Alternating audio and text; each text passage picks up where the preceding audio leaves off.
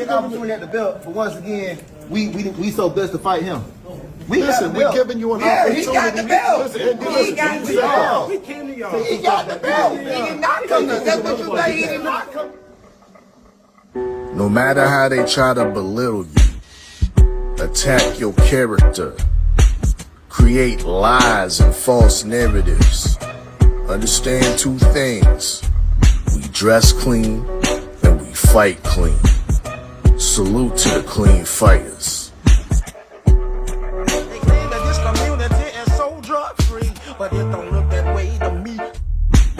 And I started thinking to myself, man, what did he do to make them niggas that mad? Like usual suspects, kid.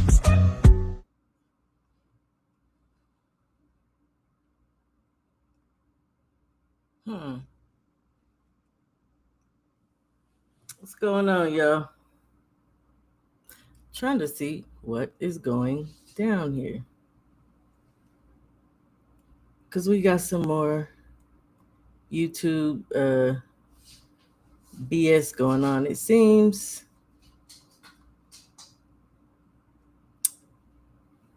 We shall see. We shall see. Hey, EJ, how you doing, family? How are you? How are you? How are you? It looks like possibly, maybe, my first one was reset for some strange reason or other. So I'm gonna wait and see if some other folks go in there. Hey, how you doing, Kano? Yeah, man, look, I don't know what the hell. Thank you, StreamYard. Thank you, StreamYard.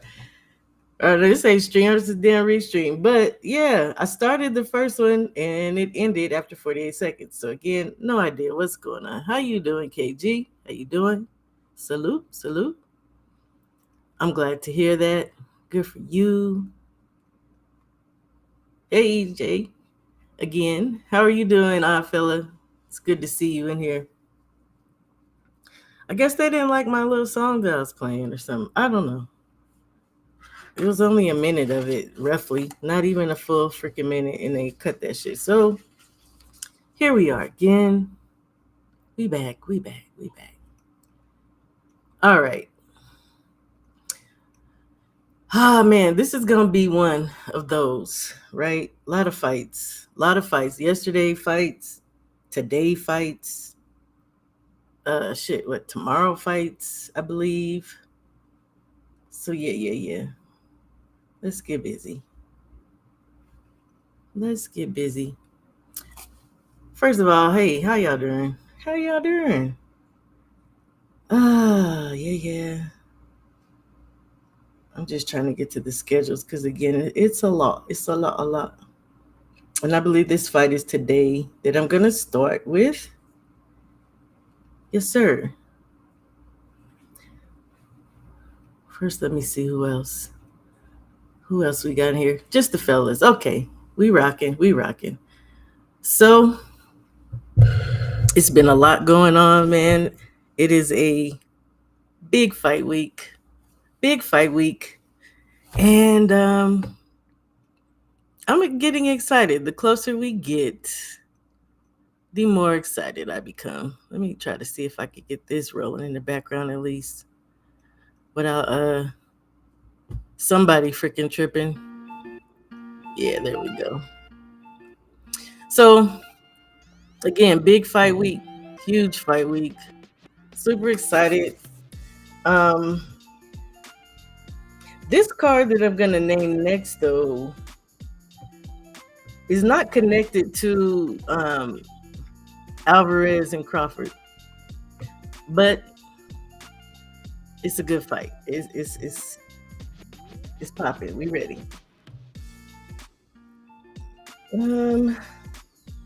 That would be Anthony Olascuaga versus Juan Carlos Camacho Rivera. I believe this is for the WBO.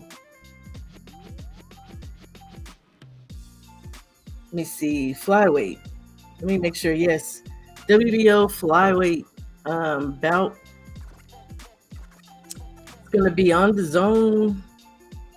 Let me give you a time on that. Damn. So the ring walk for them, for me, is estimated at 9 p.m. So that would have to mean Eastern Standard Time, 11 p.m. Pacific, 7 p.m., which is surely good for y'all. 9 p.m. though, I mean, I'll be up. I'm a night out, but on the zone. So Olascuaga is 9-1 with 6 knockouts, 1 TKO in his loss, and that was no. And he's going to be fighting Juan Carlos Camacho Rivera. He's 19-1 with 8 knockouts. They'll be fighting for the WBO World Flyweight title, but it is going to be at the Fountain Blue, interestingly enough. So actually, you know what? This may be tied to the card. Maybe this is some of the series of the undercards that are coming. Like I said again, last night they had fights. T-Mac, how you doing? Welcome back. I don't know why they cut me off, family. They didn't like my song. They don't like the fixers. How you doing, ES? How you doing, Queen? I haven't seen you in a little minute. I don't be getting up early enough to catch Drew no more, man. I be burning the midnight oil, so to speak. How you doing, 2 Cents? It's good to see you, family. Shalom, everybody. So yeah, this is gonna be at the Fountain Blue. This is gonna be Olascuaga's 3rd title defense. His last 5 fights were in Japan, and it was including the TKO loss to Kenshiro Teraji, and that was for the WBC World Light Flyweight title. But that was in 2023. Anthony doesn't seem to be shy or take much time filling guys out, mostly throwing hooks to the upper body. He seems to be learning patience, looking for shots, setting them up. Sometimes he's a little wild, definitely not concerned with getting his head off the line, oftentimes pulling back. He fights mid-range, but will fight inside. Now, Juan Camacho, and I like Juan Camacho. Let me find this again. He is out of Puerto Rico, and with more experience, he has nice timing, a short, snapping jab, and he's pretty quick and picks his shots. He'd be nice. Let me throw this up here too while I'm at it, right? He'd be nice if he ran more combos, but he can be mean. And with the name Camacho, you better know he's a showman. Yes, ma'am. I'm in a whole lot better place than I was a month and a half or so ago. I'm doing very well, very well. Thank you. So, yeah, I think I got Juan Camacho in this fight. Now, on this card also will be 4 other bouts. Of course, the one that I'm interested in is Jalil Hackett versus Elijah Vines. And this is going to be interesting for Mr. KG because I know. And don't get me wrong, look. When Elijah first hit the scene, I mean, he had already been known, but when he really went pro, I used to do lists. I used to do lists, you know, your top 3, top da. And I had him as my number 2 prospect at the time. I no longer do lists. How you doing, Adam? All Crawford got to do is bring Benavidez. Then Canelo will shit his pants before the fight. That's possible, Adam, and hello to you too. Jalil.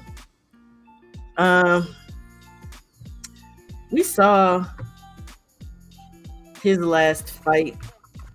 I was kind of upset, to be honest, that of course he got with Eddie. Never really happy to see our guys over here going over there with Eddie. He fought Jose Roman Vasquez and he lost. But I thought actually he had put enough early in the fight into the bank in order to win that fight. Unfortunately, hey, how you doing, Adam? At the end there, it looked like he just kind of waned a little bit, and Jose was able to kind of pick up. How you doing, JT? Salute to you, Joe Townsend. But this fight, Jaleel Hackett, who's 9-1 with 7 knockouts, he will be fighting Elijah Vines, who's 8-0 with 7 knockouts. This will be Jaleel's first fight at Super Welter and his return after taking his first loss to Jose Roman Vasquez in December 24. So it's been a little while, huh? 9 months since he's last fought, which probably isn't bad. I'm hoping he's tightened up on some things, right? The first fight of Jaleel's I saw was his second. Initially, I liked what I saw. I'm putting him in my top 5 prospects at the time. My, how things can change in no time. May of 24, he signed with Matchroom. His first fight was Pete Dobson. Pistol Pete at 147. Then Jose Roman at 147. He seemed to be more so in control in his fight with Dobson, more patient, and the shots were more accurate in landing. In the fight with Roman, he wasn't showing control, reaching, impatient, rushing, and winging shots. He has very good power, so the urgency is not necessary. Slow down, find your range, jab, work the body, and set up shots. His left to the body is clutch. Geez, I thought I did one on Elijah. I'm pretty sure I thought I did one on Elijah. Yeah, I did. His opponent, Elijah Vines, also has great power. Now, mind you, too, these guys are the same. And I was saying that yesterday in the US 6 chat. They're the same size. Jaleel is 5'11". Elijah is 5'11". I don't have a reach for either one of them, though, interestingly enough. But he has natural power. This is Elijah. And he has a very nice jab, but he's not consistent with it. If Jaleel rushes work, Elijah is opposite, maybe overly patient, throwing single shots with lulls in between. He also likes combo punching. At most, I've seen him get off 3 shots. That's not really good. If you are already slow on the draw, if you are already lulling in fights and not really throwing your 3 shots, that you got to do a little better, homie. But I'm not gonna. His upper body defense is good, but he does pull out and back. He is a switch hitter, and his form is good. He has pretty good speed. He spent 2024 in the TCL League, where he fought at a faster pace. So he can actually do it. He can actually fight at a faster pace, but the fights that I saw of his, just the pro bouts outside of TCL, the speed wasn't there. Again, there's lulls. He's waiting and cautious, trying to pick shots while somebody else is getting off on him, and that's never a good thing, right? Jaleel, he'll likely have to. I'm getting a little bit ahead of myself. He fought at a faster pace, so he can do it. And fighting Jaleel, he'll likely have to, unless he can control the pace. The guy he lost to 3 times in the TCL is Adolf Stevens. Dude has a wild overhand similar to Jaleel that gave Elijah issues. So this is going to be, I think, one of the better fights that we're going to see on this undercard. I'm not sure of Talley and Thompson. they may be a good fight as well. You know me, I'm gonna enjoy all these fights, so it's not a big deal to me, right? On to the good stuff. See, that was my Michaela. I've been all over the place, y'all. Lots of film study. So, I asked, is this the fight of the century, right? Because I've been hearing a few content creators say that, which is odd to me. The original and only, for me, fight of the century is Ali Frazier. And at the time, that was a heavyweight championship bout that took place in Madison Square Garden in 1971. It was for the WBA, WBC, in the ring heavyweight championship, right? One of my favorite fights. One of my favorites. But then here, a little bit later, this fight right here was deemed the fight of the century. But it was also billed as a battle for greatness. Also another great fight, a fight that people waited for, that took place in May of 2015. That's how my grandma used to say the years, y'all. 2015. This was the fight for the ring, and I think the WBA and WBC. I think this one was for. I had the WBO, so it was Manny was unified. Wait a minute, let me read this right.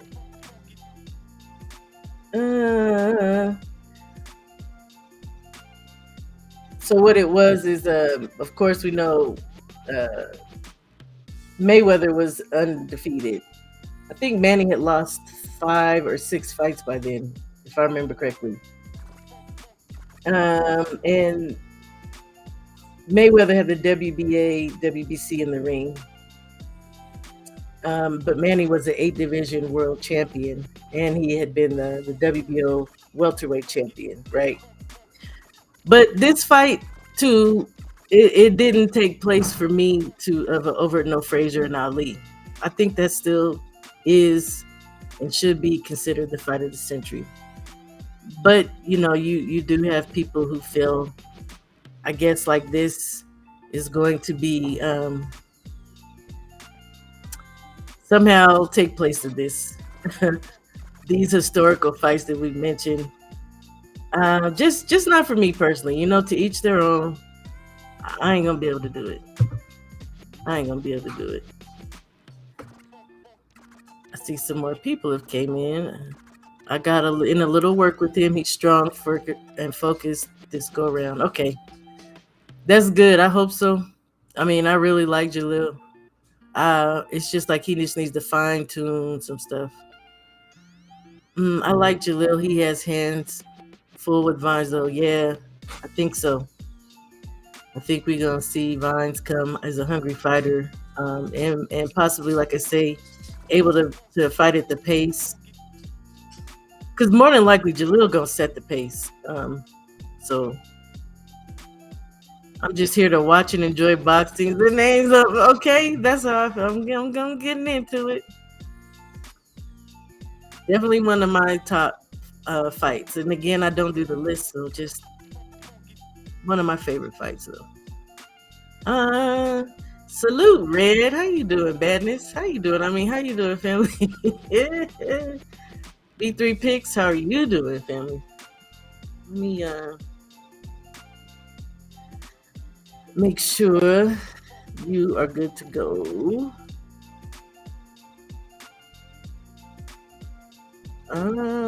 Here we are.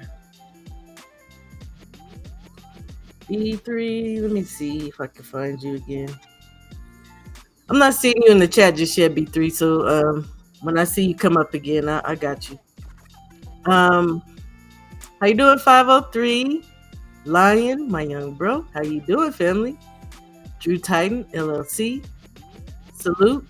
Don't hurt nothing up in there. Don't hurt nobody up in there.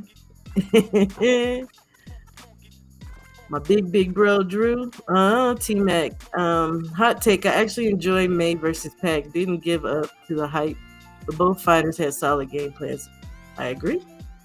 Oh, I'm way behind. Kamara, the Stepping Razor. How are you doing, family? Shalom to you. B3, you gotta type something again for me, family. I don't know why I can't see that you type something in the chat, right? Yeah, I don't know what's going on with that. Oh, here we go. I got you. Okay. So, I'm sorry. I know. Look, I started my live and then they cut me off 48 seconds into the first live. So, I've been having issues my past few lives, but that's neither here nor there. This fight, beautiful stadium, you guys, if you've never seen it. I drive through there every other day with my husband. We had the privilege to watch this thing being built from the ground up. It is a beautiful stadium. Now, somebody asked the other day, does the top, I'm still curious as well, does the top open? It kind of looks like it just might do that, right? Just might do that. So what I'm going to do here, hey, Ash, how you doing? How you doing, Queen? It's good to see you. Ryan Frazier, Boxer Talk from up north. How you doing, King from up north? How you doing? Dirt Gang Boss, salute to you. How you doing, family? Welcome in. So what I'm gonna do is start with some of the smaller fights that I basically took interest in. I have no idea why people said that this is not a good undercard. The fights again yesterday, if you guys didn't get to see them, they were interesting. And if I recall correctly, they were free. So if you were in Vegas and you could get to the Fountain Blue, you were able to see this fight for the free. Why not? I just want the truth. How you doing, family? Welcome in. Hey, man, I'm working my way to it. I'm working my way to it. Let me see something real quick. Guys, bear with me as I get some of these. There you go, Ash. All right. So, yes, the first fight, these are good fights for me personally, is Steven Nelson making his return, of course, after he lost to Diego Pacheco. I thought that was a very good fight, you guys, to be honest. I like Diego Pacheco, though, so maybe I'm a little biased in that. Let me find my breakdown on Steven.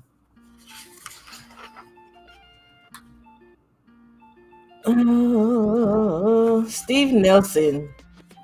He has an okay jab, doesn't utilize it as much as I'd like. He instead gets straight to work, throwing combos. He has a good punch selection, often going to the body. It would seem Nelson is actually very versatile fights from a long range to inside. This also seems to be the case with his footwork. He can quickly close the distance, but generally you see small forward steps. With him keeping balanced all times. Not to mention, anytime he starts getting fancy, Bo Mac reins him in, and he does sometimes get a little crazy in there, trying to get cute, right? His guard coincides with his distance. The further from his opponent, it lowers to mid-range. Inside, the higher, the tighter. Looking at his record and level of opponents, I think one would misjudge Steven. He's fighting approximately once a year also, but watching his film, I could say he is steady, and he can be dangerous if he gets you to the ropes and get in sneaky shots. Credit goes to Bomac and the team because Nelson is actually pretty well rounded. Now his opponent, Raiko Santana. I could only find a couple of fights on Raiko, you guys. Yeah. Steven Nelson is also a 20-1 with 16 knockouts, right? He's making his return after the first defeat from Diego Pacheco in January. That was his first step up. And he's facing Raiko Santana, who's 12-4 with 6 knockouts. One of his losses coming from someone on the card, Lester Martinez, interestingly enough, who is on this card. But he does have, he has a win over Lorenzo Truck Simpson. Let me see if I did. Maybe I didn't get, okay, versatile. Santana. Okay, so Steven Nelson, if you guys didn't know, he's 37. Santana's 32-year-old Cubano. He's fighting out of El Paso, Texas. He's sturdy with a nice punch selection. He's been in some tough scraps. He is a tough fighter. He is absolutely a tough fighter, and he's got some great power.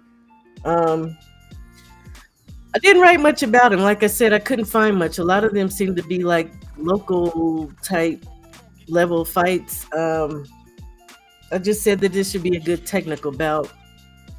What I did see of Santana, I think he's going to give Steven fits probably, truly, because of the power.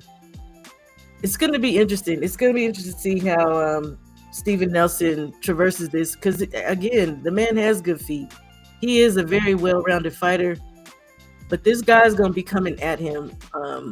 Whereas, with Diego's fighting off the back foot, long guard. That ain't how Santana fights. Not at all. Steve Nelson be whipping Lester Dewey. You know what? I already know what this is. I don't think so, family. I'm sorry. I already know what you're doing. You know what? No comment. No comment. Poor little truck. You know what? Also, I think I saw in here. I saw Freedom's March in here. Salute to you, family. I don't know if I said hello to you, but I did see you up at the top. I was trying to get myself adjusted here. One is gonna be good. And I think a lot of people are looking forward to, and I think it might disappoint people a little bit. Give me a second. I know I did a breakdown on them. Good Lord, y'all. Y'all want to see a dead body? Look, this is gonna be so interesting. I wish I could do a poll, but you guys could just type it in the chat if you are free to do so. Who do you got in this bout, Walsh or Vargas Jr.? I'm just so very interested to know where people have this fight. The fights were decent too. Lots of fans only focus on names. The we don't know them narrative needs to die out. You know what, T-Mac? It does, but it's not likely. It's not likely. How you doing, Akondo? Akondo, beloved. How you doing, family? Great, brother. Thank you. I'm so interested to see who people got in this fight. Vargas is about to get washed based on yes, man. Oh my gosh. Woo. Dub right side. How you doing? My brother Dub. So I only get one person telling me who they got for this fight. Callum is about to murk this child. I promise you that. Callum is 14-0 with 11 knockouts. Fernando, let me get to the fight because I don't know why I didn't write down his record. Maybe because it's just it's about to be nasty. That's all I can do with that.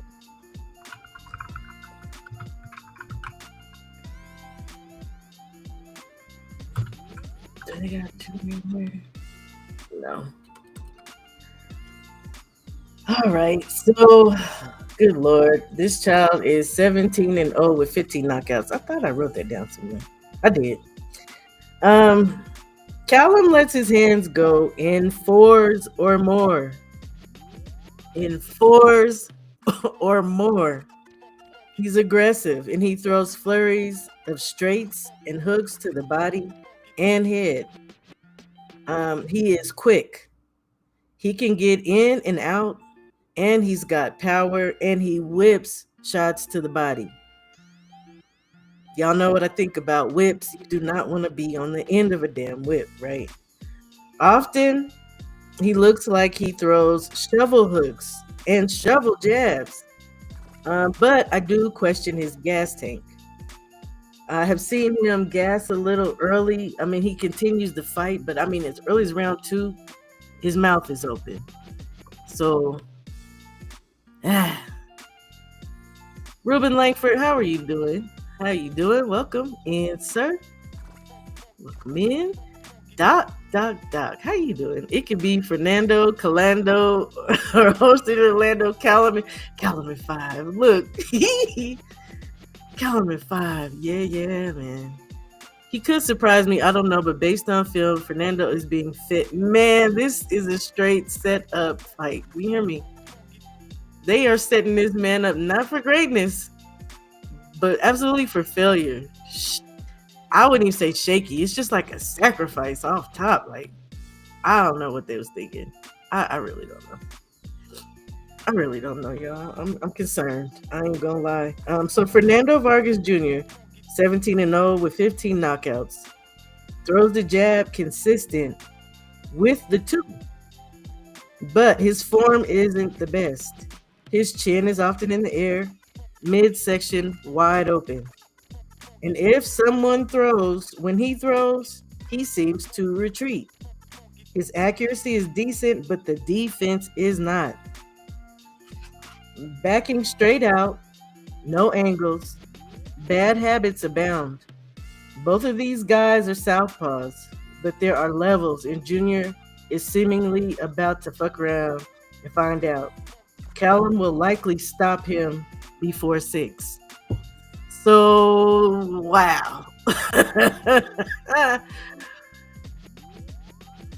Ooh, Callum 5. Callum 5. It might be before 5, you guys. Seriously. It's not gonna be good. How you doing, Mer 15? Welcome in.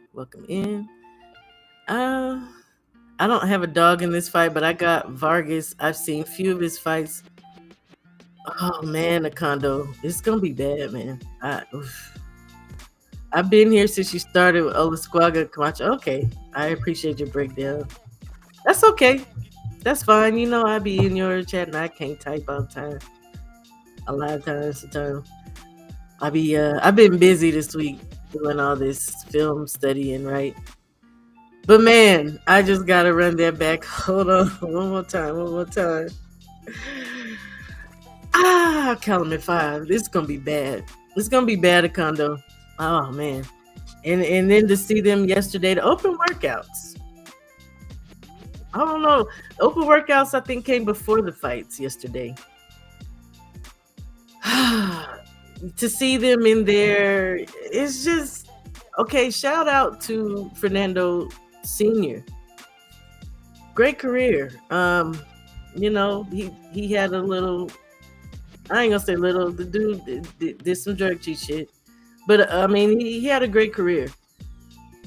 Emiliano, we all I think recognizes is the kid. Out of the 3 boys, Emiliano seems to be the one, right? And that's still questionable. He's calling for smoke. I don't know that he's ready for the smoke he's calling for, but we gonna see, right? Hopefully he is. Fernando is not that though. with a lot of the times what I think when I see them, it's a lot of posturing. It's a lot of familial name attachment. Um, you know, nepotism, I guess, if you will. I just this kid, he's about to get hurt. Calumet ain't no joke. A person who throws in fours and that's on the low end. Come on, y'all. He about to get smoked.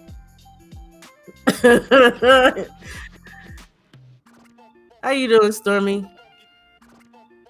They look at Mbilli. Man, meh is not even. But you know, I'm gonna leave that alone. I'll leave it alone. The fact you picking an Irish man doesn't say. You know what? I'm gonna pick another one too on the 13th. Well, I only got a choice of two, huh? Donovan and Crocker. Donovan for the win. How about that? How you doing, Omega Red? Welcome in to you, sir. Welcome in. Okay, so again, yeah, I think absolutely the child's getting washed, man. It just is what it is. Now, this for me, you all, is going to be outside of the main bout, the card, the fight, the bout, the one.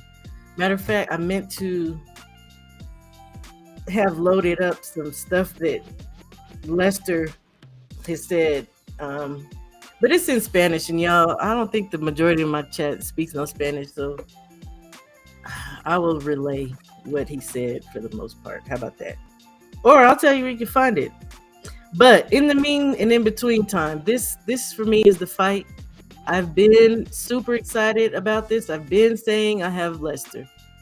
Been saying. The more I keep looking at both of them, though, the more I really want to sit at 50-50 and root for Lester. Because that's not going to waver. Ryan, please forgive me. I know you're up north, and this is your man's right here, Christian Mbilli. You know what? What is this? I need you to stop. I need you to stop that now. You always fucking with me. It may be I just ain't about to pick an Irish dude. Hey, okay, I got you. I understood. The man is about to get the brake shoes beat. I'm trying to tell him that, man. Once that I seen Callum's lady is also a fighter. Ooh wee. And they raise chickens and ducks. Yeah, Fernando's in trouble. He doesn't seem to be taking boxing. I don't think so either. Again, it's a lot of posturing. A lot of just the familial name attachment. He doesn't seem, it won't be Callum. Oh man, look. Tay, how you doing, beautiful? How are you doing? I hope you're having a good day, Tay. Good day. Welcome in. Uh-oh. I see Ryan says. Ryan's gonna get my ass. My man's in them. Y'all not on code with him, Billy. Hey man, I'm sorry. No, I no code today. Kaz, how are you doing? How you doing, Key? You guys, Kaz,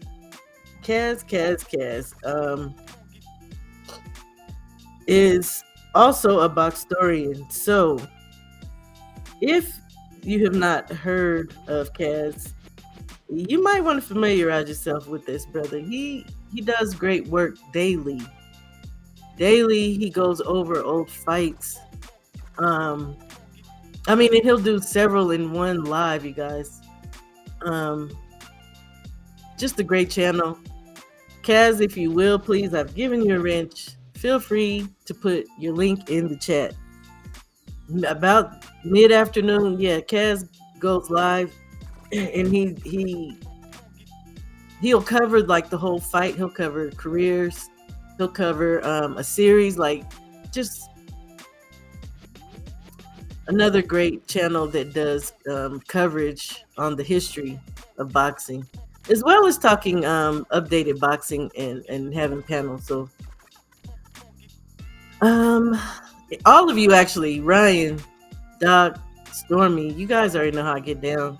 If you have a channel, always, always, always feel free. Ashley, put your links in my chat, okay? Freedom's March, if you still in here, since you all hound me, put your link in the chat, man. So with this fight, actually, yeah, I'm gonna go ahead and do this one. I should have did this one last before the main, but I'm gonna go ahead and rock this one. Christian Mbilli versus Lester Martinez. Mbilli is 29-0 with 24 KOs, a high volume puncher with a possibly 74-inch reach. Now we always hear or see that it's 72. And shout out to Ryan, because I think Ryan is the place where I heard that. And now obviously that makes a difference, right? Even 2 extra inches is going to make a great difference, because Lester Martinez, who is 19-0 with 16 knockouts, has a 72-inch reach. He's 5'11", and Christian, I believe, is like 5'8.5", 5'9", right? If you did not see the open workouts, yes, Christian came in. To me, he actually looked a little bit more lean, a little more trimmed down, still muscular, a little leaner. While Lester, he just looked good. He always looks just solid, right? Not too much muscle, not too much body fat. Just like I say, that maybe that thin layer of fat on the muscle that I like in a fighter. Again, high puncher, possibly 74-inch reach. He can punch on the back foot. He's come away since I first watched him. He's gone from a wildling, he's still a semi-wildling, don't get it twisted, to a tighter, semi-patient, more precise and accurate in his punching, who gives himself room to work at times fighter. Again, he's still a little wild, but the thing that I think I like most about Christian, the man, he has heart. Shout out to him fighting Gongora. We saw this, right? Great fight also with Derevyanchenko. That was a war, and maybe more so you could say on the side of Derevyanchenko, whose muscle, I believe it is in his left bicep, separated in the fight, but the man fought through that. True warrior, right? Shout out to Sergey. So Martinez is 19-0 again with 16 knockouts, out of Guatemala, fighting out of the B&B Sports Academy under the tutelage of Bomac and Company. More tight, compact, precise shots. Lester, too, is a high-volume power puncher, investing in the body and often throwing a nice, chopping overhand right. He takes more shots than I'd like to see, but he does start out, that is the important word, he starts out with his chin tucked and a high guard, because as the fights go on, I notice he will let his hand down, and he will also allow himself to be hit more to the head region versus just the body. I'm questioning if that's because he's not respecting the power of his opponent, or if it's just a bad habit, right? He is attentive and can punch between shots, sometimes doubling up on hooks to catch his opponent. This is a huge step up for Lester, and this is likely the biggest stage both will have been on. Can the lights be too bright for one or both? Mbilli has the most to lose as the WBC interim, who's been passed over for his shot at Cinnamon. This is my fight of the night, for sure. This is truly 50-50. No idea why it's a 10-rounder, though. No idea why it's a freaking 10-rounder. This definitely should be a 12-round fight. I've been yakking, and I've been missing some folks coming in. Salute. GD, how you doing, King? Blessings to you. How are you? I haven't seen you in a minute. Probably since I was live a few times ago. Ant, how you doing, Ant? How you doing, King? It's good to see you always. Okay, yeah. Thank you for putting your link in the chat there, Kaz. I appreciate that. Salute to you, Antonio MMA. Salute to you, beloved. Welcome in. Autism boy, how you doing? How you doing, family? It's good to see you.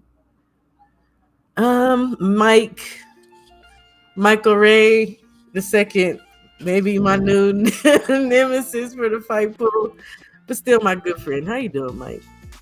How you doing? It's good to see you. I hope you are well today, sir. And Mbilli can't take 12 rounds. Stormy, you may got something going right there with that one. Yeah. Maybe. I tell you who can. Lester Martinez can. He can. And will when the time comes. So I was saying that Lester had some interviews that he had did recently.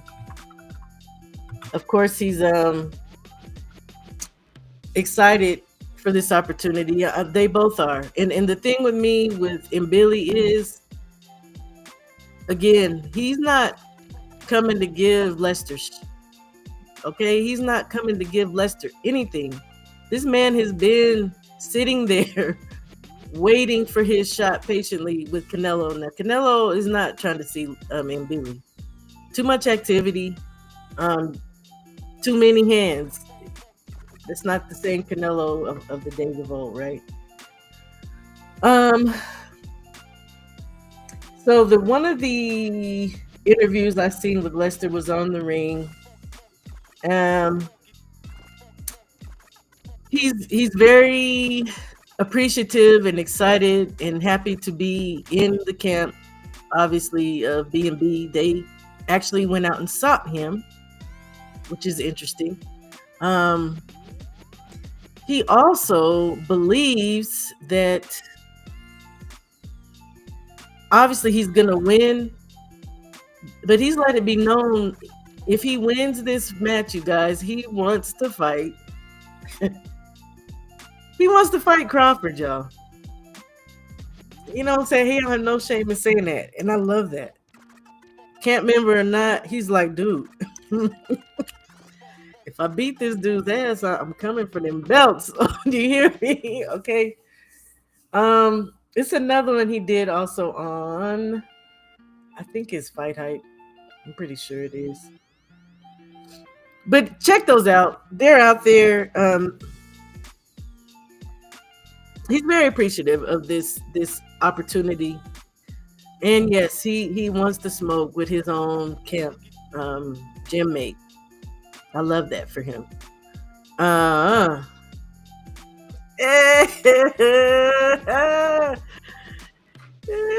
Cinnamons. John Parham, salute to you. How are you doing, beloved? Welcome in. It's good to see you. Didn't know. Oh, yes, sir, I do. Okay, so next up, you guys, is a fight that I'm actually excited to see, and people are not talking about.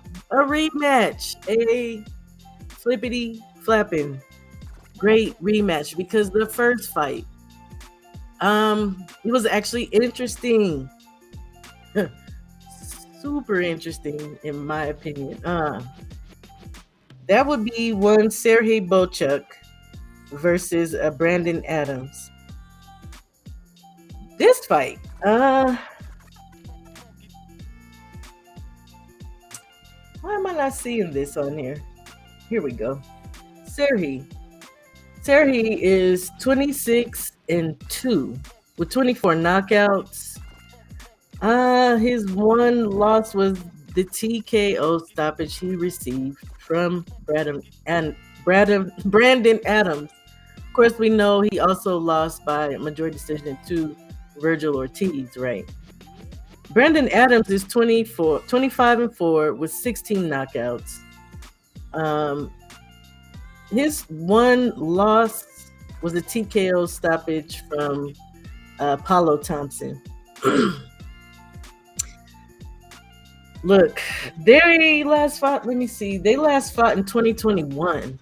So why this rematch is coming now?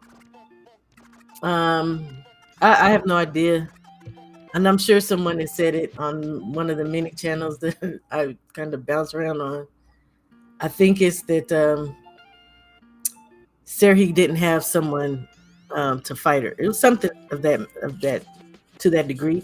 Maybe Serhi actually wants to avenge his loss because he's claiming in his team that the only reason why Brandon was able to get that win over him was because of the mat in the ring. It was slippery, and it was. I seen Brandon talking smack that it was. That's not the reason why. And to be honest with you guys, it may not be the reason, because before he stopped Serhi, I had them at a draw. I think he stopped him in the 8th round. It was 8 out of 10. So to get on with the get on, Brandon is compact and tough. I'd call him a brawler or a swarmer, I guess, if you will.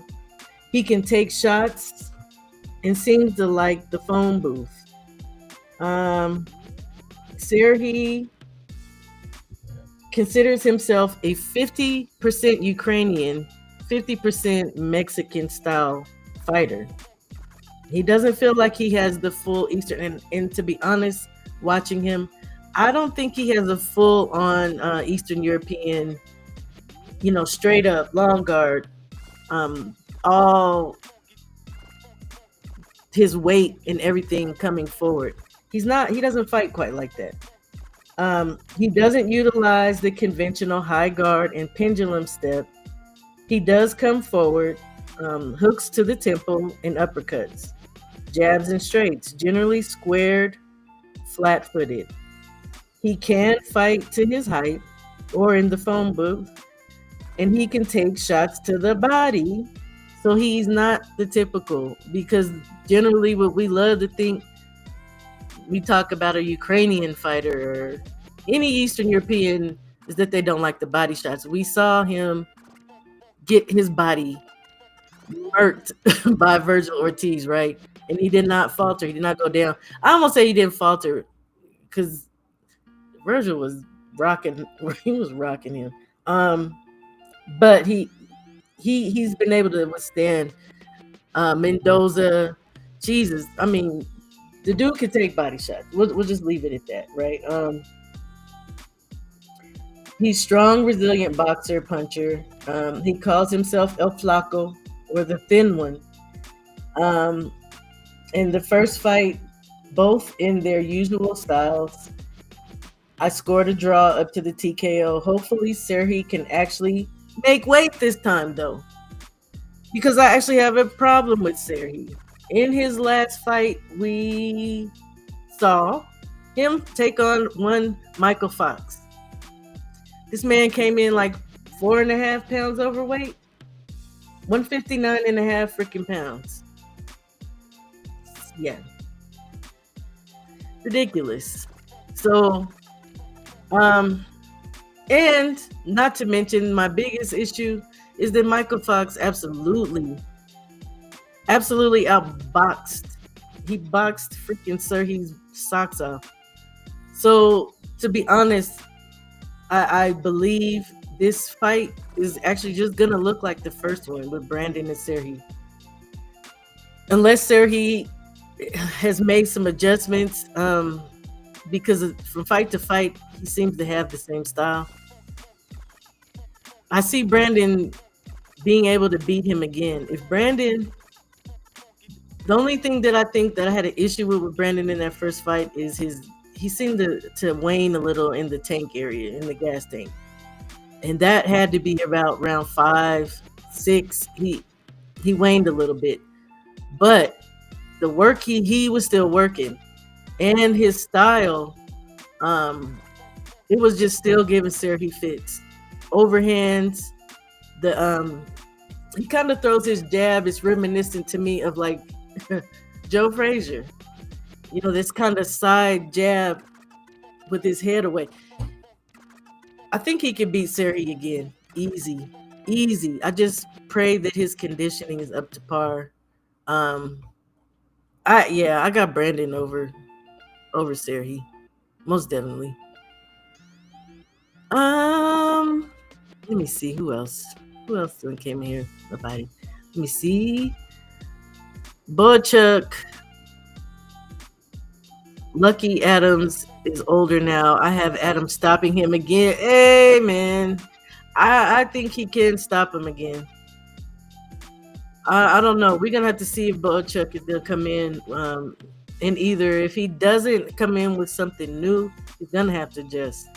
Regardless, Brandon Adams, he's super underrated. Yeah, shout out to him. His chin slipped in running Adams punches. It sure did in that last round.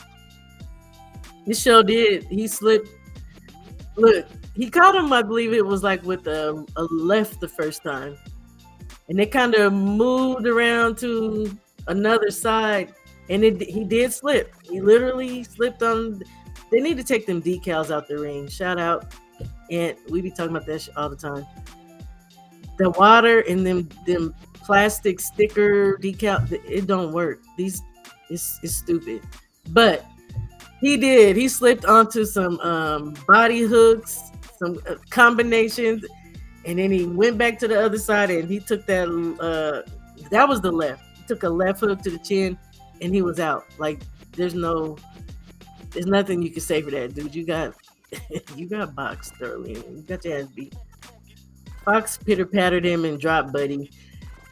You're not sold on Fox. Fox is what he is, and so is his brother. Why was I about to Alantez? They are what they are. They can fight. They absolutely can fight. And they've got some bad deals. They've got some bad calls. Those are true to life B-side fighters. Sadly, Michael just kept turning. All he had to do was keep turning that man. That's all he did. Simply box him and turn him, and he beat the shit out of him. And the drop that he got, shout out to the raggedy ass Jesus, I can't stand that man. Thomas. I don't know why I'm having a freaking brain fart with Thomas. Y'all know exactly what ref I'm talking about. He did not give him the knockdown that he should have absolutely received. It is what it is. Grand afternoon, Thomas Dillamuth. I hope we're not having a toxic day. You know what? I'm gonna beat you. 9 picking him. Hell no. I like all fighters. It's the style. It's the style of the fighter in the fight, man. Tom Loeffler has a couple of fighters on his card, and him and Dana have been working together for a while now. I don't even talk about Dana. Absolutely not.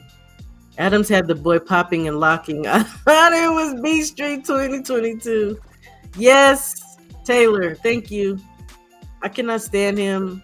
I think he is definitely a receiver of yellow envelopes, but you didn't hear that from me. I'm just saying. Blessings. How you doing, Growing with Soul? How you doing, family? It's good to see you, kinfolk. Okay. So, yes, I have Adams in that fight. Hopefully. It's not a given. We're going to see how that plays out. So, on to the next. And this is where I'm going to start with this. This is very interesting because, again, a lot has been going on leading up to this fight, right? A lot. A lot of it, in the beginning, they wanted to say that Mr. Crawford was a drug cheat because of snack. A lot of questions surrounding this fight, the weight. How you doing, Macadus Mac? Macadus South. Welcome in, family. This is a picture of one Terrence Crawford. I believe this was against Avanesian. I think this one was. So 147. Little small. And we always have thought of Bud as being small, right? Here we are some months later. The man bulked up to fight EJ. The night of this fight, I was absolutely shook when they were facing each other in that freaking ring. Do you hear me? Bud looked huge to me that night. Now here we are at Madrimov. A little bigger, right? A little bigger, little stronger. Now, something that Bud said in February, and I just don't think people were paying attention. And again, it's hard because it's always so much going on in boxing. Every day there's something being said, right? But Bud said specifically, this was after Madrimov. This is after him being on Joe Rogan. He said, I am anywhere on average from 180 pounds to 190 pounds walking around. That's his norm.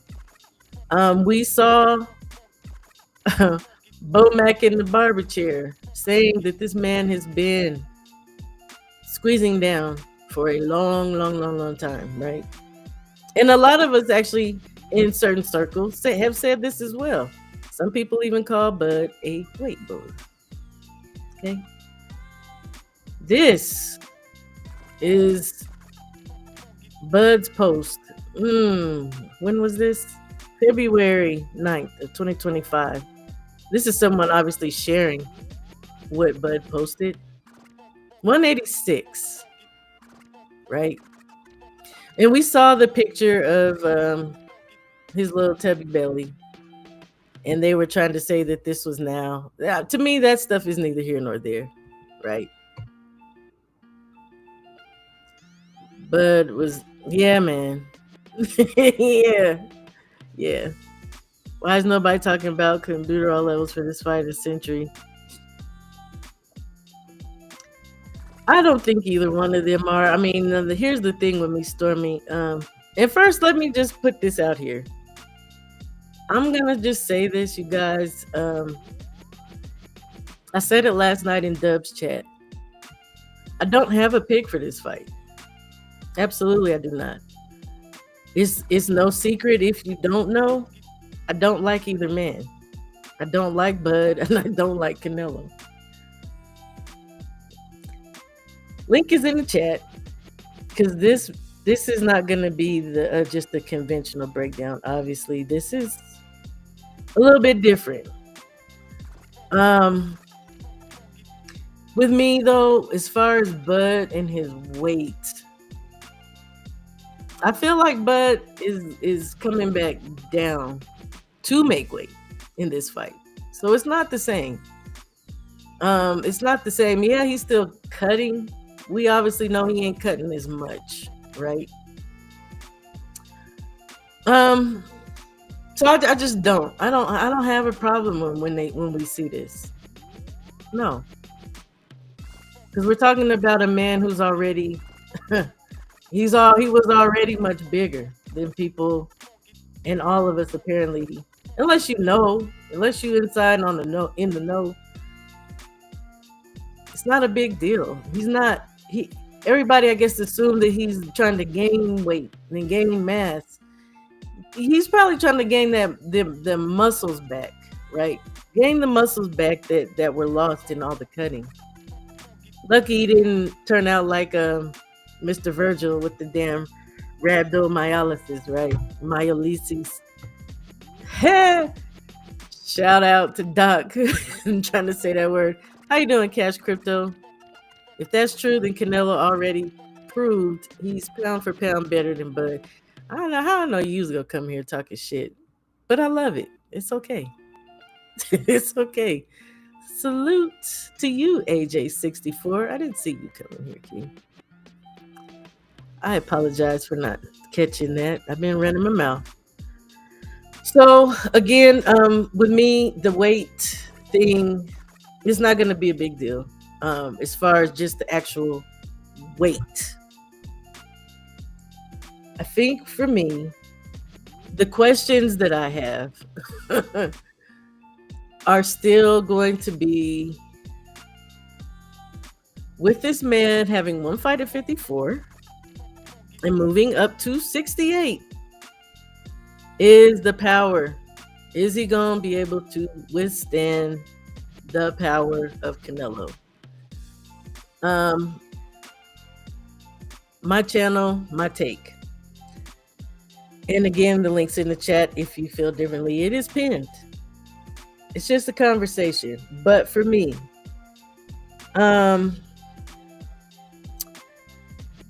lot of people feel like and believe that Jermell went up there and just laid down for Canelo. And I've even had this conversation with my husband, because my husband absolutely feels like the most people that I talk to, that this man just laid down. I don't.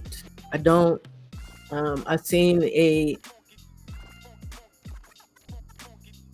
piece that was done on talking to Jamal. So mind you, this did not come out of Jermell's mouth. This was Jamal, who also said that people think that gaining the mass and coming up there, that they're going to be able to withstand the power, and that possibly their speed can translate. Now, we all understand the speed's going to slow down, but he said that his brother was mistaken in that. It was the power. It was something I noticed in that fight with Jamal before he took that damn knee. I think it was like a straight right through the guard Canelo threw. That boy almost got knocked the fuck out, you guys. It was not him just taking a knee for any reason or for being tired. Jamal almost got knocked the fuck out. Jamel almost got knocked the fuck out. He can deadlift all he wants to. He can deadlift all he wants to. All he wants to. I rock with Canelo, but I don't understand how that's more concerning than Bud. Reynoso has a lot of fighters affiliated with his brand that have tested positive. Look, again, okay, as far as Canelo and the drug stuff goes, look, I ain't gonna lie. I would not put it past Canelo to, there are obviously allowable levels that he's allowed to have in his system, thanks to one Mauricio Suleiman in the WBC. He's had knee surgery, and there are things called cortisone shots for the knees, because we know them knees is horrible, right? So I'm not blind to the fact that it's possible Canelo. With what the fuck is on the line for this fight, if you think that Canelo is not getting up for this fight, then you are terribly mistaken. You're terribly mistaken. At the end of the day, and I hate this term, yeah, Bud's going up to be great, and he absolutely is already, with his credentials, he absolutely is already a Hall of Famer, and this will be the cherry on top. Absolutely. But this is on Canelo. So he's not coming to just let Bud take undisputed from him at 68. This man did not want this fight. He did not even want the freaking fight. Talked about years ago, Bud turned pro at a lower weight like Oscar to have advantage for potential more title and something. And people just be talking when it's not like what Michael Spinks did when he fought Larry Holmes. Look, it's a lot of guys who've moved up a couple of weight classes, and even Kell Brooks has talked about this as well. It's not what people think, right? This moving up, skipping divisions. I'm sure most of us saw Roy Jones talking to Andre Ward. How is Bud going? That's gonna be the factor. How is Bud going to take the shots? The power is different, and specifically, yeah, we know Canelo ain't knocked nobody out. We know Canelo's not knocked nobody out, but damn, the man still has his power. That's not nothing to be negated. Mel went up 2 divisions in 42 days. He wasn't. Silly man making bank with this man. Ugh, Crawford isn't rated enough as a good fighter. He is the lack of consideration. He is the lack of consideration. His lack of consideration is deplorable. Look, I'm not. Blessings. How you doing? How you doing, Rick? How you doing, King? I'm definitely not considering anything when it comes to Bud, because at the end of the day, the skill. Look, of course, I did a breakdown on these two, you guys. I mean, it's just that they're so lengthy, and it's nothing that we're not aware of. Again, with me for this fight, it just comes down to questions. As far as Crawford being a good fighter, yeah, absolutely. Do I have concerns about some things he does? I got concerns about what both of them do that can be exploited. With Crawford, the stance. Yeah, we know he has the quick feet, and he can move around, and he's gonna come over the top with the especially in the southpaw stance. He'll come over and around with that right hook, right? But the leaning, and is Canelo gonna be quick enough? Because again, he's getting up for this fight. Can he get a knockdown in that instance? Can he be fast enough to catch him in that instance? Like, to me, it's just a lot of questions again with, can Crawford take the power, the mechanics for both? Canelo's not the same fighter of old. His last fight, I don't think that's necessarily him in the sense of that he's lost something. I think he made a choice not to fight Skull because he knew he's moving on to the next fight. He just got away with the bullshit in this last fight, not cutting off the ring. He knows how to cut a damn ring off. We know that. I know I'm way behind. Okay. Crawford got in his mind, become 3 times undisputed. He's coming to fight and bring it to you. He is. The chip on Crawford's shoulder, man, look. That's what's gonna carry for me, personally, in my opinion. Button 3, oh shit. Okay, senior. Okay. Okay, button 3. That's a bold prediction. Okay.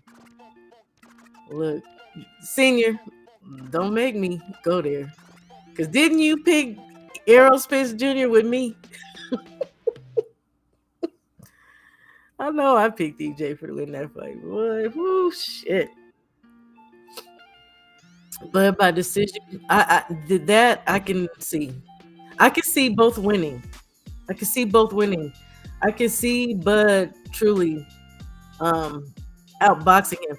And something that bothers me that people say about Bud, he's and I think a lot of people were saying initially the Tom and Jerry comments were for people like Bud and Devin. And Bud is not a runner. Bud is gonna sit in that freaking pocket.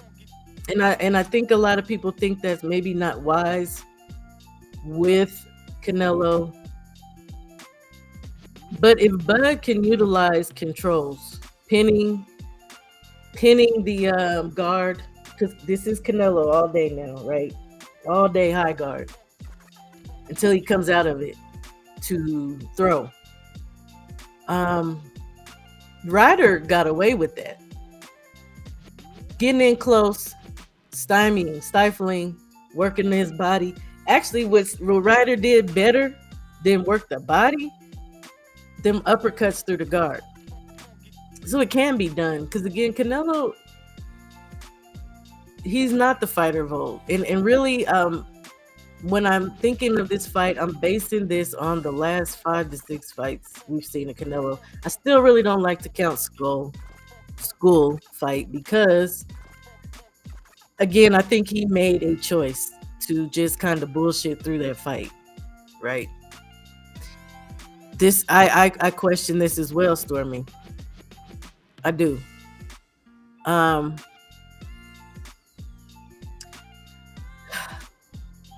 question this as well. Look, in orthodox, the jab, the freaking jab Bud has in orthodox, power jab. That shit ain't no joke. Like there's just so many. There's so many variables to this fight. But by decision, okay. Turkey had previous arrangements for that skull. Exactly, 2 cents. That's the point I'm making. Like, Bud didn't have to do shit. They were gonna take that belt back from school. It didn't matter what the hell he did.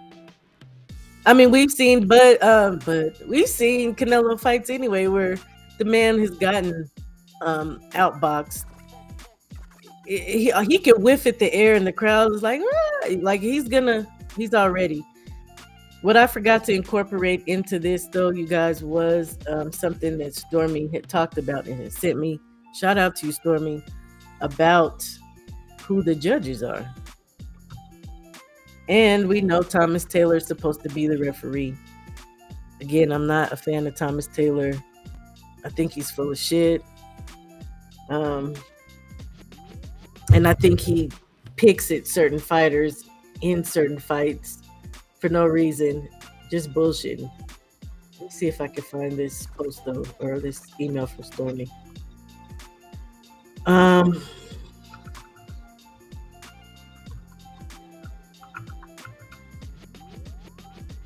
So we have the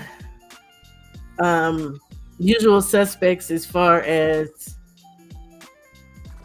but I know I saw something different, I think, on Mark Nash's channel. One of those judges has been replaced with a woman. Let me see. I see Crawford. That's why I'm not betting against Bud no more. Okay, I see that. I understand it.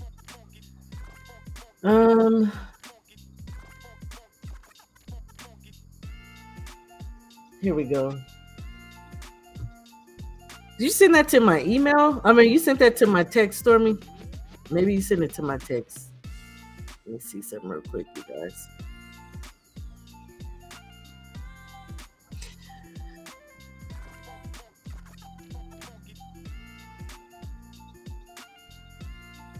Okay, here we go.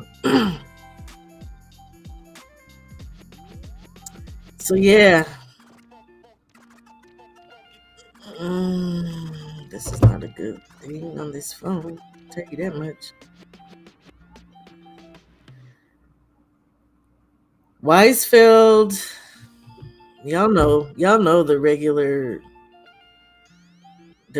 judges that he always seems to have, and it just seems to be in Vegas period that these, for the big fights, they always got these same 3. Weisfeld, Cheatham, and who's the third? Because I think the third one is gonna be a woman again, you guys. I think it's gonna be a woman. And I want to say I saw this again on Mark Nash's channel.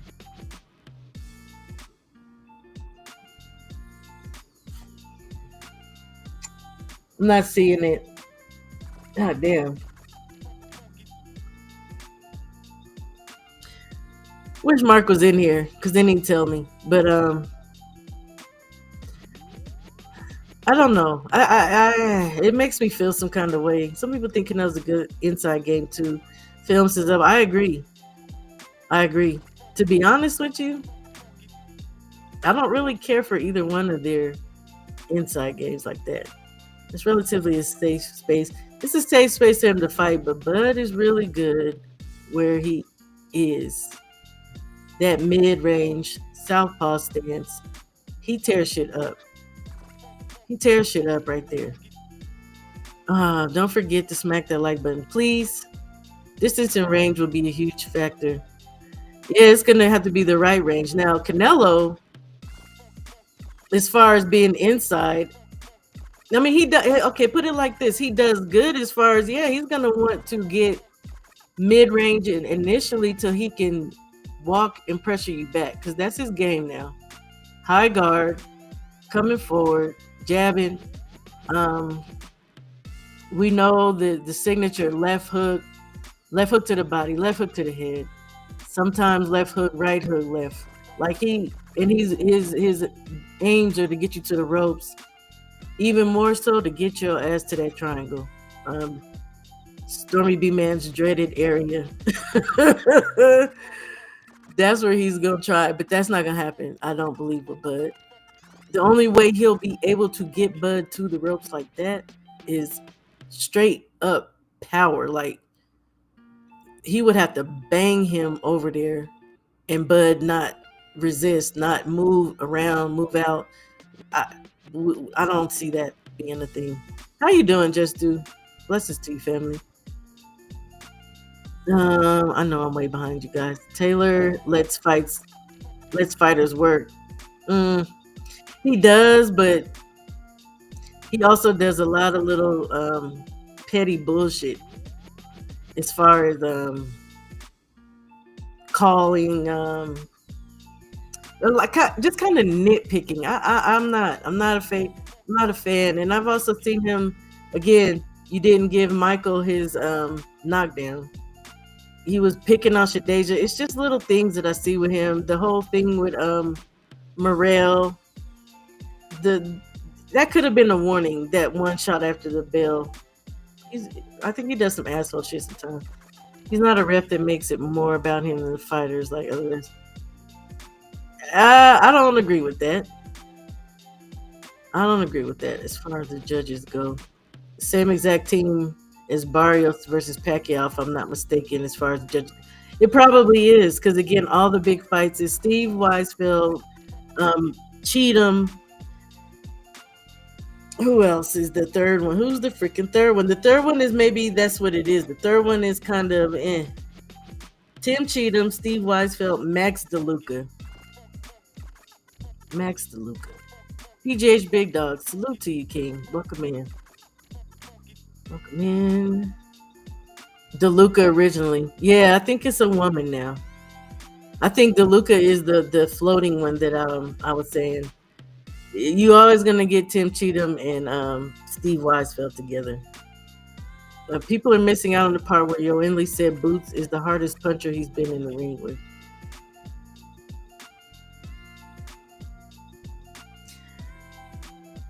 I'm just very excited and to know that Inoue and Boots have been sparring. That kind of excites me a lot, because I like Inoue and do got power himself.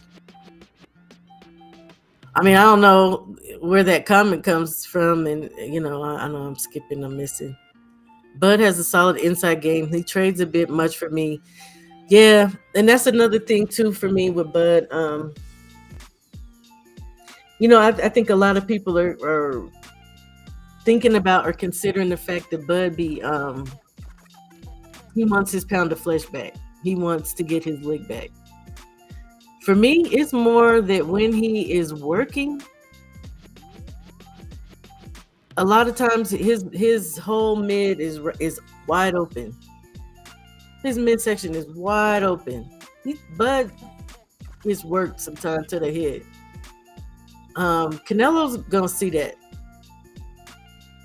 The way the Canelo stance is set up, bladed foot, but squared up body, is to ensure that he can get his straights off, ensure he could get to you quick.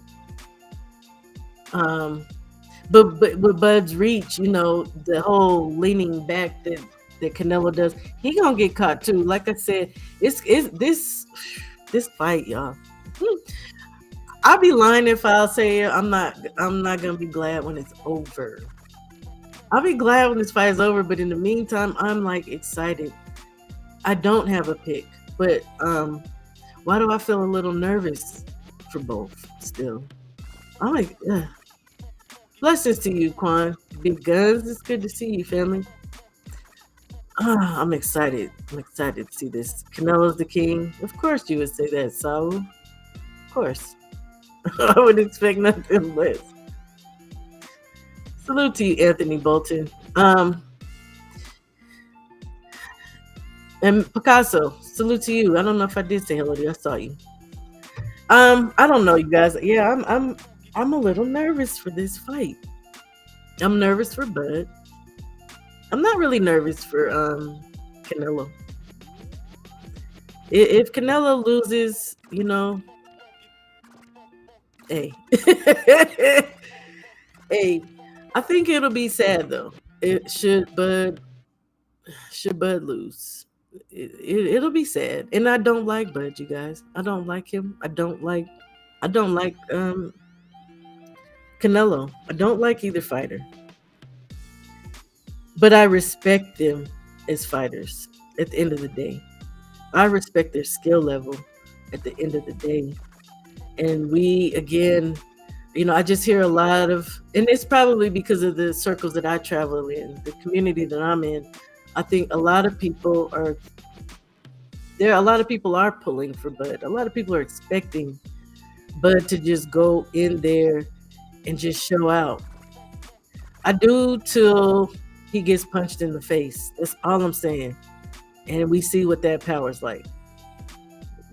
What's that power gonna be like? It's different. It's 68. And not to say, salute to you, Thomas Hill. Not to say, another thing that Lester Martinez did say is that actually he said that Bud is actually punching hard, very hard, and that he's able to take punches very well. But does Lester punch like Canelo in the midst of a 12-round fight? That's the feeling of a good fight week. Anybody enjoying boxing for the sport is excited, whether it's 50-50 or potential slaughters. Hey, man, this Fernando sacrifice. Now I know why Senior was saying that oh boy didn't want to spar. Fernando's not the one. If Canelo Yellow lose, he's gonna get drunk and go cry in the car like he did, and like Red did on Friday. Look, it's the fans. Question: what round will Bud go down? You tell me. So you seem to have the crystal ball. You know your fighter better than anybody. And I've seen this a lot too, you guys. Canelo will carry Bud after the 8th round. So let me ask you a question. What will you do if it don't go like that? What would you do if Bud actually set Canelo on his pockets? How would that work? It's funny. I really expected there to be a lot more fighting in the boxing community, a lot more trolling and stuff going on. But to be honest, Canelo fans have been a little quiet. Y'all have been a little relaxed on this one. I think you guys are a little concerned. It's something in the air, and y'all are a little concerned. The only way I see Bud losing is by a controversial split decision. Interesting.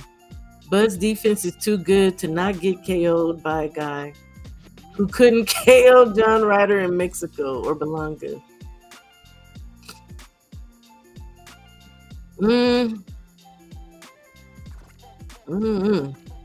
Like I say, Quan, he ain't coming to lay down.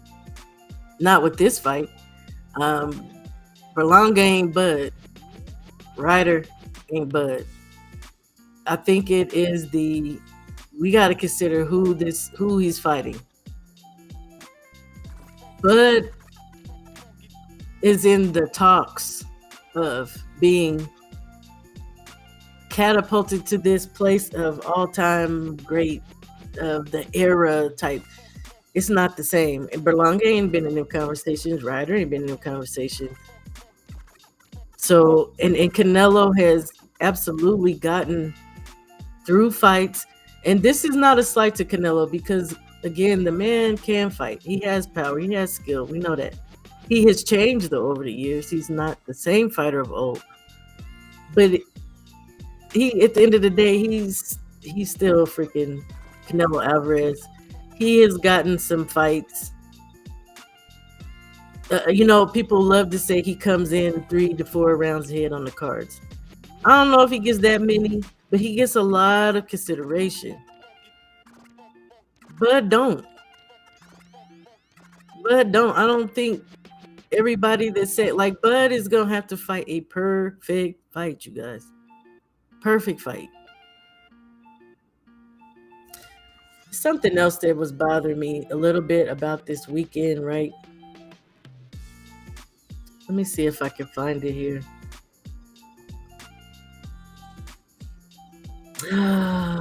Yeah. Let me turn this music off.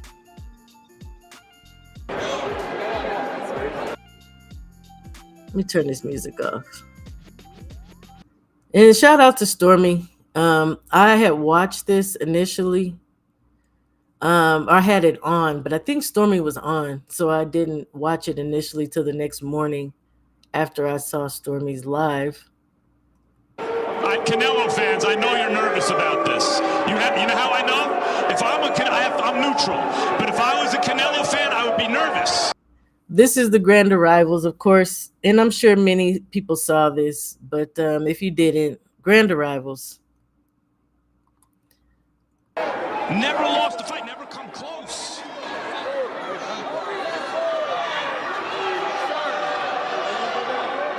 Here he is, ladies and gentlemen. Now, if you guys don't know, I've told you about Las Vegas. I've told you about California. Behind the Hands TV. Shout out to you, King. Blessings to you. I told y'all about California and Vegas. If you have not been there, I'm a black woman. I have a black husband, and we do black people things, okay? And going to these places on the West Coast as a black individual, there's racism, okay? It just is there. Can you get we'll talk about it. We'll talk about it. So see this shit right here. This is what you see when you go over there. Any fight. I mean, they could show a black man on the goddamn Jumbotron and they're booing. It's ridiculous, to be honest. Be well, Steph Brown. You never wavered all summer. Bud will be victorious. I know where you stand. He's better than Canelo at everything at this point in his career. I will just say the level of competition that these are two different weight. Man, look, y'all. Yes, Saul, I'm black. Surely you saw that. And yes, when black people have to go to these fights and deal with the racism at these fights, there ain't no placism. It's racism. It's straight up. They just be janky out here to these black fighters. It is what it is. So, while I understood what was happening as and it's not just that. It's the sport, okay? It's the sport. Of course people are going to root for their people more than not. So I understood what the booing was. But just understand that in that lobby, it was more than likely way more of them than it was of a Bud, a person of the persuasion of Bud, right? He has to fight an absolutely smart fight, man. They're more nervous for Canelo. That's why they've been quiet. I agree. The only ones that are talking shit like Saul, there's some bold, but the majority through the years, seeing people who come to they can flood a chat. I've seen that. We are not seeing it now though. They're mighty quiet until we see the outcome of this fight. And I'm telling you right now, so many unknowns in this fight. Absolutely. Absolutely, Ryan. If Canelo wins, my melanated brothers and sisters, we will not see. It will be years. Do you understand that it will be years before we do not see these people in these chats harassing? Just know that. I just need to let that be known. Even if you were going for Canelo, like I believe Doc is possibly picking Canelo. I know that there's some black people obviously picking Canelo. To be honest, until I see what Bud looks like getting hit, I am leaning myself towards Canelo. I am. But at the end of the day, I also could just see a pathway to victory for both. So, but they will still come in the chat and assume that you were for Bud, and they are going to troll. It is what it is. It's racism. I'm not afraid to say it. They're racist. They're racist just going to the goddamn truck stop, Lord. I mean, especially in Cali, it's ridiculous. I agree. And Saul, this is a huge point right here for me. So win, lose, or draw. I said in the beginning, Canelo did not want this fight. And people can argue as to why, because he thought he was going to get beat, because he felt like he's too small and he won't get credit. Whatever the case may be. Yeah. Yeah. There is race and there's idiots. It's two different discussions. And then there's racist idiots. So hey, here you go. Buddy in the chat. Oh well. Y'all, it's all good. No matter what happens, I have to go to work. Exactly. That's the point. This is why I'm just like, whatever. So here's something that I took issue with, you guys. Let me see if I could get it right. Keith, How you feeling, champ? let's listen to Mac. A lot of boos when you came in. This is going to be a pro Canelo crowd. How you feeling about that? Oh, this ain't nothing different than when I went to Scotland and fought Ricky Burns. So I'm cool with it. It's nothing different at Allegiant Stadium, the biggest fight since Pacquiao and Mayweather. Hey, listen, they all gonna be quiet come Saturday. They're all going to be quiet come Saturday. Thank you, bud. Appreciate it, champ. Where's Bomac? I don't know if he said it. Maybe he had already said it. But what I did not like here is when Max Kellerman asked him, how does he like being the villain? Why is he the villain? Maybe somebody can answer that for me. Why would it be assumed that Terrence Crawford is a villain? It's problematic. And I think we're a little bit tired of the bullshit, you know.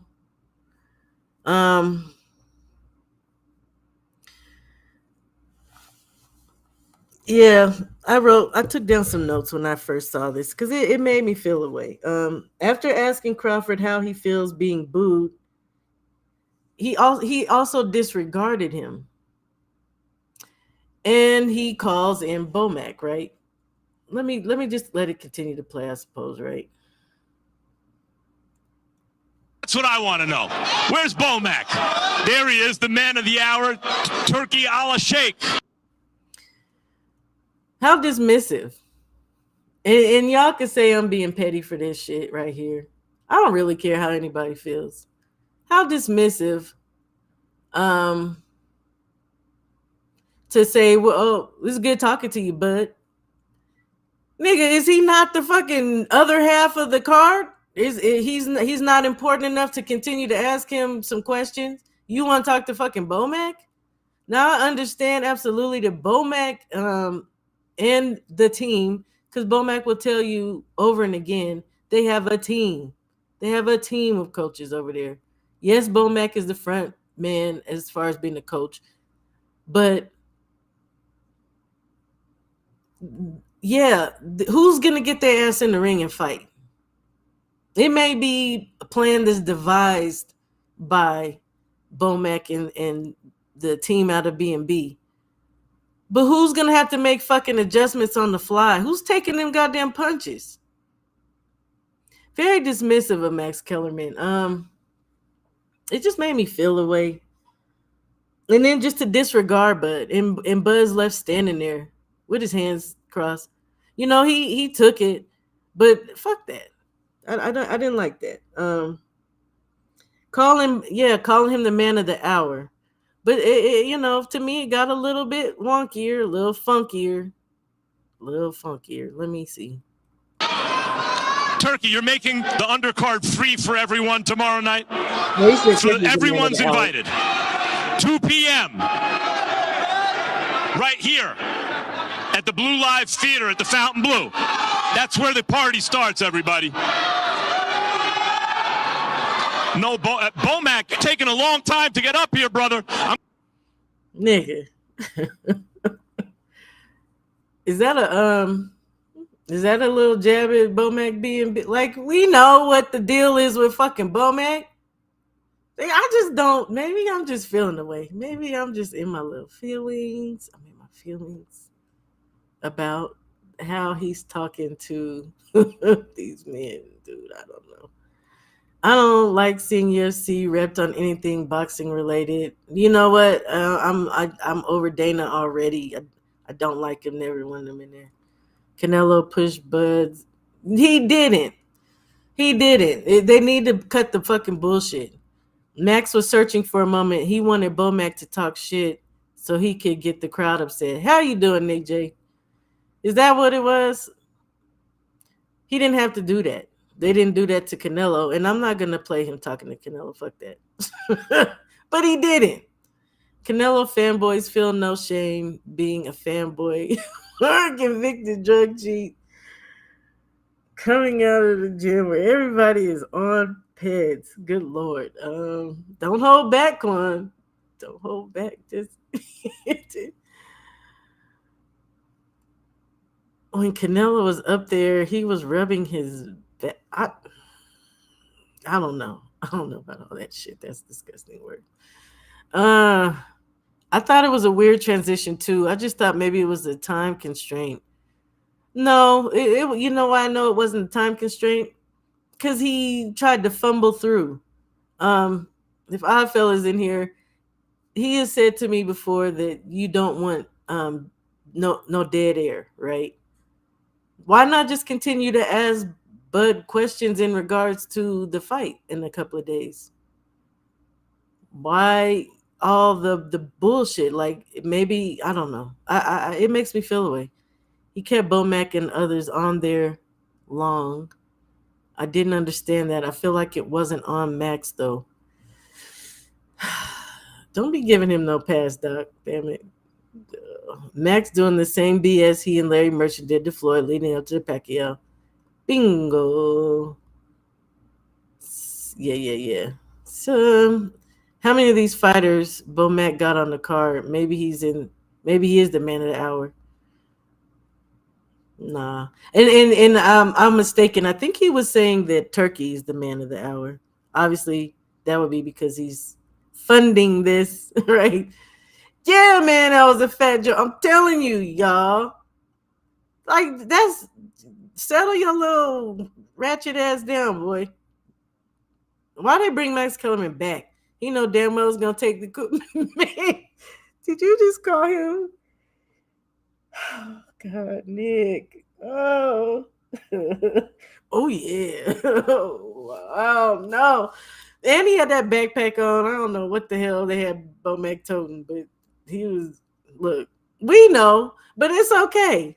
It's okay because we know, and we know that the shit is not is we know what's up with Bomac.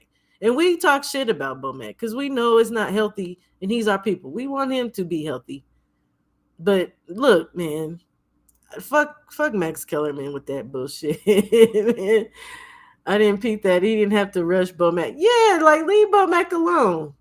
You could have just interviewed, do your job, boy. Do your job. How you doing, Marcel Curry? I ain't seen you. Look at it. What's the deal? He was doing a bad job being a host up there. It was a lot of down space, and he couldn't fill it up. You could tell. Yeah, you could call him Rusty Nick. I'm gonna just say he was being fucking rude, but because he's. Hello, Aunt. How are you today, sir? Oh, I'm just sitting here listening to what you're saying. You're making great points, especially about the Max Kellerman thing and the representation. These folks be knowing what they're doing. This stuff is They know. intentional. I You think see, so. you see it during the broadcast. The commentary very slanted towards one fighter, very complimentary towards one fighter, and like Always you said, it's dismissive towards the other. a villain.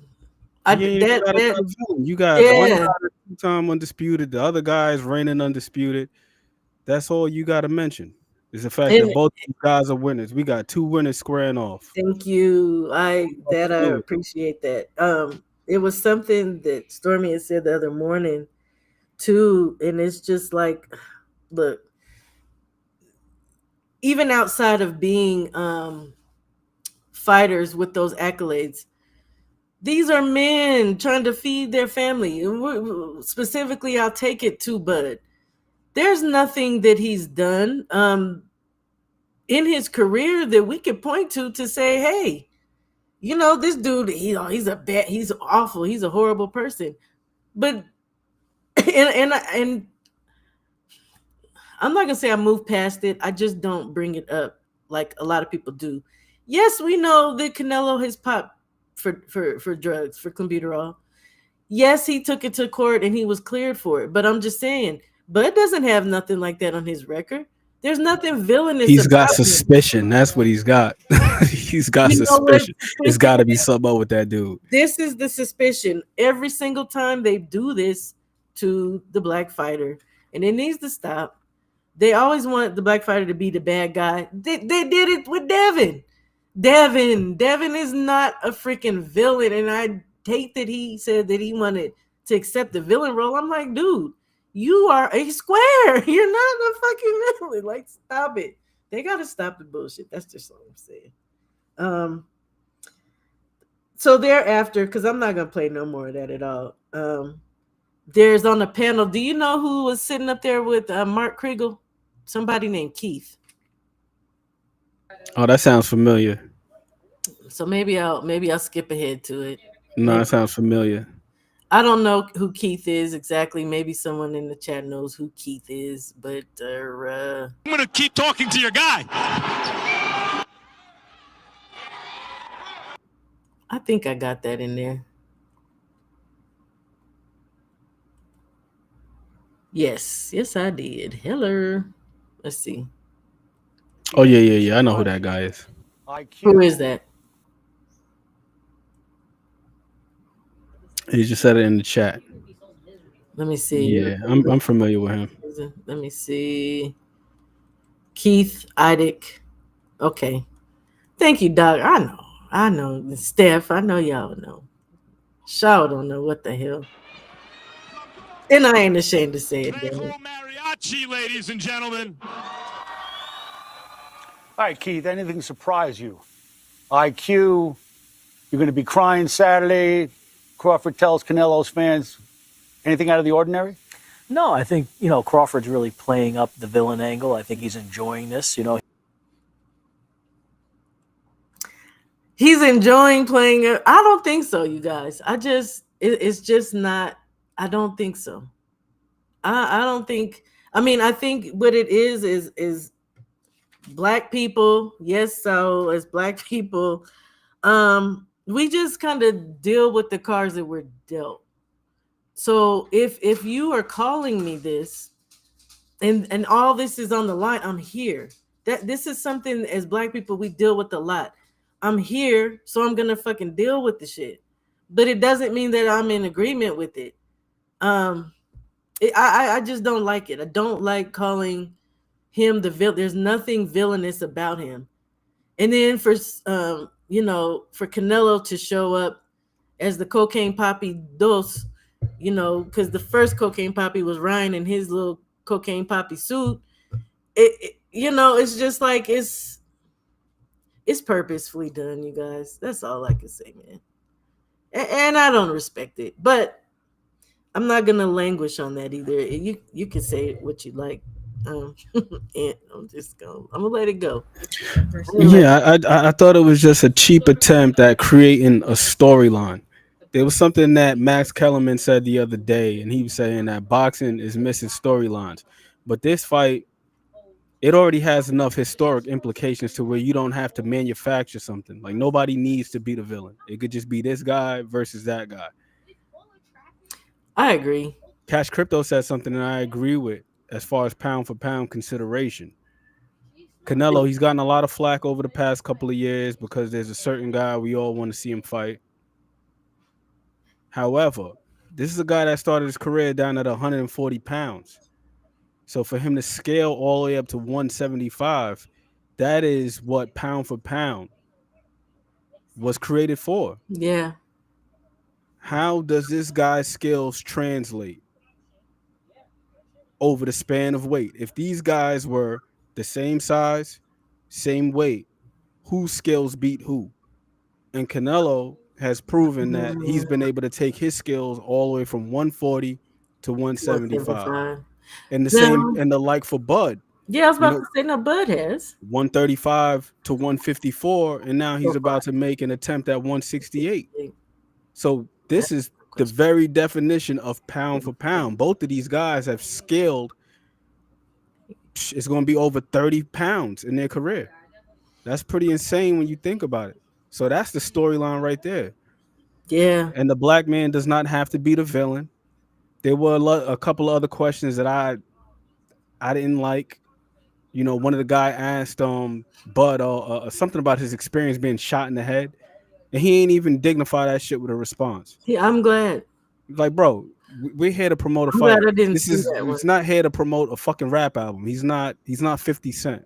Even if it's a rap, I'm tired of it. I'm I'm saying, but I know what you mean, but I'm over. He's not here for a mixtape. He's here to compete for the 168-pound undisputed crown. Why are you asking this man about getting shot in the head?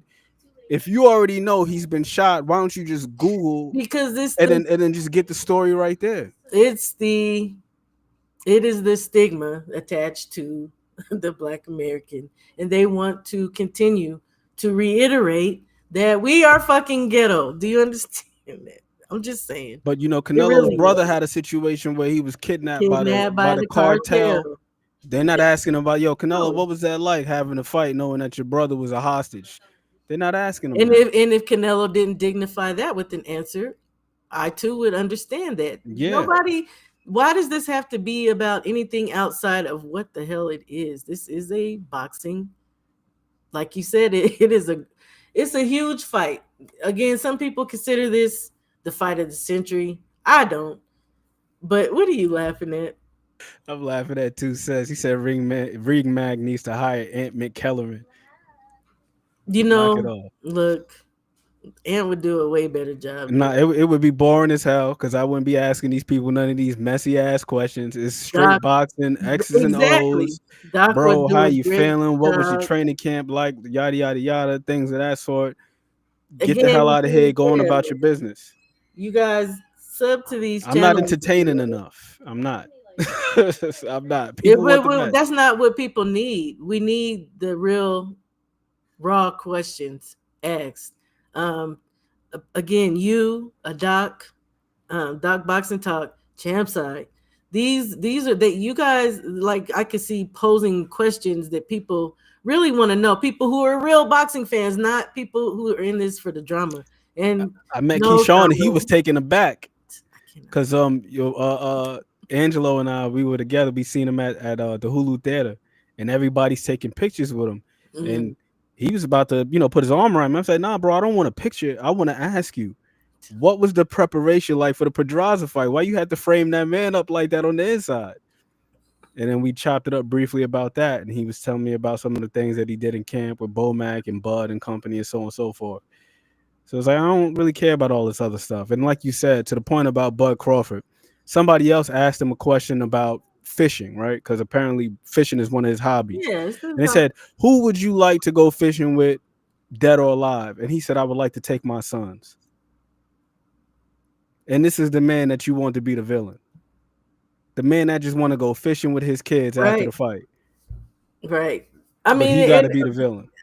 We've seen things that he's done outside of boxing. Again, I don't know much about Canelo like that. Maybe because I'm an American, or maybe because it's just not publicized like that, and maybe it's the circles that I travel in. But we have seen things that Bud does as far as creating a gym in his home in Nebraska. Like, it's just, I don't know. I just think it's the audacity. About the support that he puts forth for his children. You see his daughter running track. You seen that video where her shoe came off? Yeah. You know what I'm saying? He's at all his kids' He's wrestling at all his events. kids' events. Yeah. I was looking at his vlog. His kids go with him damn near everywhere. I'm like, damn, he really be with his kids but you've for real. noticed that if you really pay attention when he start doing interviews after the EJ fight, you can hear the kids in the back. Sometimes you see them. I know it was an interview I saw where he, like, in the midst of the interview, stopped to say something to his kid. But what's crazy is most dads do that. Look, I'm just gonna put it out there. I got my kids in the background. Most Black American dads do that. My husband used to take my kids all the time when he would leave. Like, it's not really nothing new. He's a family man. He may have stepped out. Like, I don't care about all that. That's between him and his woman. But but it's just like these other people do the same damn thing as well. I just don't like the villainy. They could keep that bullshit. Stop it.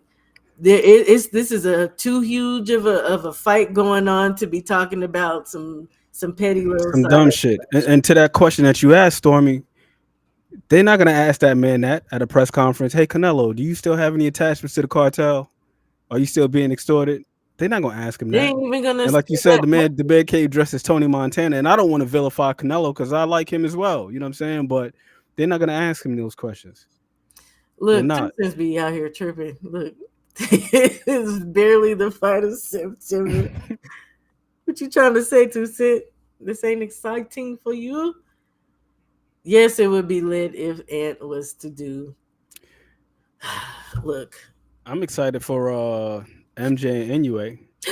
So yes, look, I'm slipping, I'm tripping, I'm falling down because I did a breakdown on that. I just got into the what you got in the notes? What do you got in the notes? I gotta hear these notes. Okay, so this fight, when is this taking place? The 13th, right? The day after Sunday morning. Yeah, Sunday. Yeah, Sunday morning. Yeah. So the 14th technically, because it's gonna be in Saudi, however many hours ahead. Okay. I don't know. And I don't know if you were in here, but Olascuaga is coming today. Yeah, that's coming today. So okay. Hold on a second. Hold on. Why is my timeline off? I don't see this fight on my little card here. Here we go. Inoue versus Akhmadaliev. This fight is for the ring junior featherweight, WBO, IBF, WBC World. Why does it say bantamweight championship? That's probably a typo. Yeah. Somebody was just speeding through something. I'm like, wait a minute now. Okay, so MJ is 14-1 with 11 knockouts. Matter of fact, let me get all this stuff on my box rec as well so I can run through some of this stuff. Of course, he's fighting Naoya Inoue. MJ, yes, 14-1 with 11 knockouts. His one loss coming from Marlon Tapales by split decision. That is also a common opponent between the two. MJ is an Uzbek soldier. He is small but mighty. He fights with a certain level of craftiness, establishing himself in opening rounds, but allowing his opponent to get comfortable, touching him and relaxing and being confident as he works out his angles. Good Lord, my handwriting. I'll be telling y'all as they do this. So the thing with Marujan Akhmadaliev now, though, is that he didn't used to be as cautious. He used to come out and throw his hands. Was there a turning point? Yeah, I'm trying to think of what the fight was. It may have been Tapales. Let me see. Because it was definitely a turning point. I think it was no. You know who it was? Hold on. It was a Filipino. Well, I guess Marlon is the Filipino. Maybe that was it. Because Tapales has superpower. Dude got some crack. And he was very cautious in that fight because it was getting cracked. So the thing is, that was the turning point. That absolutely was the turning point. Now, mind you, though, I'm still just reading notes, but that was just me taking a little bird walk off of the damn notes that I could barely read half the time.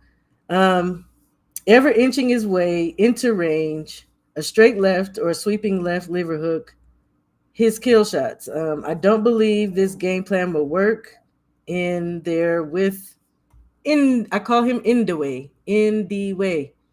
Now you're Inoue. You guys know I really don't like Inoue. I have said why I don't like Inoue, but I do madly respect Inoue.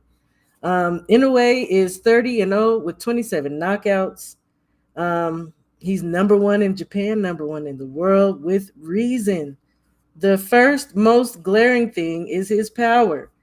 He has a firm jab. He doubles, triples, and works behind. He can also vary the jab, and he will work combinations behind it. Defensively, he's decent. High guard up close, rolls under, and parrying off the gloves. But like so many others, he pulls straight out and back, chin exposed. We know this is how he's gotten knocked down, right? Yep, and he drops that other hand too. He drops the right. And he keep that head on the line. He don't throw and slip simultaneously. You know who it reminds me of a little bit is the old Ryan Garcia. Except he's not. The form isn't nasty like Ryan's was, and he's not as overextended. But the drop of the right hand and the chin in the air, he's a sucker for a left hook and an uppercut and a left uppercut. Because I think that's what was the last guy he fought? Cardenas caught him with a left uppercut, right? So and Neri as well. Yeah, Neri caught him with a left hook, and Cardenas caught him with the uppercut. Yeah, so don't get me wrong, but MJ initially he was seen to be aggressive and pressure, measured with shots and meaningful intentions. Get his range down and let his hands go off of angles. He seemed to change that in the Tapales fight, so I did go into this. A common opponent with Inoue. MJ garnering a split decision against Tapales, Inoue stopping him in the 10th. MJ can't afford to wait against Inoue. He's got to punch with him and catch him with an unseen shot like Neri and Cardenas did, the left hook, left uppercut. That said, MJ's body is a whole canvas. When guys go up top, what am I saying? Good Lord, I'm telling you, my handwriting gets crazy sometimes. When guys go up top, and we know now is an artist who loves to paint the body with paint. So basically, yeah, what I was saying is He's susceptible to body shots. body shots. When you start, Oh my Lord. well, not just that, he's open. He opens himself. When you start punching at Jesus Christ, I'm having an issue today. At MJ. In the head area. Little short arms, you know how the body is, and the way he's built. He has one of those builds like Loma. Long torso, short arms. Short arms. He doesn't tuck, doesn't make himself compact. No. Damn. He's just stand straight up. He might get broken down to the body. He's going to. I really believe so. That was the end of my. That's not too encouraging. I ain't gonna lie. I think he gets. I think he gets stopped. Absolutely, no questions. Because Inoue, the way he places that left hook to the body, that man, he might be the limit. Nasty. It's between right now for me. It's probably between him and Supersize Amir Khan. Y'all may know him as Raphael, but I call him Supersize Amir. I know who you're talking about. Yeah. But yeah, no. I mean, it's a lot of people in the game though that throw some nasty left hooks. But anyway, probably got the worst. That thing is crispy. And when he even just swipes, when he's doing the sweeping and he nicks, like this. That's why I did not like Inoue. Look, I had to tell everybody because I thought it was just so. When I first started watching him, I was like, this shit is fake. I was like, this dude is fake as shit. And it was someone Inoue was fighting, and he punched the man on the gloves, and dude laid down on the mat. I said, look, this is some scripted ass damn Japanese boxing. But, as time went on and I continued to watch him, I'm just like, this shit is so fucking unreal. The power that this little man got. I got a question. And it's that precision, though. It's the precision. More so than anything, Scooter was talking about that. He was like, the power was cool, but he was saying the precision, the angles, is what got him. Yeah. All I know is it was just unreal for me. I didn't believe what I was looking at, and even when I was looking at some film from him last night, Cool Boy, some of his older fights, but I just still, what the hell happened? What happened in that fight with him and Inoue? Has he ever really truly said? Oh yeah, he spoke on the Art of War. He was supposed to move up. That dude was down there at 122. He was running 3 times a day with a sauna suit on. I don't care. I don't like when folks be doing that shit, man. But you know what it is? Part of it is this. Staying down. But not on the whole weight bully thing. I'm on the other side of it. I just don't think it's healthy for the person that's making that sacrifice, because then now you're putting yourself in the ring in a compromised state. That's for one. But oh, hold on, I done froze for a second. I don't know why I froze like that. Look, at least you froze in a nice. No, I froze. My eyes closed. There we go. All right, now I'm back. Look at that pool in the back. Go. Yeah, it's my fake pool. Listen, what do you call it? What's my man name say? Deontay. Believe it, speak it, receive it, or whatever the hell he be saying. You know what I'm saying? Get my pool in the back. Believe it, receive it. Yeah. There we go. All right, I'm about to speak. That's my pool. Get my pool in the back. But in any event, yeah, it's like that.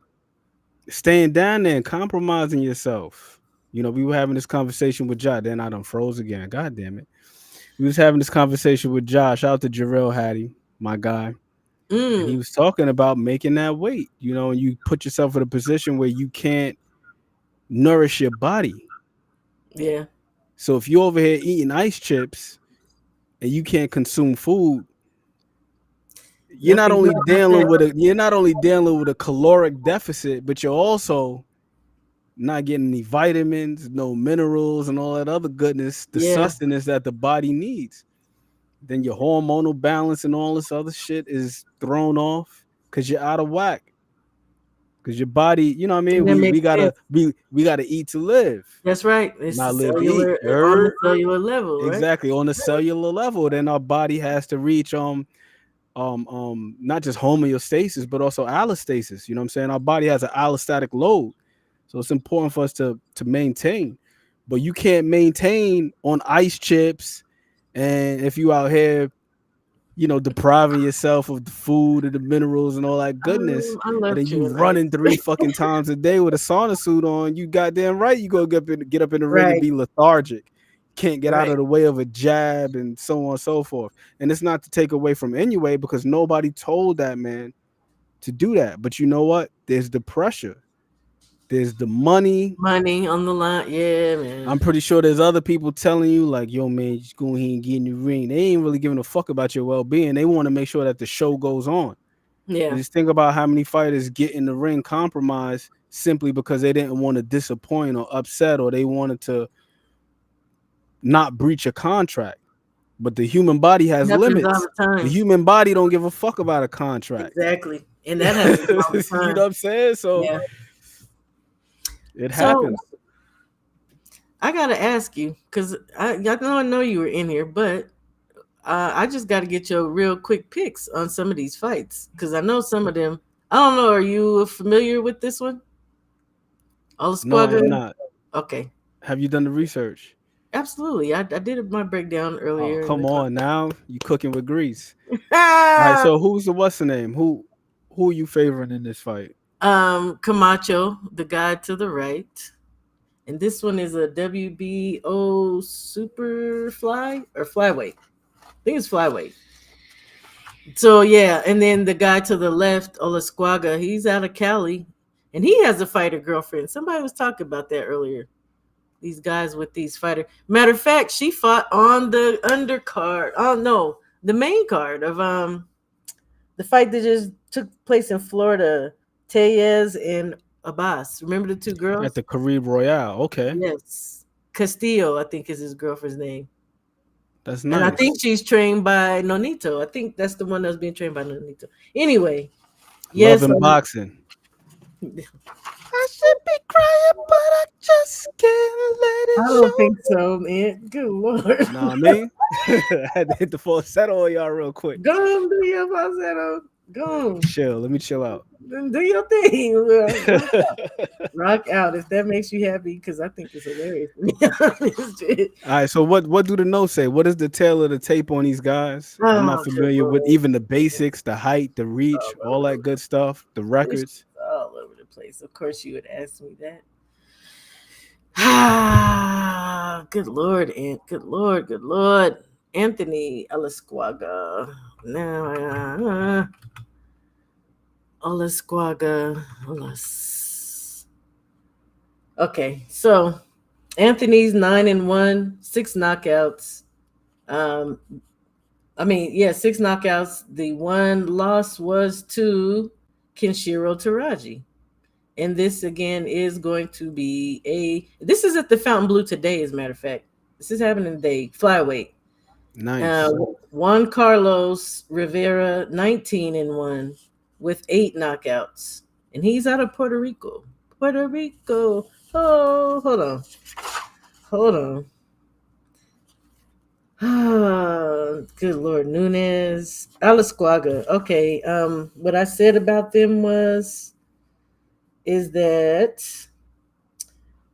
they're fighting for the WBO flyweight title. This is Olascuaga's 3rd title defense, and his last 5 fights, I think, have been in Japan, including his TKO loss to Kenshiro Taraji. That was in 2023. So Anthony doesn't seem to be shy or take much time filling guys out, mostly throwing hooks to the upper body. He seems to be learning patience, looking for shots. setting them up. And I did notice that as I watched more film on him, he's starting to learn how to set up his shots. Sometimes he gets a little wild, definitely not concerned with getting his head off the line though, and oftentimes just pulling back. Um, he fights mid-range but will fight inside. Now Juan, again Puerto Rican, he has more experience. He has nice timing, a short, snappy jab. He's pretty quick and picks his shots. He'd be nice if he ran more combos, though. But he can be mean. With the name Camacho, you know he's a showman. But when you just look at the style of how they actually fight, I think Camacho, with the more experience, even though Anthony's not bad, but not getting your head off the line is problematic. Yeah, from the description that you gave, he just sounds more complete. He just sounds more complete. Camacho, that is. Oh, you think so? No, I'm saying just based off of what you said, he sounds a little bit more complete, like with the timing, because that's extremely important. The timing is. The timing is probably the most important. Being able to process and punch in between. Yeah. And if you ain't getting your head off the line, look it. Exactly. The pterodactyl is awake, y'all. The resident pterodactyl has awakened. Golly. Now I'm over here thinking Camacho. I gotta watch these guys.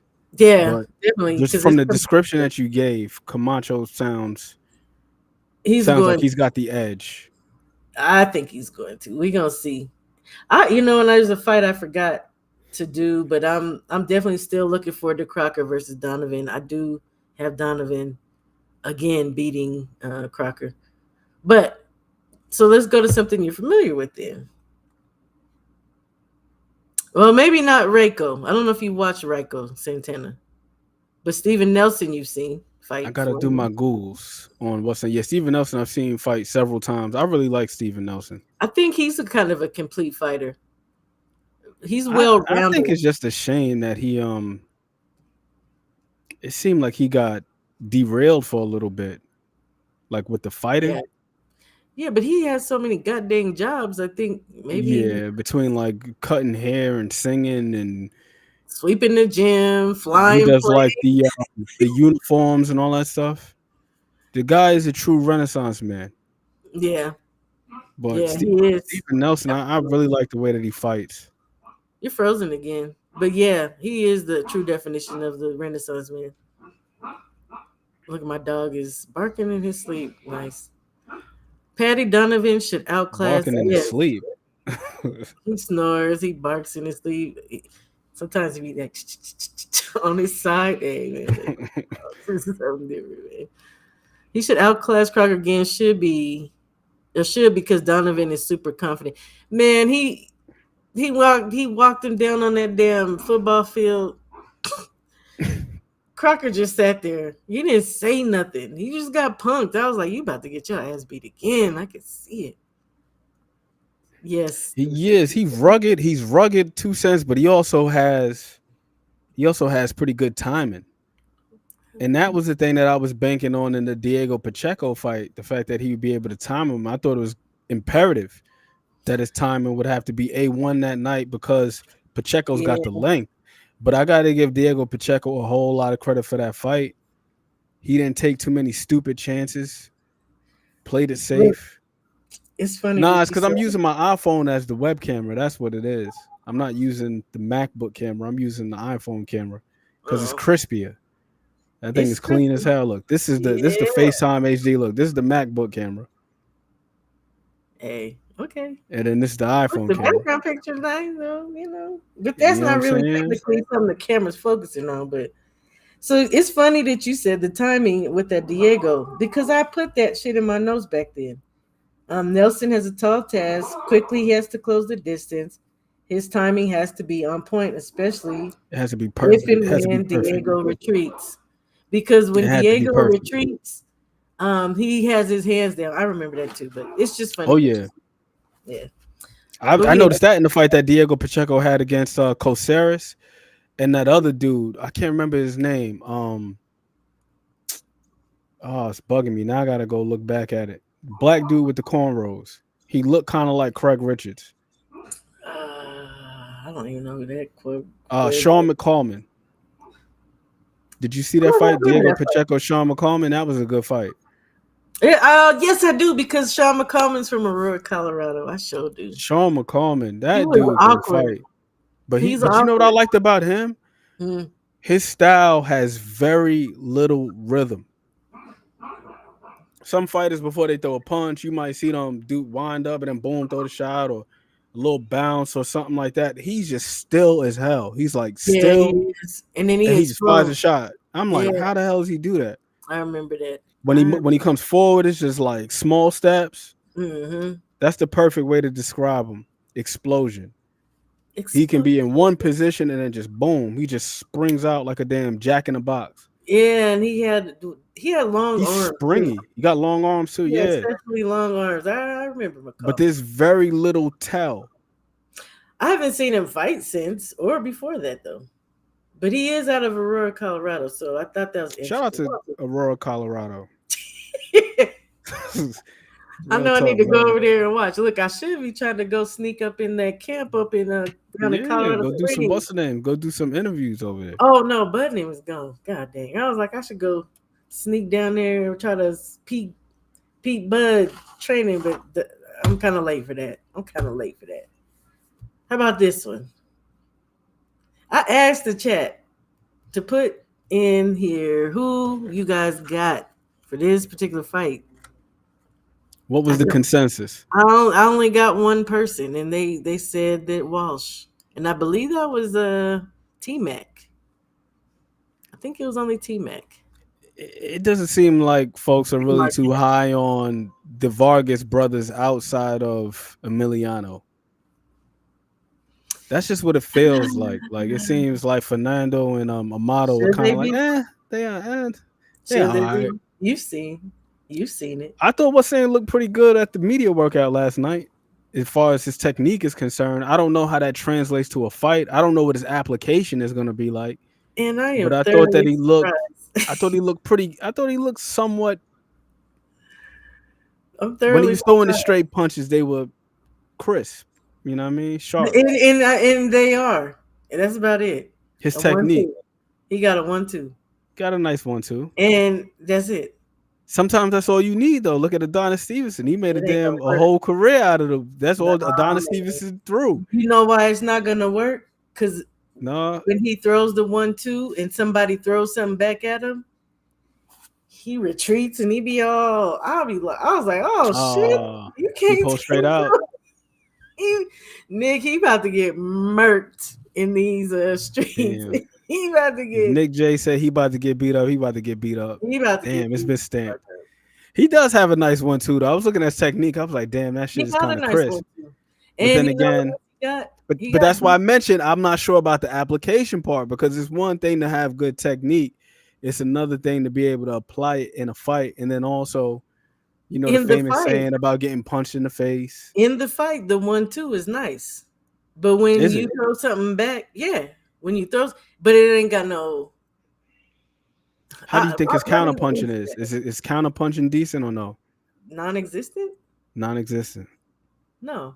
Because again, while he's throwing that 1-2, if somebody were to punch with him or to try to punch in between, he's definitely going to back out, lateral, and then and around. He's good at that. But if you're actually punching with him, it's like he just discombobulates, and it's like he don't want to get hit.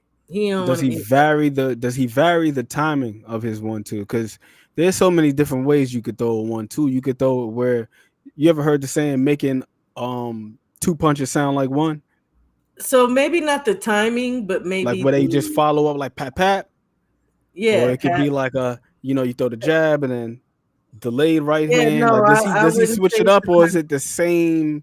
I wouldn't say it's the timing. I would say it is the manner. Like he may throw a different type of jab or something, but it's still mostly just a straight jab, and then that rear. Everybody let us sling that two behind. But does the you got a word? There was a word I was just searching for because I was looking at it the other day. It's has something to do with like arc or just like trajectory. But in any event, Does he just always fire the jab from the shoulders? Does he ever throw like an up jab? Does he ever do like a flicker jab? Sometimes it looked like I ain't never seen him flick no jab. Straight, strong jab is what I've seen him throw. Or just like a quick throwaway. So I guess that is kind of a flicking the jab, but it's really the same. You just have to go watch it, and once you see it, you'll know. You'll just know off top. I'm surprised you have not done some film on these guys, because Callum, the minimum he's gonna usually throw once he gets going, 4 in a combination. The minimum is 4. I watched a little bit of Callum earlier on UFC Fight Pass. I haven't watched Fernando Vargas Jr. And I believe it's probably because I've been watching Bud and Canelo fights like a deranged crackhead. So I've been pretty much consumed with that in large part. Look who we got up here. How you doing? Doc, where's the desk, man? Hey. I need the desk. I need the Nipsey Hussle mural in the background. I'm telling you, and all that. Queen in the building, man. Pleasure, man. I'm trying to make sure my audio good. So your audio's good. I'm good. Okay. Yeah. How you doing, Queen? I'm good. How are you? Hey, sister, I'm doing good. I appreciate you having me on. I'm glad to have you. I feel honored to have my brothers up here. I always feel honored anytime somebody come up here and talk to me. One day I'm gonna get this lady up here. It's a reason. You don't hear an echo coming from me, right? I have y'all coming through the speakers. I don't want to. That's okay. It sounds good. The only thing I'm wondering, what clean. Are you using a phone? I'm on my computer. What's going on? Oh, because at first it was a little digitized, but it's actually cleared up now. It's better now? Okay. Yeah. It's a reason the other two brothers don't have a backing like Emiliano. Man, look, see, yeah, one of these days I'm gonna get Nick up here. So no. We don't need that. Nick J be keeping a little too real. See me, I be up here trying to prevaricate. Hey, her and speak euphemistically, because I don't want to be out here just flat out calling people trash and shit. I'll be like, listen, like you need a little work. You need a little work. Nick J like, nah, he trash. Like, hey, he trash. Look, I respect. Sometimes she's reserved in her. Yeah, man. Boxiana's the one. Ooh, that time right there. Anyway, Doc. Yes, how ma'am. How are you doing, sir? How are you doing? I'm doing good. I wanted to come and chop it up with y'all, especially when you were on the topic of villainizing Bud, man. I'm with y'all on that. I thought y'all broke it down very well. You can cook on it.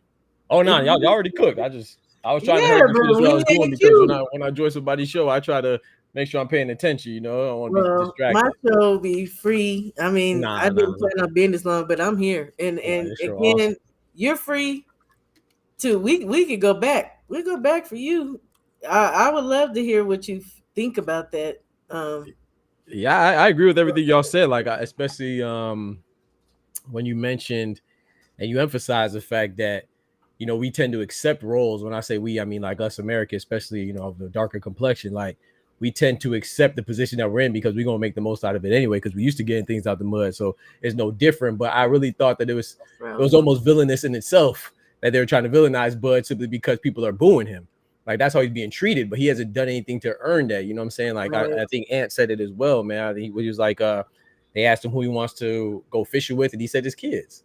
You know what I'm saying? And then the other buddy tried to bring up him getting like an old gunshot wound or whatever he said. Like, how do you feel about?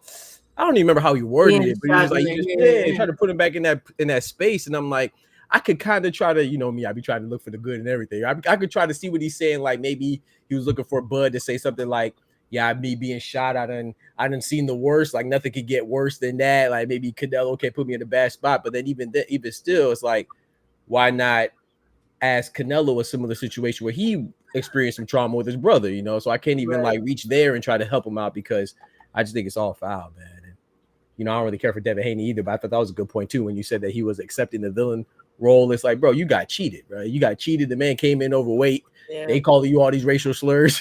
And you accept the villain. Like, I get it, but I don't know.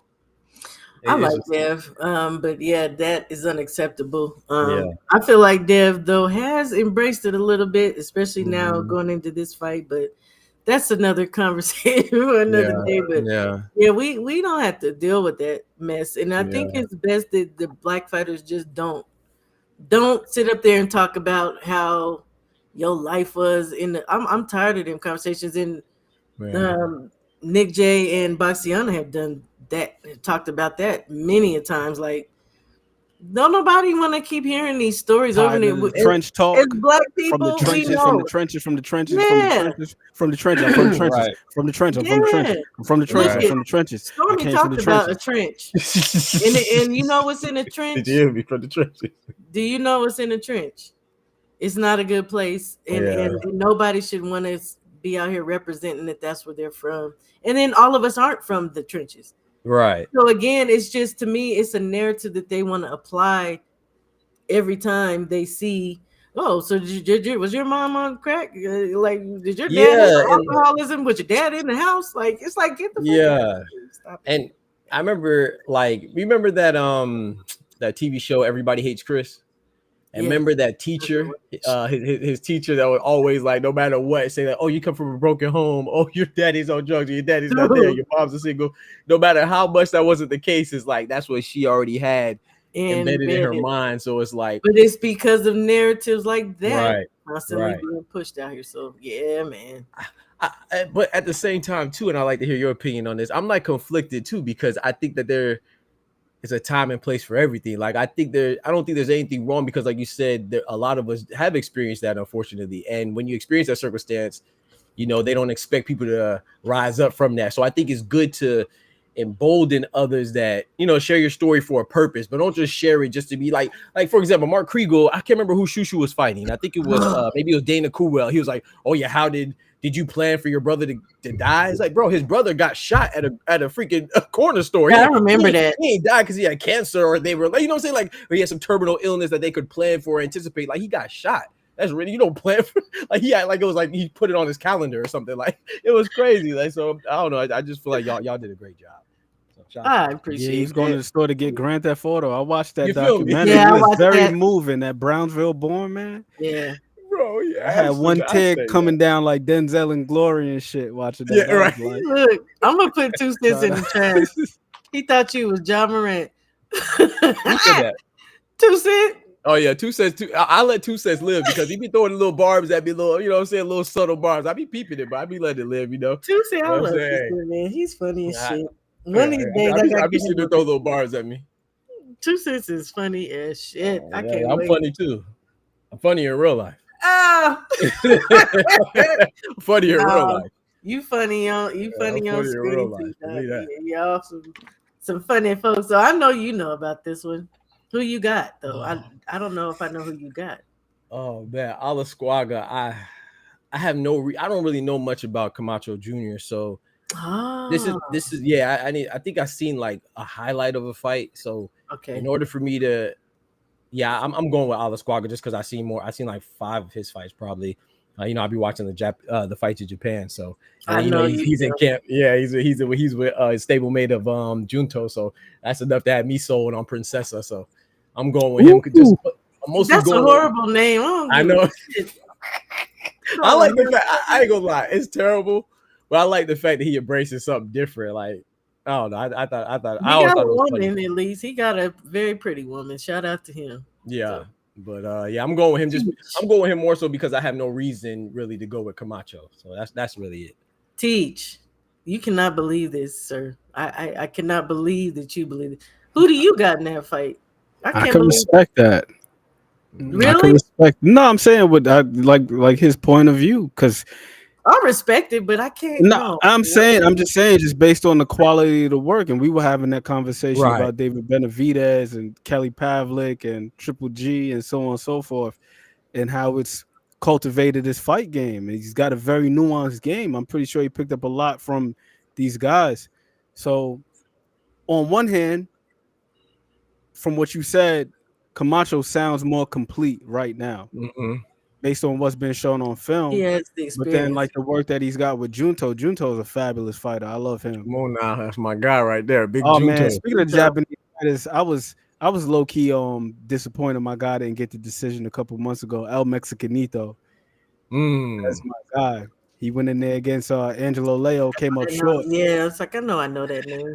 El Mexicanito, Yeah, that's my dog, man. I Yes. love that was a tough fight, man. I wasn't too was. mad at it, but yeah, I feel you though. I wasn't mad at the if I'm him decision. in I this was camp, I'd be when he mad. came up short because Yeah, he deserved it. He was up in there with that monster of a guy. What's that dude's name? Ray Vargas. The size disparity Yep. looked ridiculous. That Oh, shit he's looked like what's he like absurd. 6'1"? Ray Vargas? Ray Vargas is Yeah, ridiculously he's big. long. Yeah, or he might be 5'11". Sorry, El Divino 6'1". Sorry.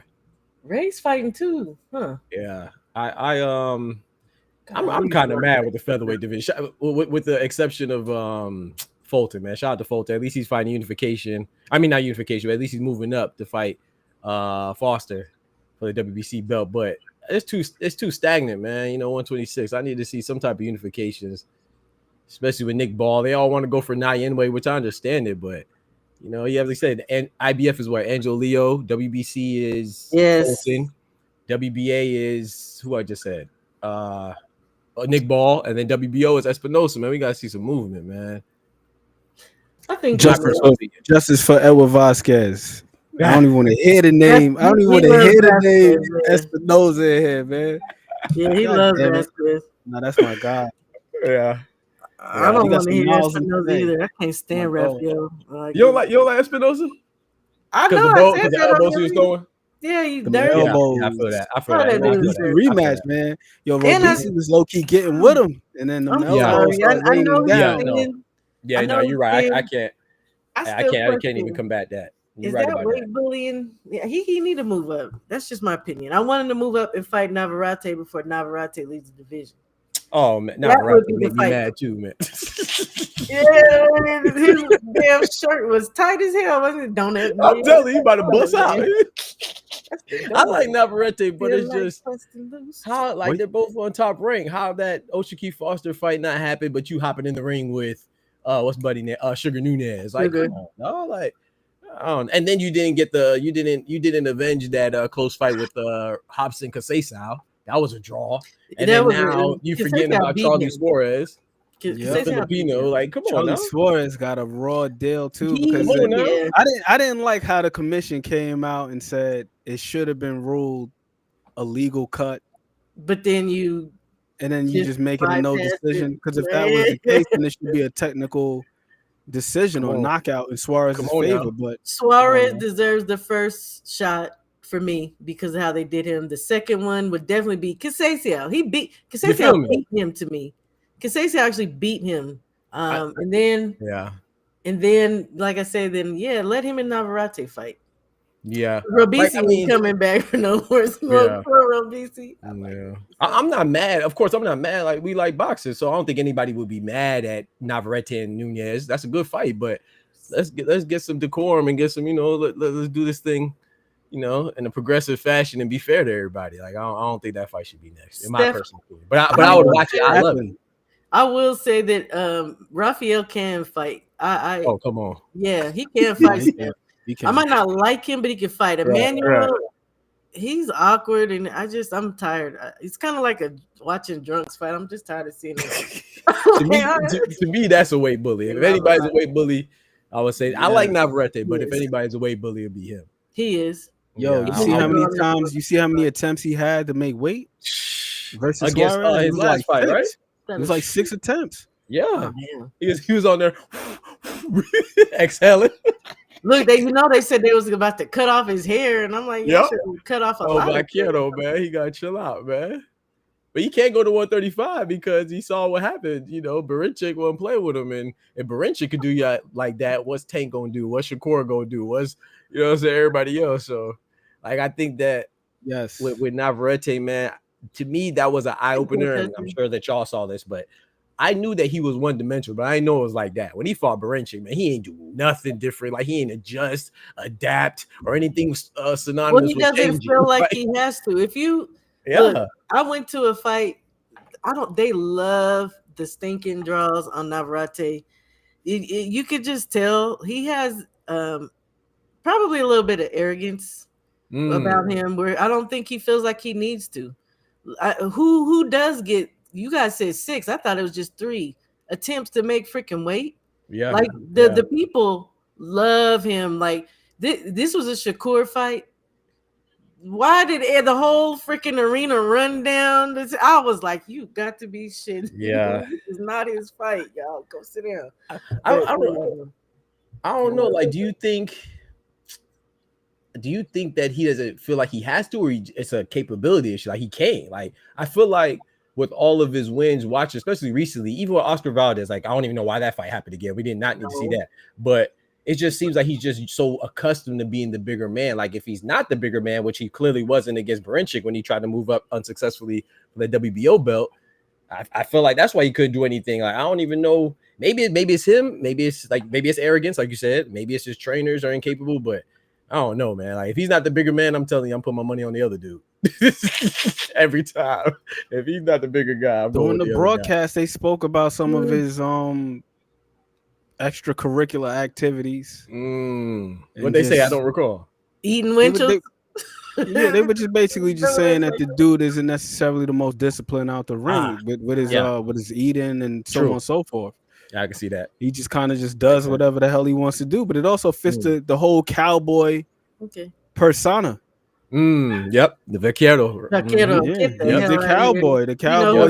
He's an outlaw. He's lawless. He do whatever the hell he want to do. He fight like he fight like the rules of combat don't apply to him. I don't mean like the actual rules, but like because he's freaking huge. Right. When he's from range, he's throwing uppercuts. When he's on the inside, he's throwing straight punches. Like the dude, everything is backwards. Yep, he's looping shots everywhere, man. Yeah, like what the hell is he doing? Crossing his feet, pulling straight out. Like every cardinal sin of boxing, he commits it. You're right. That's a good point. Called him out. I hope that is somebody enough for you so we can get a good gauge. Who called him out, Shaw? Shushu called out, Raphael his yeah. So he's saying he doesn't feel like he's fought anyone who wants to fight him fair. But I mean, dude is a dirty fighter in the first place. So we're talking about a fair fight. I ain't gonna lie. Their elbow Shushu, and I'm gonna be pissed the fuck off. Yeah, I didn't like that. I'm not gonna lie. I like him. I personally believe that he's the best at 126. I feel like if I had to put money for any one of them to be undisputed, it'll be him. But yeah, I didn't like that. Left a sour taste in my mouth, man. I didn't like those bowls he was throwing. Like, of course, I'm gonna put the onus on the referee. You know what I'm saying? Fighters fight, judges judge, officials officiate. So if he let it slide, then similar to Katie Taylor with all them headbutts like Evander Holyfield, like they let it slide, then do it. But I didn't like those elbows. I agree with you on that. You know how crazy it is to weigh 126 pounds? How tall is he? 6'1". I weighed 120 when I was fucking 18. My boy ain't no weight bully. I'm not going. I was like 5'3" at the time, so I'm like, dude, how has he been weighing in, and how has he been rehydrating? Because certain motherfuckers, they just got that slender, slight build like that. Like, like Fundora's coming in 152. I'm like, he comes in 152. Then when you see him on fight night, he's not filling out crazy. Right? Yeah, come on now. My boy just slim with it, man. Okay, so y'all didn't answer though. Y'all didn't answer. Who you got? Who you got? Between Walsh? Who and who? Oh, I'm putting it back up there. Well, you want me to answer? Nick J has officially swayed. Nick J has officially swayed me. Fernando Vargas Jr. is officially trash. She said it's the law. So Callum Walsh by default. By virtue of Vargas Jr. not being like his brother. There it is. You gotta watch some film. You gotta watch. I'm gonna watch them right now as we speak. Okay, Shaw, you know what I say already. Furlando, Calando, or if it's in Orlando, Callum in 5. Callum in 5. Yeah, I did. You did say that. Callum in 5. Yeah, Callum in 5. I'm sorry. Like, I think what Ant just said, whether it was his person or someone in the chat, I mean his words or someone in the chat, like, and maybe shame on me, but I've seen Fernando. I just haven't been impressed. Amato, the other brother, like, to me, Emiliano is the only one that's promising. Yeah, I'm not. You think I'm so? not convinced. Yeah, I think Emiliano is. I think he has. Oh, Emiliano. Yeah. He had Amato. I was gonna say. Oh no. I'm saying Fernando and Armado. To me, those are the ones that I'm not sold with. But Emiliano, I think he has promise. But even with him, I'm not fully sold with. But I think that he's the one that, if any of them are the goods, it's him. The other two, no disrespect, but nah, I'm not going. That's exactly how I feel about Emiliano too. It's like, Yeah, I see it, but he's calling for big smoke, and I don't think he's ready for it. But we gonna find out. but He's see though, been catching people though. Shower, that's it's easy when you know he on top rank. When they're gonna put you on the Berlanga path, it's easy to call out the smoke. Yeah, with You ain't that gonna get smoke it. gonna So be, yeah, yeah. he's blowing smoke. And selling wolf tickets. I don't believe he's gonna fight So anybody of any true consequence anytime soon. God damn it, he's on the Belonga path. I think so. Yes. You saw the last fight, and I know you saw the Yes. last fight. I seen his last couple fights. I remember Come when on now. Belonga stepped up and fought Damon Nicholson. I was like, Come damn, on he now. don't look like the same guy with the Come 16 on now. first round knockouts. And then it got even spookier when he fought Steve Rolls, and I was You like, feel me? damn, you really And ain't then looking that good. Emiliano, he ain't Then take a he dive. fought His last opponent, Poceris. he ain't take a dive to you. I thought Buddy took a super dive. Who, Emiliano? Yeah, The that dude first who fought punch that landed, Emiliano. he got it there. I was like, Come what? on. Yeah, that was a super duper one right there. You ain't lied Oh about boy, that. took a super dive. So check him out too, Ryko. Check out He's, Santana. Yep. Yeah, I'm familiar. I was actually trying to look at him a little bit more. Okay. Yeah. So do you have a pick for this one? Then I don't think Ant did. Yeah, I got. Oh, you said Ant. My bad. No, Ant don't have a pick because he hasn't seen Ryko yet. Yeah, I haven't seen enough of Ryko to make an educated pick or what I feel would be educated. But I'm going with So Cold. For a little bit I've seen of Ryko Santana, I'm going with So Cold. Okay, right on. I'm going for Ryko. Going Ryko? Okay. Yeah, we gonna see. Yeah, Cuban brother, right? I think he's from Cuba, right? He's a Cubano. Yeah. I saw a couple of his tape, and I mean,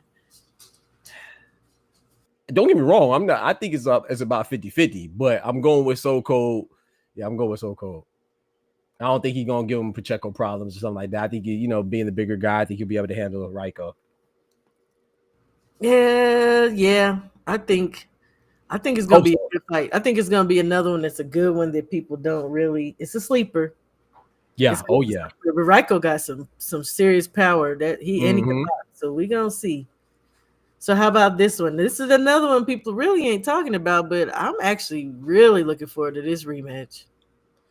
I loved it. I think. I mean, you said something to me that was very like it really resonated with me because you was like how people are sleeping on this undercard. I think this undercard lacks star power besides Bud and Cinnamon, obviously. But the fight itself, but I think it's great. I agree with what you said. Like this fight is. I mean, I'm not. Well, let me retract that. It's not great, but it's good enough to where if you are really a boxing fan, that it would keep you engaged until. You know what I'm saying? Bud and Cinnamon. I'm going with Bochuk to avenge his loss, but I don't even think people realize it's a rematch. I don't know. I don't know how many people you think actually have seen Ryko Santana. Yeah. You have seen him? Yeah, all the time. I just realized that he fought Truck Simpson. He beat Truck. Yep, Lorenzo, yep. He beat Truck, but then he was beat by who was he beat by? That was a split decision. So I have seen him before. Hold he on. lost to Lester Martinez. Yeah, he lost to Lester. That's like he's the same person who's on Yep. the cut. So he lost to Lester, beat Truck. Yeah. I think it's funny about Ralphie not wanting to fight any other champs at the division. Yeah, man. I personally think Shushu beats him. Even Cool Boy could get a split decision, perhaps. Oh, so you trying to say Shushu beats Cool Boy? Man, I don't think Angela Shushu beats Leo any of the there champs. too. Oh no, I was saying I don't think Shushu beats any of the champs. That's interesting. I like Shushu. I like Shushu. I got him beating Nick Ball for sure, though. Oh, Nick Ball. I think his best chance is against Nick Ball, but even then, I think he could get with what's his name. I think he could get with unanimous Angelo Leo against Nick. Yeah, Angelo Leo. Yeah. I think Shushu is sharp enough. He's sharp enough to do it. The only thing that I question with Shushu with the last fight was just being more consistent with the setups, being more consistent with the traps. Yep. And just landing the kill shots. Yeah. But outside of that, Shushu. And staying on the body too. Because there were a couple of times he hurt the dude to the body and he just went away from it. His last fight was Haita, right? The Namibian fighter. Haita. Yeah, I thought. And see, that's the thing. Like I said, I like Shushu. Wouldn't be that I'd be rooting for him in a lot of those matches, but I just don't see the adjustments be made with Shushu. Like And I will say, I think Haita is I think he's a good fighter, just like Suleiman Sagawa, right? I don't really hold that against him for not For being his great area. against him, huh? For his area. Yeah, exactly. And I just feel like I don't know. I just feel like I would love to see more adjustments. To me, I think Espinosa beats the hell out of him. I think Out of Fulton. Shushu? Yeah, I think Espinosa beats the hell out of Shushu. I think Fulton I'm a little outclasses afraid. Shushu. I do agree. I think that Nick Ball and Angel Leo, I'll say like 60-40 in favor of Leo for me against Shushu. Nick Ball, I think that's 50-50, but I feel like Shushu is susceptible to being roughhoused. You know, Nick Ball, he kicked Doheny in the nuts. They didn't even say nothing, you know. Yes, man. He's another dirty fighter. He a dirty fighter, man. Nick Ball Oh dirty my as hell, man. So I think that depends on the ref. I think he can outbox him, like Ant said, but if they let Nick Ball get dirty, like he was body slamming Ronnie Rios, like the man dirty, bro. Yeah, he was by. Shushu in that fight with Hater, he showed he could be physical in that fight though, because there were a couple of moments where he was out there in the Bermuda Triangle, trapped up in the corner somewhere. He was able to grab him, turn him, and be physical. So I'm like, okay, Shushu does have that element to him, but he can be a little. They're gonna be in there some MMA. You feel me? They're gonna be in the octagon with it. Cigar was tricky though. You Cigar know looked what? sensational that last fight on Pro Box. That dude is tricky. He is tricky. I don't think he looked bad, Teach. I think you just got to consider the opponent. And I know a lot of people don't like Diego, but Diego's actually pretty nice. The only problem I really have with Diego, honestly, is him putting his hands down when he's returning. You know, he be open. He'll like throw something, and then it's like, a lot of tall fighters do that though, getting their hands back home. Yeah, slow on the. No, I'm saying slow on the recoil. Yeah. Okay, so you didn't say who? I got think Brandon Adams again. I think Brandon can do it again as well. How about you? Man. I'm the contrarian, I guess. I got Bochuk. Okay, it's okay. That's got him fair. avenging his loss. That's fair.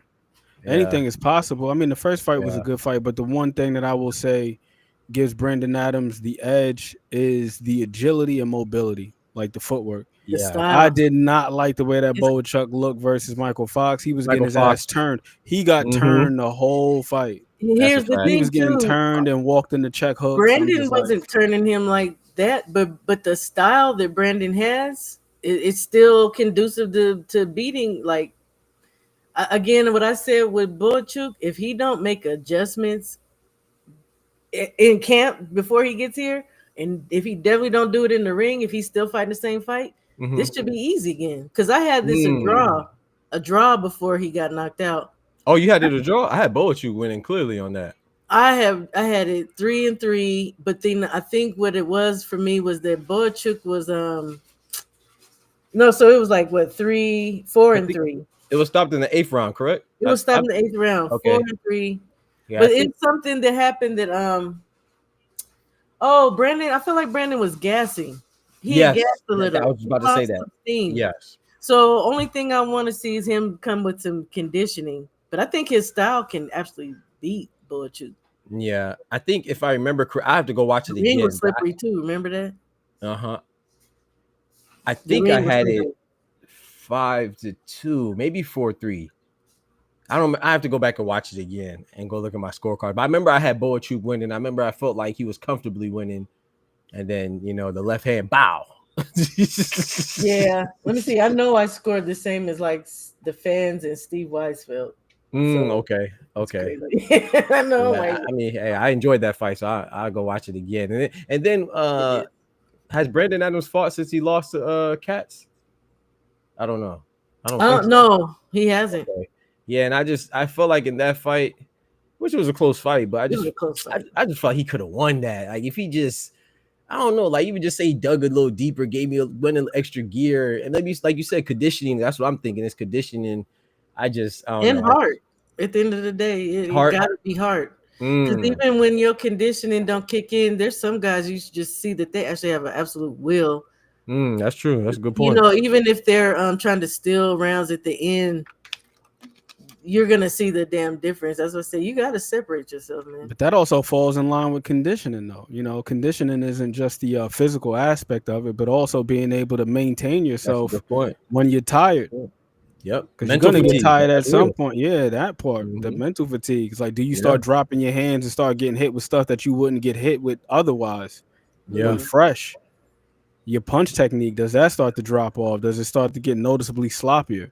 Yeah. Are you still able to maintain your form? That's a good point. T-Mac is saying he's older though. Yeah, he is. Yeah, he is. Bochuk is also a year older. He's been in some tough ass fights. Like He's that Virgil 30, Ortiz fight was a tough fight. That was a tough fight on him. Shit, I think he did Brian Mendoza dirty, but I love Brian Mendoza. I don't know why. Yeah, I do too. Brian Mendoza is probably like the best 4-round fighter out there. Like the first 4 rounds, that dude looked spectacular. I don't know what happened after that. Like I watched his fight with Jesus Ramos. He was boxing his ass off the first 4 rounds.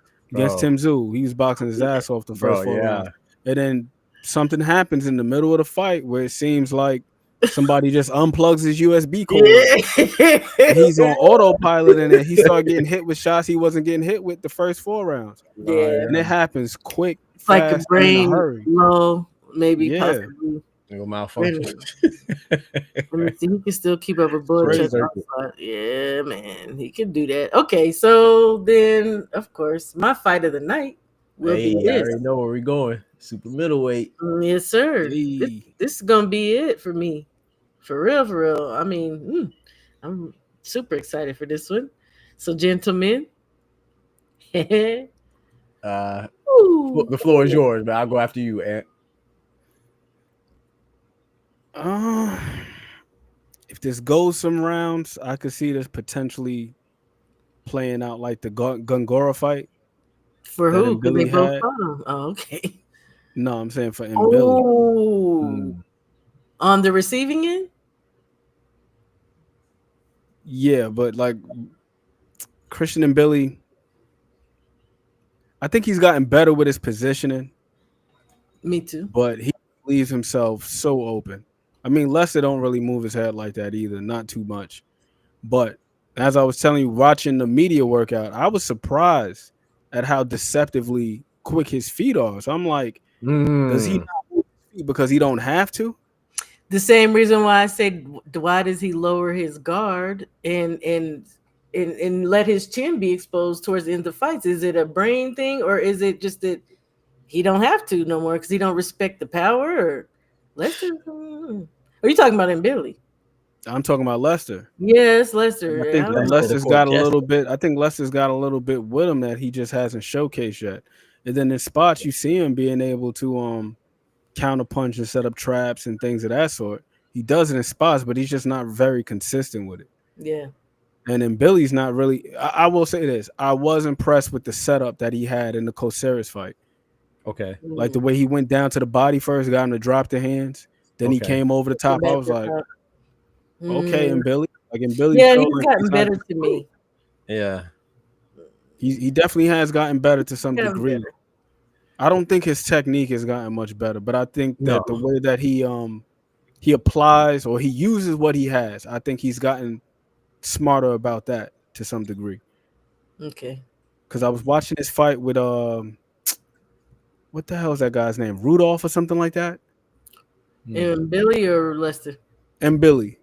There was that big joker he fought, the big dude. I can't remember what his name is. Something with an R.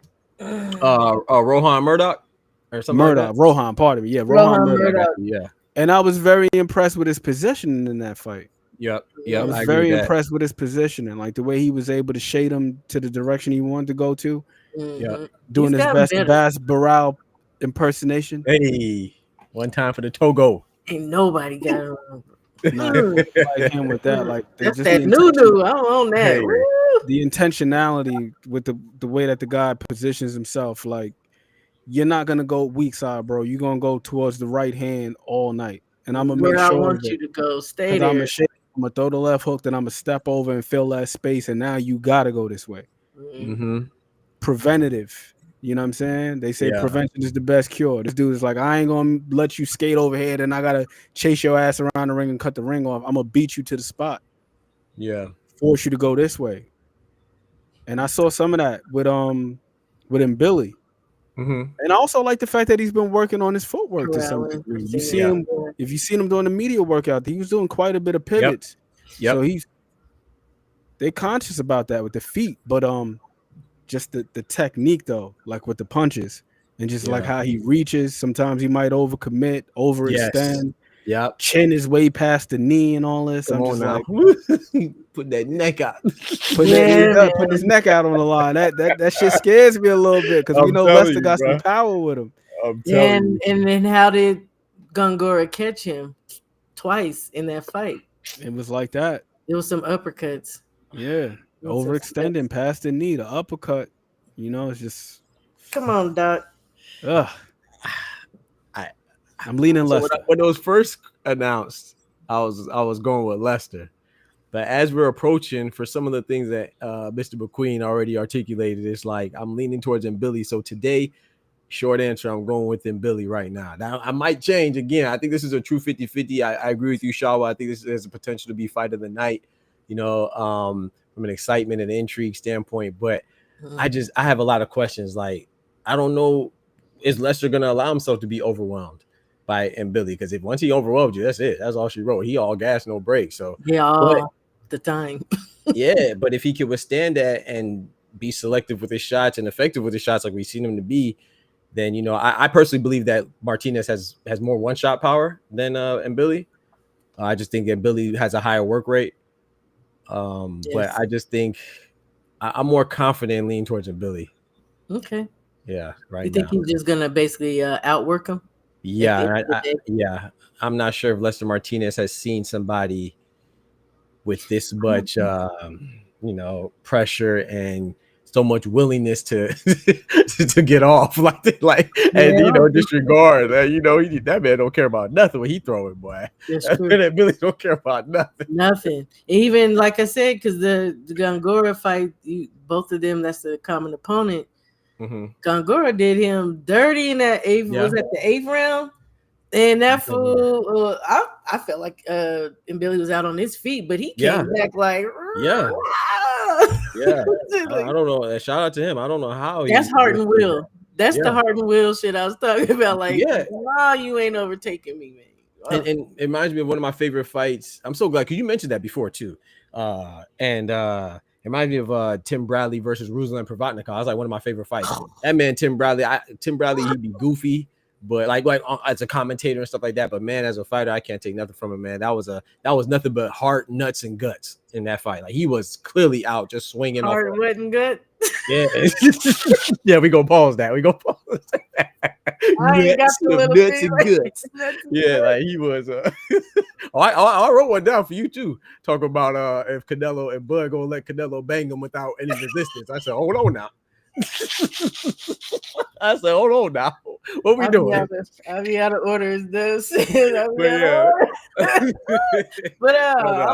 joking, man. But I do think that and Billy, and see, I don't know, is Lester able to go there? Like we talk about the mental toughness and fortitude.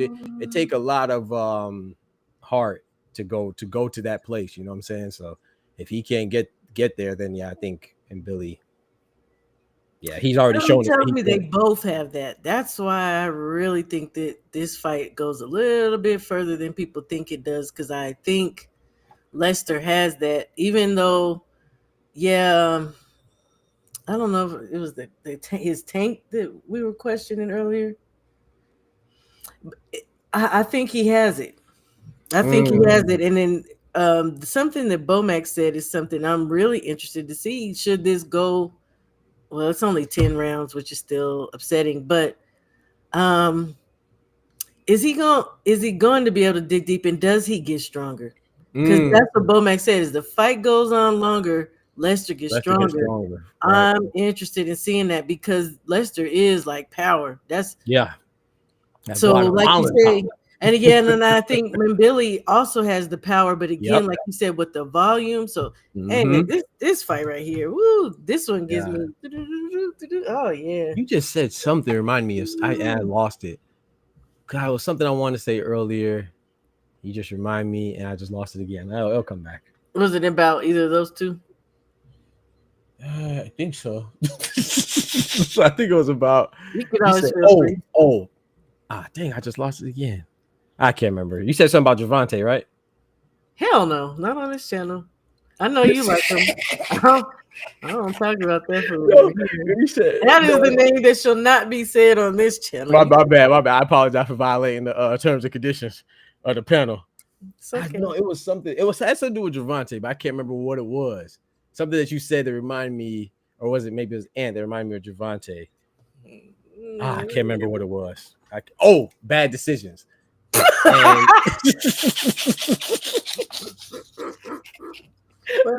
No, because we were talking about something being a bad decision. I can't remember what it was, but I was just talking about this. It just reminded me of the selective outrage, that people have. Like, we'll have a bad decision, but if it's this person, then it gets blown up, and if it's this person, it goes under the radar. If this person, has an infraction, like kicking somebody in the whatever, in the private parts, people don't say nothing. Or this person misses a knockdown, people don't say nothing. But I don't remember where it was, where I was going. But you just remind me, and I lost it again. So hopefully they'll come back.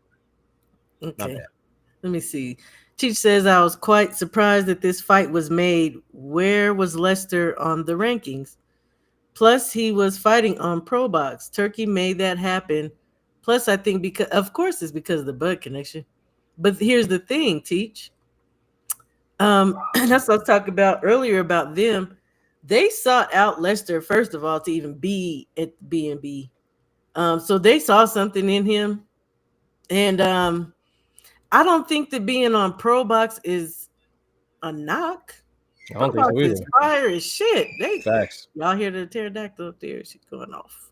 Yeah, I'm with you on that. I think it just sounds good to say. No disrespect to who said it. I just think it sounds good to, Yeah, man. And then of course, I mean, hell, Steven Nelson's on the card. Anytime you have certain fighters, they're going, and that's shout out to them. Certain fighters is gonna get their people on there. But I don't know if you were here, Teach, when I said this. Lester wants, but if they win, I'm sure he wants Canelo too. But shit, and Billy's been wanting Canelo, but Lester said openly, and I think Bud must have been in the room because he kind of looked over like, he's like, if Bud wins, I want a shot. I want a shot at them titles. So, that's what I said. Shout out to Lester. Shout out to Bud in that gym if they're willing to get it in. Try to pass that in between them. If Bud wins, man, that would be so damn fire. But he said also that Bud is taking hits very well. Yeah, as far as the weight transition, and he's also punching hard as hell. So we gonna see. I'm super interested in seeing what happens with that. My boy Israel Madrimov said what's the name had more steam on them shots. That was a little surprising. Oh yeah. Somebody asked him over about Virgil Ortiz. Yeah, that was. But I mean, you know how strong Bud is.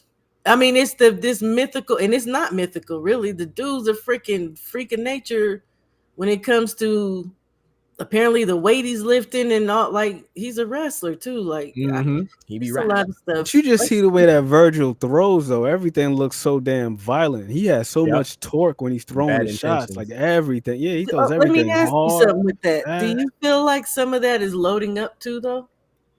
It could be. Actually is taking away from your true ability or your true power. It could be. It's just that his technique is allowing him to hurt people. You're getting the torque and all that stuff. But if you're sitting there loading up shots, if you really trying to, it's almost like Floyd Schofield. Yeah. He's bad at that. You're really trying your bestest to knock somebody out. You ain't doing shit though. Yeah. If you got natural power, just follow the actual technique that has been since time immemorial of boxing. Squashing the bug, twisting your hip, turning over your fucking shots. You don't got to do all that extra. Yeah, that's true. Superman and to answer a teacher's question about Lester Martinez, I'm looking at the rankings. Lester is 3rd in the WBA. He is 7th in the WBC, the same WBC in which Christian Mbilli has the interim title.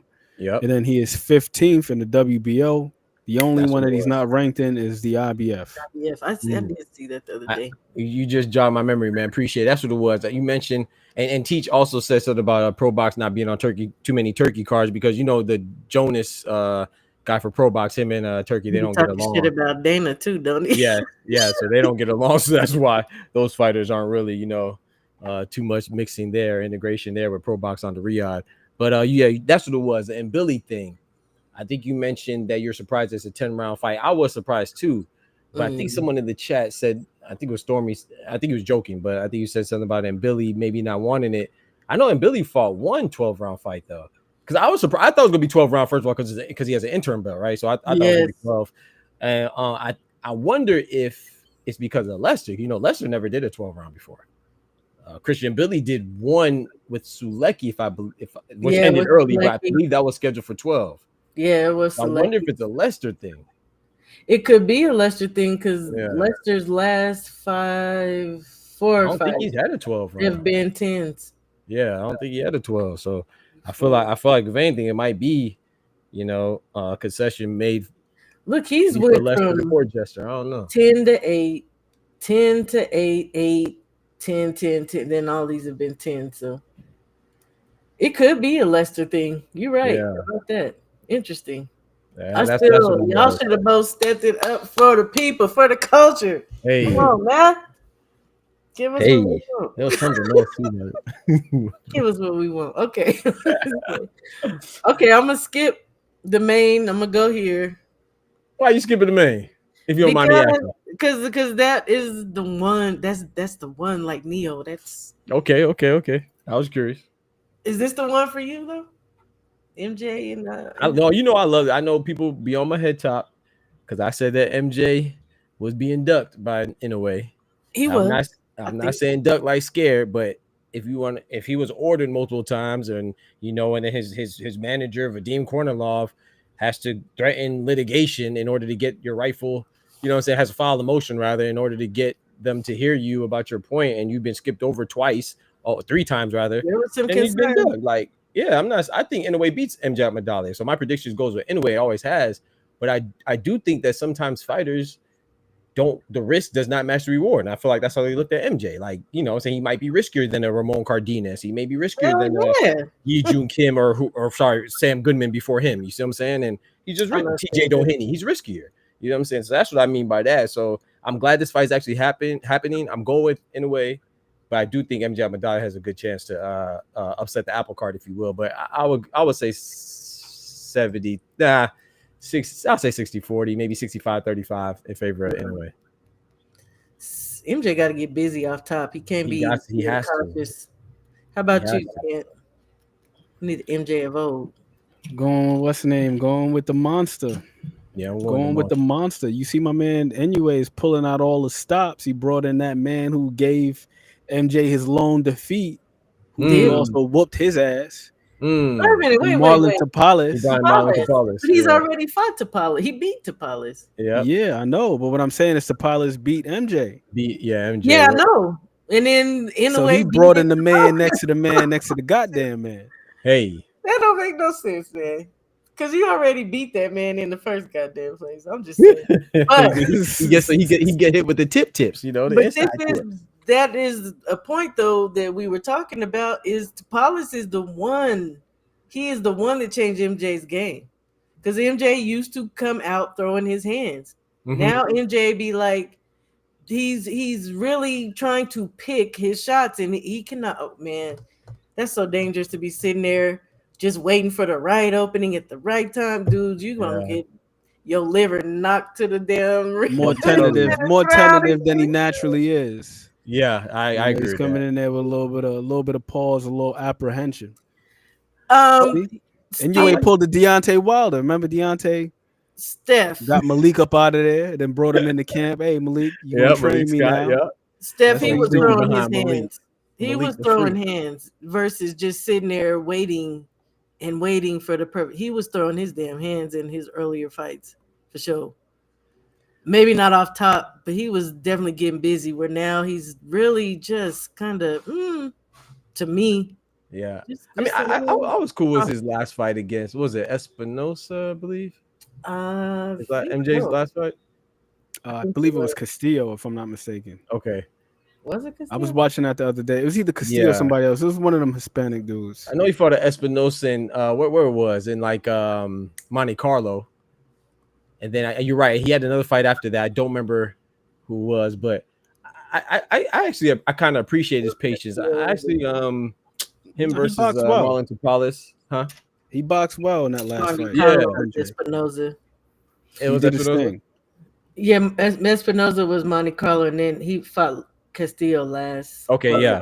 Thank you. Yeah, so I thought the fight with him and Tapales, I didn't think that was that bad. I thought the right person won, but I thought it was a very close fight, and it could have went towards MJ Medaliev. But sometimes I do appreciate when you do make an adjustment and you kind of hopefully it's not too tentative because you don't want to be like that against Inoue. But at the same time, I think somebody just said in the chat, it's like Inoue's been dropped by a lesser. You know, what's so crazy about that too? It's like Abdullah Mason. Right? He's a young bull. He got dropped by a big puncher, and it's like he recovered and stopped him, but people still question his chin. And I like Inoue. You know, there's not much not to like.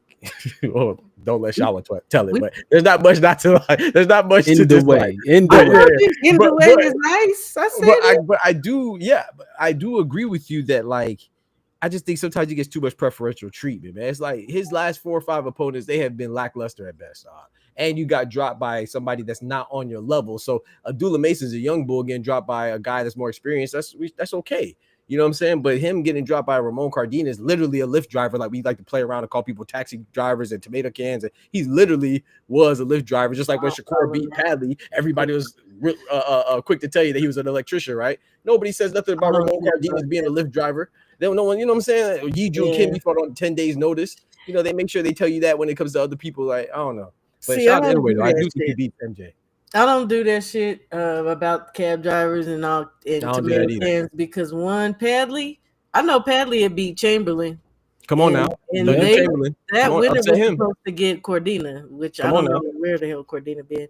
I know Joe Cordina, right? Cordina. And then you seen that fight. You seen that fight that he had after Shakur. He stopped the guy that was 13-0. Yeah, come on now. I like Padley. Josh Padley's like low key pretty solid. Like and he got the phone call for Shakur, like because of what Shawa just said. He's the one. Really, it was like a domino effect, right? Because he beat Mark Thunder Chamberlain, upset him. Mark Thunder Chamberlain was really who they were trying to feed to go get that WBO belt. Exactly. You know, and that's how Denise Berencik ran into that and fought and all that. Y'all know the story, but yeah. So Thunder Chamberlain, that was a huge upset. So I'm not the biggest Shakur fan, but he's a beast. You know, you can't take that away from objective. And then Cardenas, like I mean, I just don't. Look, people gotta pay their fucking bills in between these fights. I'm definitely not mad. But Cardenas came in there looking hella good, and you fucking upset the apple cart by knocking this man down. Like, I'm not mad at these guys that get a shot. You know, Cardenas has an actual record. He was 26-0. To that point you just made, you got to pay your bills in between, and that right there speaks to the reality of boxing. That only a small percentage of guys are able to do this full time. Come on now. Guys and gals, you know what I mean? Like my man, what's his name was doing construction. Joe Smith. Joe Smith was literally a construction worker while boxing. He looks like the dude that knocked out Jaime Munguia was selling insurance. Bruno Sarraz had a job selling insurance. Oh yeah. Yep. Yeah, doing that right hook, boy. Yeah. Look, Orlando Solido, when he was the world champion, he was a literal Uber driver.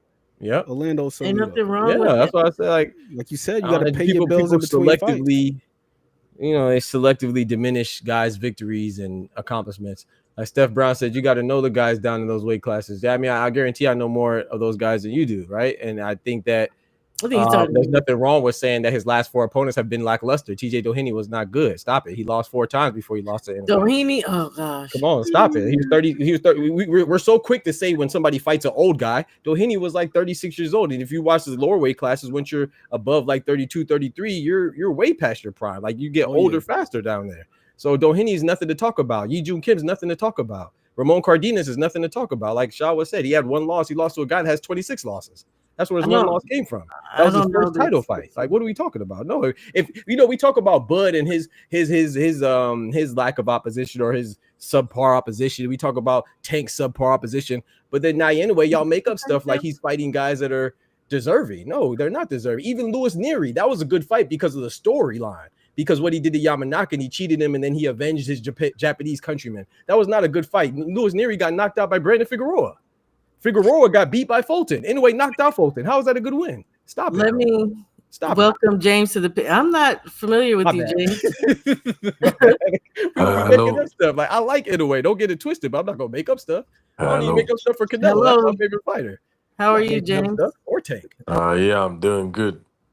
How are? Yeah, I don't think I even saw you say anything in the chat. What's going on? Yeah, I'm a professional boxer from the UK. I'm super middleweight. I'm 5-0. Hey, Blessings to you. Shout out to you. How you doing, family? Welcome to the panel. Yeah, no problem. My surname is actually Crawford, but I'm not related to Terence Crawford. Oh, like the guy that fought yesterday, Travis Crawford. No relation. Yeah. No relation. no relation. James No Crawford. Welcome to the panel, James. Did we say something to trigger you to get up here? What's going on, family? How you doing? No, I haven't heard what you said, but I just wanted to say, yeah, I'm picking Terence Crawford to win by technical knockout in round 11. We over here talking about Inoue and MJ at the moment, but I'm getting there. I'm getting there. Do you have a pick for that particular fight? Inoue, I'm picking Inoue, yeah. Okay. Yeah, they were going off about I was going off. MJ. I apologize. My bad. No, because I was too. chat.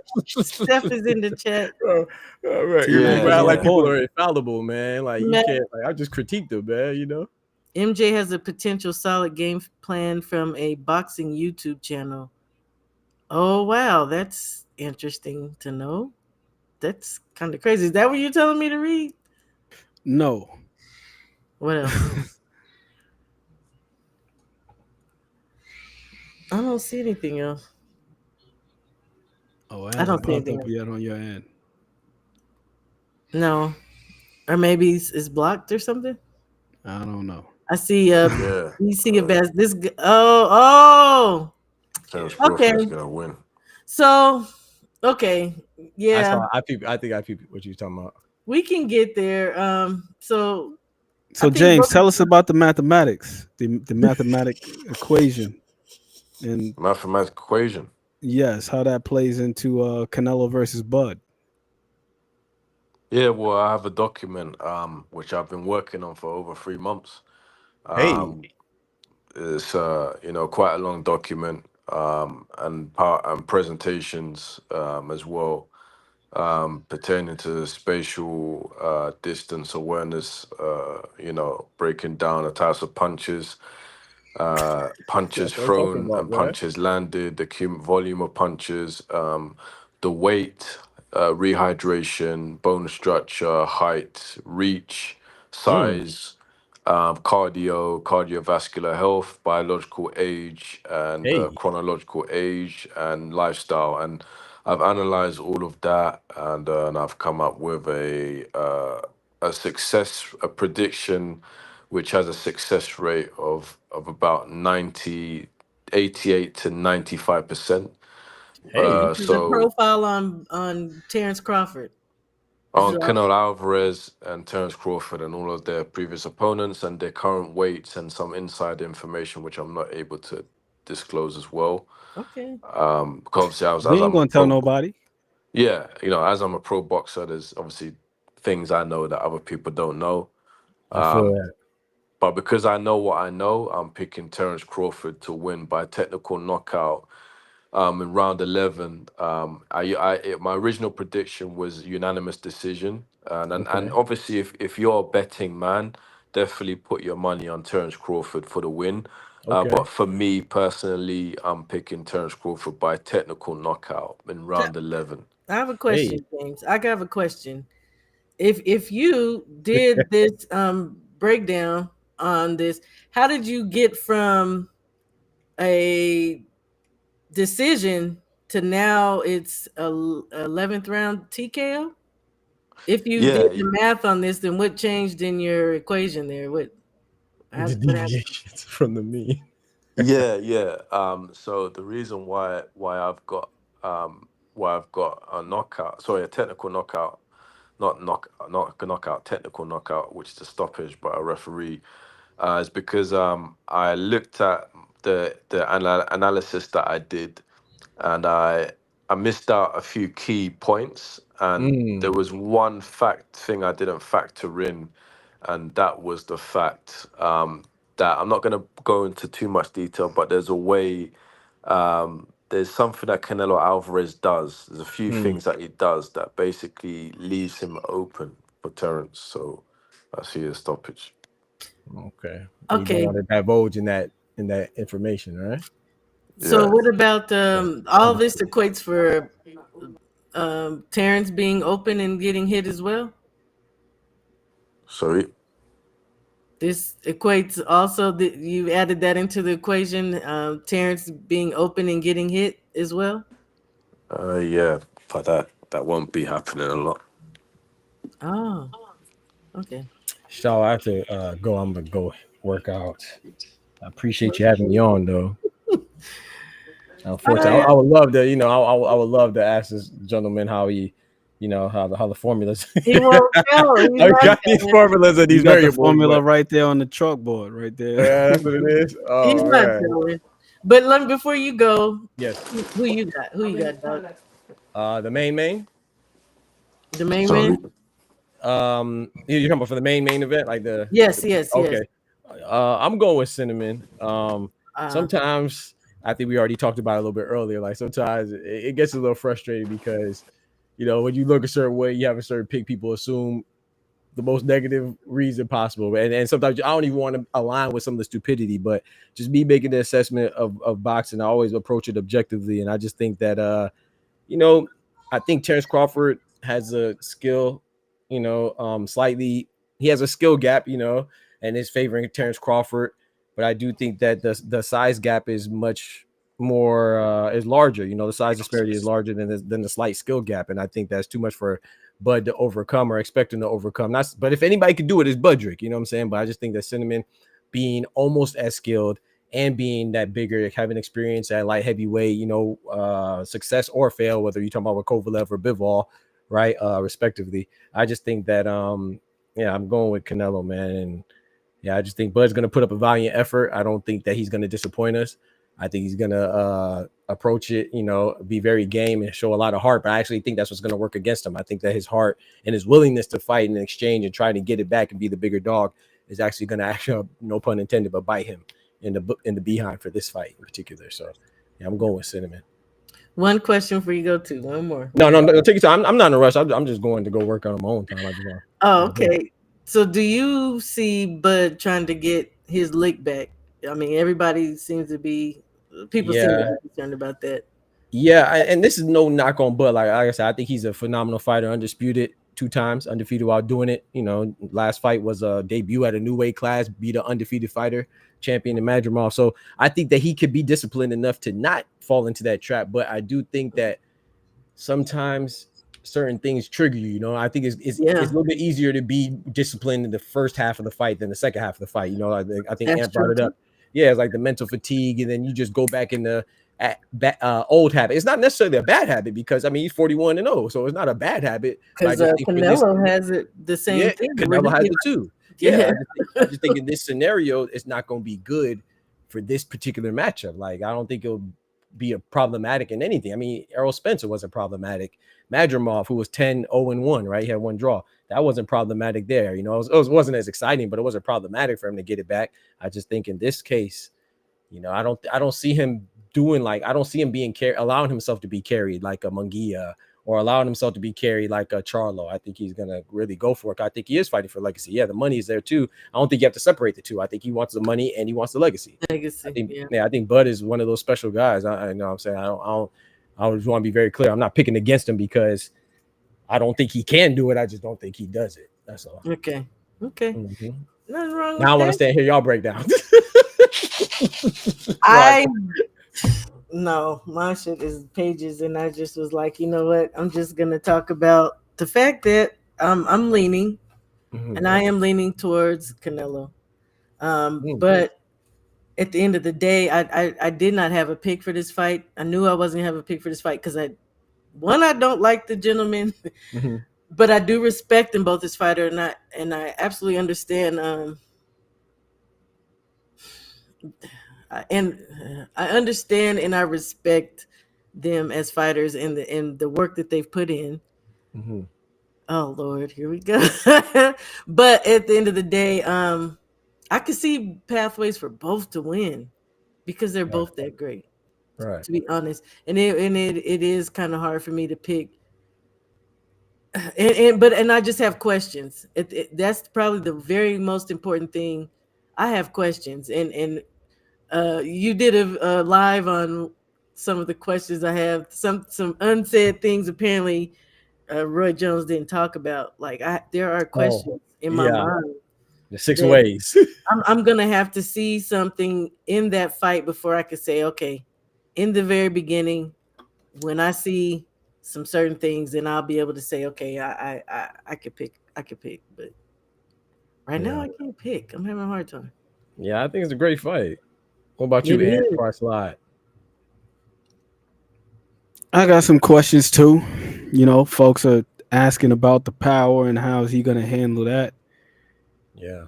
I'm curious about Canelo's mobility. Mm. I think that's gonna get a fix, a bump, if you will. You think so? And now, And will it's it last a long 12 now rounds? that's what I'm curious to see. Yeah. Yeah. Yeah. How long does it last? Because you know I done already sent you the clips of the damn skull fight. I told you I was watching them damn Canelo fights like a crazy crackhead, Bro, and I I was have so been. he was I've been getting I was watching those. so knee mad. He breaks was getting after them. knee He was breaks getting after that right knee breaks. knee. He was getting that right knee massage I was so after mad at after that 3 performance, rounds. man. I think Cinnamon, but like y'all covered it, his complacency is just because he knew that you're not gonna take it from him like But that. So I he don't did. even think it was just a complacency though. You Mm. think it's I just think it's the convenient share? to say that, but I'm looking Mm. at It could be. if I may share with the people. Can share anything. And welcome, Steph Brown. Welcome up to Hold the on, Welcome, let Steph. me Don't you come up here talking about MJ, Steph? What's up, family? What's Oh, that's up? buddy with the What's now up? you What's anyway. up? Eh, What's up, bro? What up, Doc? What up, What up Ant? with it, brother? What's good? Now you go ahead, Ant. My bad. I'll no, go no, ahead. no. You could no go ahead. I'm trying to find this photo real quick. Yeah, go ahead with your rebuttal before I go. You know, I don't want to. I'm sure you have No, a How'd do you rebuttal. not know? go into How'd you MJ. know? How'd you know? Nah, I can't remember what I was even talking about. But like, I think, But Doc. Like, first off, I agree with you, man. Like his last three for me have been dog crap. You know, they're just not Yeah, good. But I was and coming I at it. apologize that if we agree, then my bad if I misunderstood what you said. Go ahead. Right, Go ahead. right, I'm exactly. gonna I use just the came to restroom again. provide clarity. I just came to provide clarity. Yes, sir. Okay, Now what I was coming at it, I was just saying, like, nah, I think his record's pretty good, man. Like he's cleaned up pretty nicely. I agree. Starting from the beginning, he gets he retains with Antonio Neves. Mm-hmm. Then he beats Payano, who's a great at that time. Gets rid of him in one. He battles Manny Rodriguez in two. Gets rid of him. Mm. Jason Maloney, who I'm not a big fan of, is highly ranked. The Australian. Got rid of him, but Okay. he beat Nonito the first time when he thought he lost personally. Uh, I the thought it could have went either way. he gets rid of Fulton the way he did, which I didn't like. Marlon Tapales, that was a That's a unification. great win. That's a great. Yeah, That's that was a that's great win. probably the best one, and then even Neri, who's highly touted and moved up and was a challenge. It's really just Doheny, Kimi, and the Cardenas, and as far as his chin goes, all good and gravy, man. No, Naya was proven to be a fighter to get off the canvas and do greatness, and when I say it like that, man, his hands are just too fast for the guys who he's fighting. And of course, he's got power in both hands, but his hands are just too fast. Like even some of the challenges um, that we try to put him in, like they say Bam, they say another guy like that. I still think his hands are just too fast. And then Mm. with MJ, I'm glad we bring him up. That's overdue. Uh, Come on now. Now you preaching. MJ, Naiu's been calling him out for 2 years, and it's just been crickets. It's just been quiet. Nothing until now, as we finally got it, and now it's going to be promoted by the Japanese, Lumino, or whatever it's called. They're putting it on. He's about to get stopped brutally, bro. The last time I saw him really take off on dudes, that was 2020. That was 2019. Now he's plodding forward. He still has power. He still does what he does, but he's going up against the best. He's getting knocked for sure, and it's overdue. But that's all, man. That's all. You know, I'm a big Naoya guy. He's cool, man. He's I don't think, and check it, like he's not pound for pound number one. Heck no, he's not even close. There's plenty of guys better than him, but he's nice. He's nice. No, so I don't know. Maybe I misrepresented myself. I think he's good. I was just saying the double standards that, and not you individually. I'm talking about us as boxing fans, and not anybody on here. Just speaking in generalities here. I think that I was just saying that his last four specifically. No, not anyway. You, in my personal opinion, bro. I don't care whether you're Devin Haney or you're Gabriela Fedora or you're Usyk or you're Inoue or But. If you're undisputed or Canelo, you're undisputed. Like, that's greatness already. I don't care if I know somebody or I don't know anybody. Like, I do think personnel matters. Don't get me wrong. And being undisputed is not the only way to greatness, but it is an avenue to greatness. So now Inoue being 2 times undisputed and undefeated while doing it, I'd be a fool to say he's not the best. And I slightly disagree. I think you can put him at number 1. For me, it's Bud's number 1. But if you had Inoue, Usyk, or Bud, to me, all 3 of them are interchangeable. They're very similar, all undisputed 2 times and undefeated while doing it. I don't think that any of them are undeserving of a number 1 position. But for me, I just think that people complain about Bud's inactivity. That's what we always hear, right? Bud has 41 fights. So why are we complaining? When we talk about inactivity, we're saying for the lack of fights mostly, right? Right. Do we agree on that? Yeah. And so if you're going to talk about his lack of fights in regards to inactivity, he has more fights than Usyk and Inoue. Who cares when he fought him? He still has 41 fights compared to Usyk's 20-something and Inoue's 30. So I just feel like it's always a double standard, especially when it comes to, like I said, Americans and ones of the darker complexion, Black Americans specifically. Like, that's why I brought up the Abdullah Mason thing. Like, if you're going to get dropped, I think that if you're a young fighter, then it's okay for you to get dropped when you're going against an undefeated power puncher like Johan Vasquez or Gonzalez. I always confuse them. I think Vasquez. I think Gonzalez is the middleweight. So yeah, so you got dropped by a guy who has like an 80-something knockout ratio with the booty haircut. You got the booty haircut, you're knocking shit off. So like, and he knocked him down and he recovered, bro, just like Naya Inoue did against Cardenas. But I just think it's funny that, like, if anybody shouldn't get dropped or anybody shouldn't, okay, this is what I'm saying. Inoue should not be struggling with Cardenas. Inoue should not get dropped by Cardenas. I agree. That's what I'm saying. I agree. Yeah. He's great though. And for that reason, though, Doctor. Okay. Here's the reason. Yeah, we here, man. I'm here, man. we talking about a guy who's in his like 4th or 5th weight class. He started at 108. So for him to be getting dropped at 122, I mean, we just dealing with physics at this point. But we're talking about, it's not the physics, it was the mechanics. Dropping that damn right, chin exposed. But what I'm saying is he's been doing this in that lower weight classes and hasn't been a problem though. It should have been. Guys were hitting him with the same type of shots. They just couldn't put a dent in him. There's no way in hell Inoue should be still making those kind of mistakes this far along in the game, that your chin is in the air and your right hand is down. The uppercut, it's hard to argue. The uppercut could have slid, but that left hook from Neri, hell no. And how did he finish though? He finished it. That's a fact. How did he finish? How did he finish? That's the main thing. It only takes one lapse. You could be doing we were just talking about Justice Huni versus Fabio Wardley. He had a lapse. It was just a moment. But for the majority of the fight, the guy was brilliant. He just had that momentary lapse, and that's all it takes sometimes. Have you heard of Huni since? Ain't nobody screaming for Huni.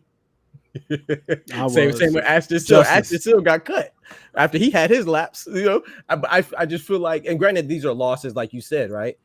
Inoue won, but we've seen guys get in trouble, and it's justified, and we don't give them any slack. You know what I'm saying? Like, Inoue is getting dropped by guys that aren't on his level. Now, I get what you're saying. Like, he's moving up, That was with Louis Neary and Ramon Cardenas. But in my opinion, I agree with Shawa because I've always bet on Junto Nakatani. I can't wait for that fight to happen. And I've said this many times because in a way it's acceptable to that left hand. And what does Junto Nakatani have? He has a thunderous left hand. But Haney, though, come on now. And Haney got hit by a guy that came in overweight PEDs with a left hand, and we act like he's the only person that got hit with a left hook. Brandon Adams beat Bochuk with a left hook. We don't say, oh man, Bochuk, oh, guy has a left hook, so Bochuk's in trouble, or a guy has a left hand, Inoue's in trouble. No one says that stuff. But when it comes to certain type of fighters, I do see it on X though. It depends on where you look. It depends on where you look. You got to show me that, because I do see it on. I do see it on X. People say that Inoue is overrated. He ain't fighting. I don't think he's overrated. I think that's crazy. I see a lot of that. I see a lot of that on X. And I still click some of the people he fought too, man. Again, that was some of the reason why I didn't like him too. But I just don't always go off on Inoue. Right, and and let's be fair too. You know, he's not the only person that. Now he moved up quite a bit now, but he's not the only person that moved up. Smaller but taller, Ryan. Yeah, you feel me? So I just think like I said, I don't want to make. I know I might be sounding like I'm saying the contrary, but I think he's great. Like I said, I think he's 1, 2, or 3, and like what Steph said, you know, what'd you say? You said about his resume, right, and the personality he beat. Yeah, he's wiping out divisions. Nonito Donaire's a legend. Filipino Flash, one of my favorite fighters too, but. Let's be fair too. If that was somebody else, we would say that he fought an old Nonito Donaire. We would say that. We wouldn't say that. People do say that about Inoue. Right. So yeah, I feel like it's not even just Donaire. There's quite a few guys that are a little bit older, right? So and then Joseph Parker, he gets on because he beat an old Deontay Wilder with damn near 50 fights, but he's trash. But he Deontay Wilder's trash, but he was good enough to make two other guys good. That's crazy, bro. Like Deontay Wilder's trash. I've never seen somebody be trash, but catapult two people's careers into being good. No one ever said Joseph Parker was good. Look, don't start that, because then you're gonna make me start talking shit about somebody on this goddamn card, man. Let me be quiet. I just and not even to be on that type of time. I'm just stuff that I observe. You know what I'm saying? I think that, and to bring it back to Inoue, I just feel like hello, Bella. If Bud was getting dropped, I think it would be a problem. That's all I'm saying. I mean, it's a problem that he got wobbled by Gamboa. We hear that every single time. Every time he got fights. Come on now. He got wobbled by Gamboa. He got dropped by Green Beans. Check me out. It's a problem that he didn't stop a guy on his debut that's an undefeated champion. His debut moving up. It's not that nobody really says, oh, Madrimov beat. I mean, some people say that, but not too many people say that Madrimov beat Bud. They say that he didn't look spectacular. Bro, he moved up. It's his debut against an undefeated champion. I don't care if he had 5 fights or 10 fights. Each European. So then why do people assume that moving up 2 weight classes, skipping over 60, that this man is gonna look? I'm just asking questions. I got cinnamon though. I'm with you on that, show. I know you do, but this dude is on steroids. Look at this dude. Look at this dude. Just look at this dude right here. Don't be mad. Don't be mad. Look at this dude. I question it too. I have questioned it, especially right before that damn Fulton fight with the so-called broken hand. Then 2 weeks later, you're ready. Like, come on, Phil. You got to question that shit. Actually, it was like 2 months or something. Stephen Fulton about to fight Inoue. Inoue's hand was broke, but we all heard about the fucking bullshit that was going on with him not wanting to get tested right then. So I'm not gonna act like these things aren't said and don't be happening, man. Like it just is what it is. Let me ask the question though: Did he dodge the test, or did he simply complain? If he complained, they said he threw a fit like a little bitch. But if he still had to take the test and it came back clean, then it came back clean. Yeah, well, 2 months later, if you take the test. I'm just saying. I'm not okay. Now that's different. That's different. Things. We ain't y'all can do what you want. No. That's why I'm asking. If he refused the test, I'm right there with you. If he just merely complained about it, that's all right. You complain. You're well within your right to complain. Hey, Northside Pace, how you doing? Look at Ryan. Talk. We do an X-File investigation. Big Dolph in the building. What's good, bro? I think it's just interesting, man. I didn't mean to hide. I know. I said I was about to leave. Canelo hasn't been stung by. He's fought guys that are bigger than him, so Crawford's punch won't do much. Wait a minute.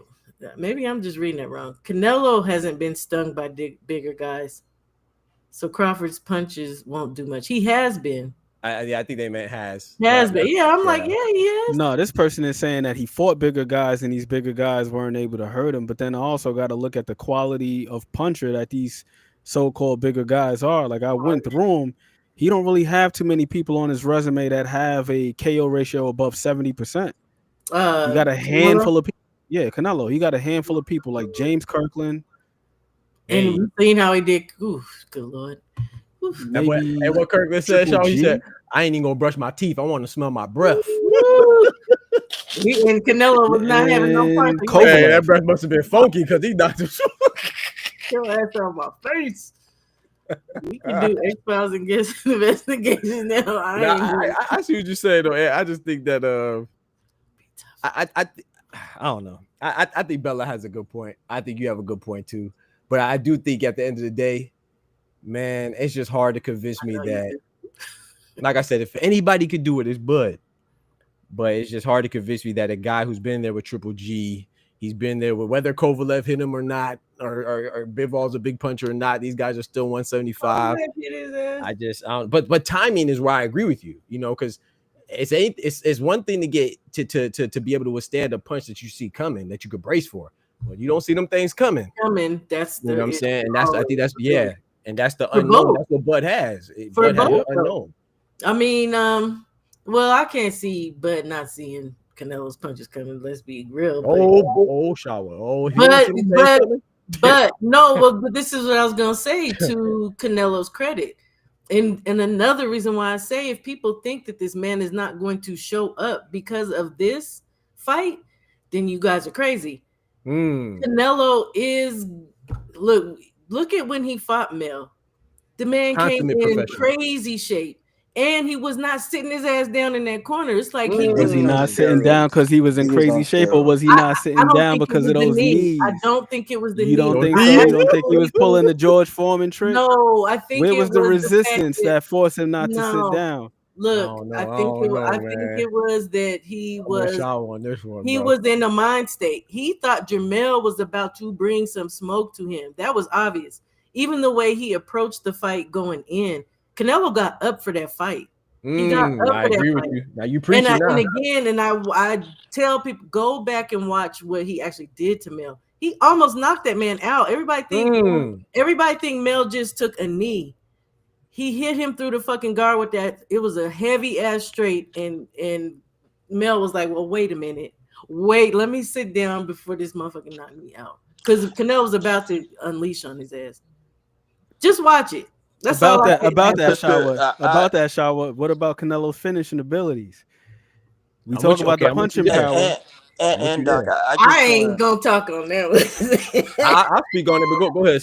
My bad, brother. 61% KO ratio. Mr. Brown, it's Stefan, right? It's Stefan, right? Yeah. Okay, just make sure okay, my bad, bro. Go ahead. Stefan, yeah, we Stefan, got it. Okay, my bad. Yes, Stefan. Okay, make sure. My bad. Stefan.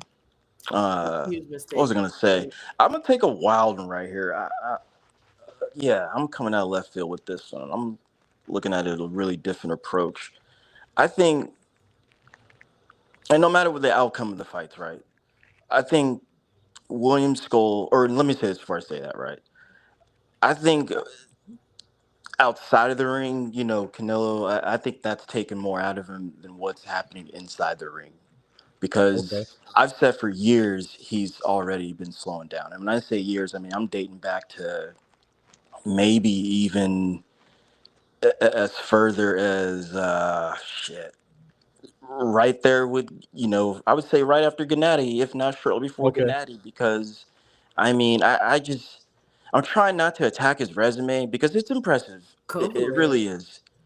But I just don't like how he handled it and how he went up and down. But that's his blessing. But anywho, he's been slowing down, right? But then you think about outside the ring, his popularity, what he brings, his money machine, his whole operation, his concentration is elsewhere. Because I agree. After Gennady, I think William Skull, Berlanga, Munguia, even Jamel Charlo coming up in weight, they're all overrated. because if Oh, wait. yeah, Jamel Hey, overrated? that was spicy right there. Overrated, Let me Jamel. finish. Okay, my bad. I only mean that in a sense because he's coming up in Spicy. weight. Okay. But again, John Ryder, even Caleb Plant, the coulda, woulda, shoulda, it doesn't matter because he beat them. But I think if Canelo was truly concentrated and was even, you can't forget Father Time because you guys keep talking about his knee and whatnot, his injuries, he would have got rid of those guys. Okay. He would have got rid of them. He would have knocked them out. But he's only knocking them down and finishing fights. And Ant keeps talking about his stamina, which is very true. But I said all that to really say this. Now he's fighting Bud Crawford, who is an animal at everything. And I mean, competitive at everything. Everything this man does. It seems, at least what that they provide to show us about the man. He's very competitive, and he's a true steward and doer of the game. Yeah, So, he beat Eddie Hearn in darts. He competitive as hell. and pound for pound, arguably rotating 1 through 3. For all of those reasons, and like I said, I don't want to attack the man's resume. I think Bud is going to beat him easily. I think he's better than him at everything. And then when I try to think about what Canelo's going to bring, and you're right, Shaw, he's going to come. He's going to bring for sure. But you see me, I keep to the best of what he can do with 70 fights. You're right. For sure. You hear me teasing in the background that he's on steroids and whatnot, but he's not. There's nothing he can really do against Bud. He's about to get beat down, man. So, my bad. You done, brother? Anyone can, Quan, then how come nobody's not? Well, maybe Amir Khan's chant, yes, but I don't know. I don't know. About I kind of feel like, to respond to you, I agree with everything you said. Like I said, I'm going with Cinnamon, but I'm not saying that Bud does. I think it's a very close fight. You know what I'm saying? I think I'm just going with Cinnamon. I think everything you said is correct, man. Bud is different. Like what other welterweight would we even believe would have a chance against the first ever and only undisputed super middleweight champion, facing boxer? That's only Bud. So that's the fact that I even think it's debatable is a testament to Bud's greatness, in my personal opinion. You know what I'm saying? So if he wins, absolutely, I think there's a path to victory, multiple paths to victories. But I just think that the larger path is with Cinnamon, man. And there's only one way that's an upset. Canelo beating most people. For most people, let me say that. I mean, Canelo winning is not an upset, and there's a reason for that. You know what I'm saying? So it's like, for most people, it's not an upset. So I think that this is expected because the man if he's the man. Come on, he's the man and he's the bigger man. You know what I'm saying? Like everything is just. I don't know about the bigger. We gonna see.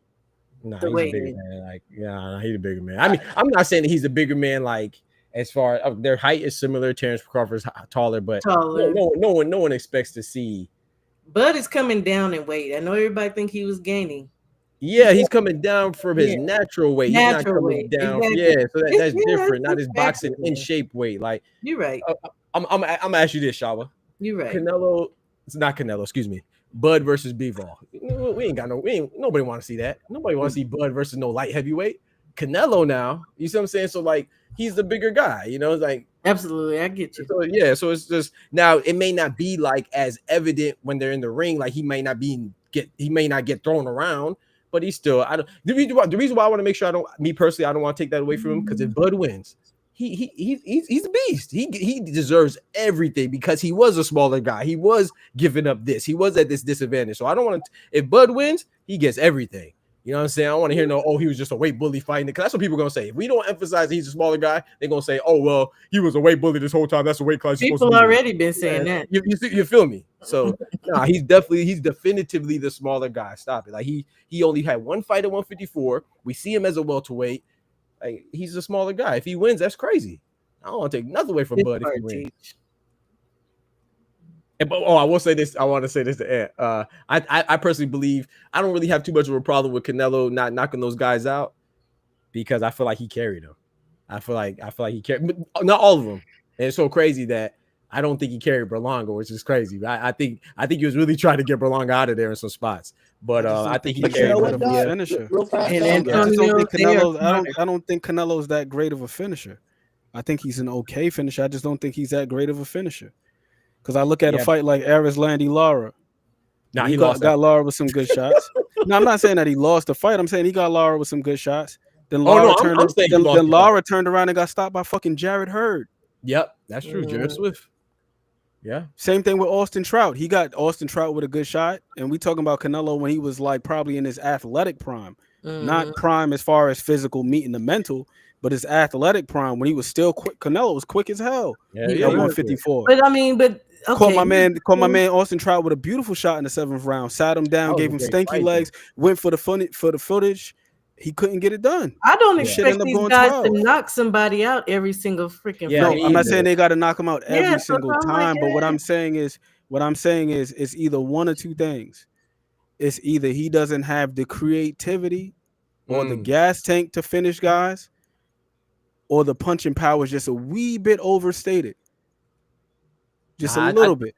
Just a little bit overstated. It's got to be either one or the two, or it's got to be a combination of the two. I just, like I said, I think I know you disagreed already, but I think it's just a complacency thing with Canelo, and it might be back to him being comfortable being the man so long. But I just feel like when you're a veteran, you kind of know when you got it in the bag. That's how I see. I could be making an excuse for him, but the reason why I don't question his power. Go ahead. I'm not just talking about recent times. I'm talking about back to fighting fucking Matthew Hatton. Miguel Cotto. Shane Mosley. Shane Mosley was old as hell when he fought him. Yeah, but Miguel Cotto was faded when he fought him. They're still Shane and Cotto though, man. Like they're still savvy vets, Hall of Famers, you know. I'm and not like saying that they're not, but that's what I'm saying. Like, is it the power is a little overstated, or is it the delivery system? Because we always talk about the man's power like it's like this legendary Julian Jackson type of power. But the KO ratio was only like 60%. Yeah, but I think it's the delivery. More than the power. I don't think the power is to be played with at all. To be honest, that's just my personal opinion. I feel like delivery. You don't drop. Yeah, and the reason why I agree with Shawa is because I would see what you were saying if he wasn't putting these dudes on their back pockets. Like he didn't stop Berlanga, but he put him down. He ain't stopped Munguia, but he put him down. And even with Austin Trout, like you said, he got him hurt. And going into that fight, now tell me, maybe you beg to differ. I looked at that fight. I remember when that fight was called, I didn't want it to happen because I thought it was too premature. I was like, man, both these guys are undefeated. I feel like it can happen. I'm a marinate type of brother. I want stuff to marinate a little bit more. I know a lot of people don't like that, but I wanted that to marinate a little more. But because it happened, when it happened, I thought Austin Trout was a more skilled guy. So I more so attribute that to him being the highly skilled guy with him surviving. You know what I'm saying? I don't really look at it as much as like, oh, Canelo didn't do what he was supposed to do. I mean, maybe you do, and maybe we just differ on that. So no, I'm not saying that he's supposed to do this. I'm not saying that he's supposed to do this. I'm just saying based on reputation. And when we talk about Canelo, it's like the power. Like you just can't afford to get touched by this guy. Facts. Otherwise, you just disintegrate. But look what Ryan's saying. Yeah, but then you also have to add the full context to what Bivol said. He said that Beterbiev has more power than Canelo, but Canelo loads up with every shot. He said Canelo loads up. He says Beterbiev does not load up. He says like everything that Beterbiev throws is hard. That goes back to what I was saying about having natural power and utilizing the correct form and delivering versus loading up some of your shots and you already have power. So okay. That would be I think that I disagree. I think that Canelo, I kind of lean towards what Ryan is saying because I feel not necessarily about quoting it, you know, but about like if there's I couldn't tell you besides Skull. Okay, I'm about to lie. I couldn't tell you a time where he didn't get a guy in trouble besides Skull.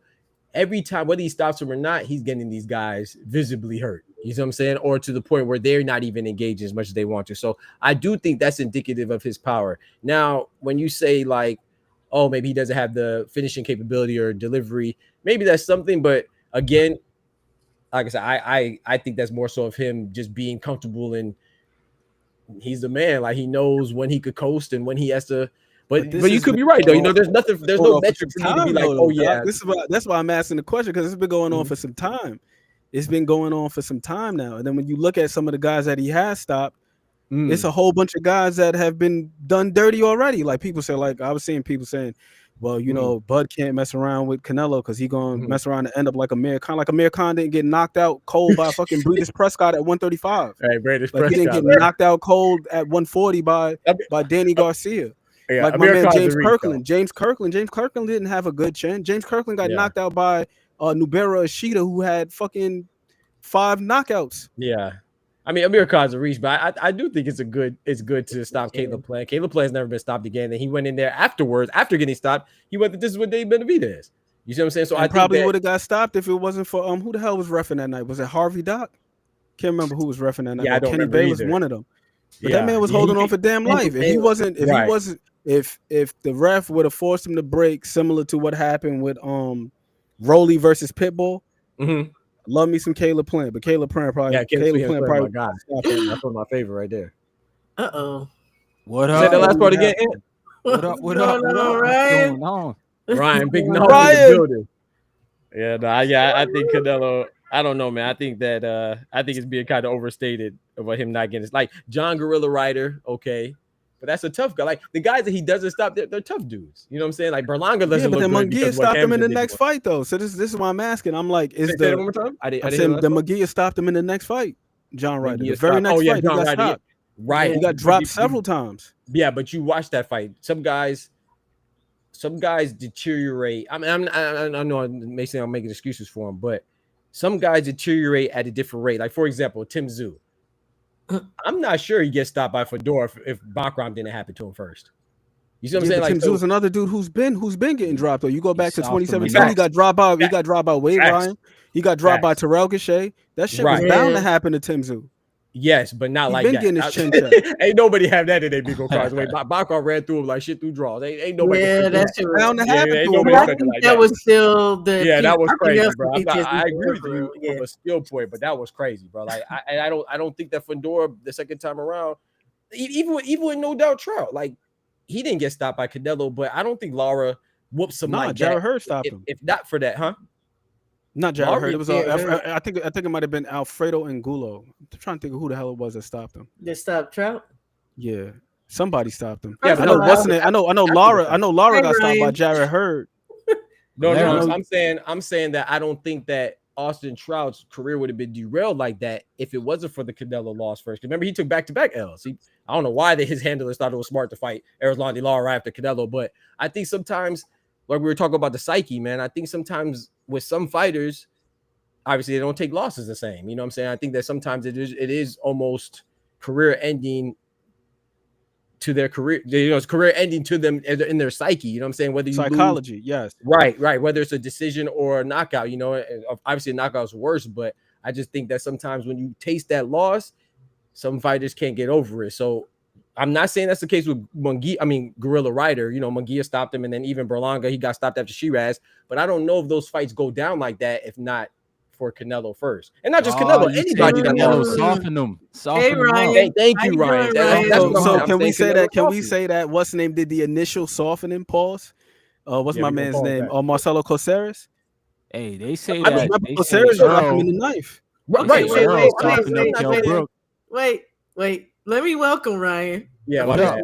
Hey, Ryan. And then thank you, Shawa. Y'all battling up here. No, I like this conversation. I love it. I'm just saying, y'all. Yeah, I'm good. I'm good. Go ahead. I'm sorry. Go ahead. It's okay. It's okay. Hey, Steph is here, Ryan. When these dudes get hit by Canelo, some of them be running. We can't come on now. We can't front. We saw the big Charlo do that. We saw William Skull. He didn't even want a taste of that. He was like, hell no. I agree. But Berlanga, he was just trying to survive after he got chin checked. That's what that was about. Hey, I'm what saying, it is. Look, I said that earlier.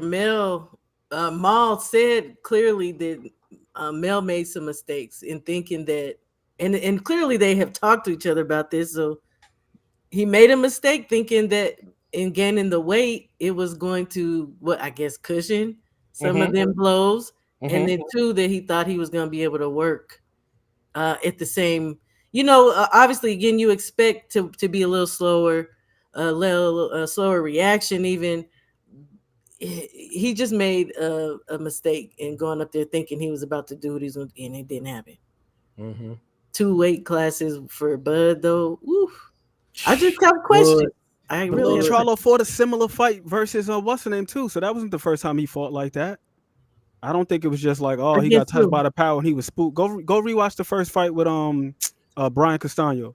That man was skating around the damn ring the whole fight. I thought he lost that fight too. Yeah. Some people thought that. I mean, I don't think he lost weight class or no weight class. What I'm saying is, irrespective of the class that he was fighting in, he fought a similar fight.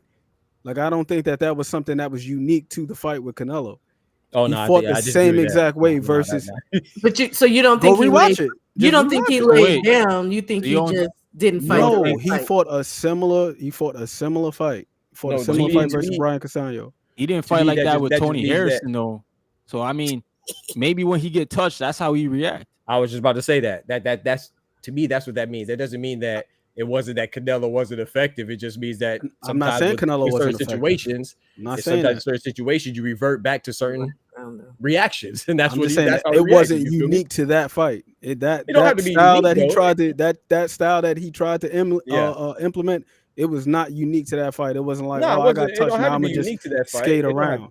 It don't have to be unique to skate around, but it is indicative of you not wanting to engage anymore. So that's all that matters. You know what I'm saying? It don't have to be the first time you do something, right? It just means that it was a small sample size, but clearly before he got dropped, he was more prone to engage. He was more prone to exchange with Canelo, right? Yeah. So it wasn't like he entered. Oh, wait, okay. So maybe are you saying that was his game plan initially? Like he wanted to approach the fight like that? Yeah, similar to Castano. Before he even got punched, he was seeding real estate. He's backing up and moving around the ring before he even got touched. It seemed like you could say no, just watch it. That's what I'm saying. I'm gonna go watch it again. I'm gonna go watch it. No, man. You coming in. He backed off and then he just skated around the perimeter of the ring before he got hit with anything of significance. I'm like, what the hell is he doing? Like similar to what's my man's name? And I knew that fight was gonna play out like that. The South African cat, Cafu, the one that just fought Bam Rodriguez. Cafu fought Bam Rodriguez. Giving up ground. Go watch the fight that he had with LeBronza. He implemented the same damn tactic where he went to the corners and he lived there almost exclusively. Right. He was moving from corner to corner to corner to corner, and it seemed like he was just trying to get the guy to overextend and maybe catch him with something. And I'm thinking maybe that's what Jamel Charles was trying to do. Maybe he was trying to set a trap. Maybe I'll go back and watch it. I don't know what the hell he was trying to do. I don't remember it like that. I remember him getting hit with that act right. I'm like, Mel, what are you doing? Yeah, I remember him getting hit with that act right. I didn't get the feeling that Jamel Charlo was trying to win after that. I don't. But like I said, I'm gonna go back and watch it. I haven't watched it recently, so I'll go back and watch it again, and maybe I'll have a different opinion on it. But Castano 1 or 2. I don't know, man. The first one. Derek James, he didn't sound like that was the game plan. He was telling that man to punch. Yeah, Derek James is also telling Frank to stay up off them ropes too. Yeah, he was. That's what I'm saying. James was gonna be listening. Derek James was pissed at Jamel after that. Yeah, he looked him upside his head at that post. Like, who the hell are you? You was I don't think that was part of the plan, man. I think that was very reactive. Yeah, but I'm gonna go back and watch it. Like I said, I'm gonna go back and watch it. I'm gonna watch it. Yeah, hey, some of these fighters don't be listening, man. You see the way what's the name is about to bust a damn blood vessel. Prentice Brewer screaming on what's my man's name? Coach Prentice alone. That Tiger Johnson. Tiger Johnson versus Boca Chica. Yeah. He was cursing on live TV. You gotta let your fucking hands go, my nigga. He was hot. He was. You know what's funny is Prentice Brewer does do that, but why the hell did Top Rank think that it was a good idea to have the camera focused on this man for that whole match? I thought that was the weirdest shit. I'm like, why are y'all doing it? The coach camera, right? That's how Brewer talk. Like, leave that man. Let him be. Let these coaches coach. Yeah. They be invading people's privacy on that. And Tiger's hard headed in some fights. Yeah, I'm not convinced with him, Shaw. I ain't gonna lie. A lot of people ain't. I'm not convinced with Delonte. I think he has mental health things going on. So he's kind of hot and cold, in my opinion. But he still was not listening. That man At told all. him exactly what to do. He went out there and started, and then he was like, "Nah, fuck that. I'm gonna just do it." I was just Yeah. He had Prentice Prentice lost Brewer his shit. hot He in the was like, corner. Prentice was cussing his ass off in the corner. I was crying. I was like, yeah, this man is not listening. And like to your point, Shaw, everything that he was telling him was sound advice. You buzzed the man. The guy's legs were al dente. He's hurt. Why are you not stepping to this man? Look, I'm trying to look up Castano versus. Oh, the first one. Yeah, The first Alicia. one. Watch the first one. Alicia had Derek James had Hey, Jennifer Miranda was undefeated too. So I got to cut him some slack. But yeah, she didn't look. It wasn't the best performance Against her last fight. Yeah, I no, and you know what oh boy, no, you know what I really didn't like. I feel like he changed her style. Derek James. He did. She looks more like a boxer than a slick fighter. Like her head, she just looked uncomfortable. I was like, and I never seen Alicia with that much damage to her face ever. Look at. She going on. She going in. She going in. Yep. But yeah, I appreciate you having me, man. Dope discussion. Shout out to Stephon Brown, Big North, and McQueen. Yes, sir. The Queen Shower. Shout out. I appreciate you having me on. Derek James said Alicia's like garbage. Yes, man. Yeah. Sucks for the Ryan situation because Derek James had a good game plan against Devin. Yeah, but Ryan sucks. Never mind. What up? I can't leave. I'm trying to leave. Oh, there you go. Okay. Y'all be easy. God bless. My bad. Blessings. Thank you for coming up, Doc. I appreciate you. Nah, thank you.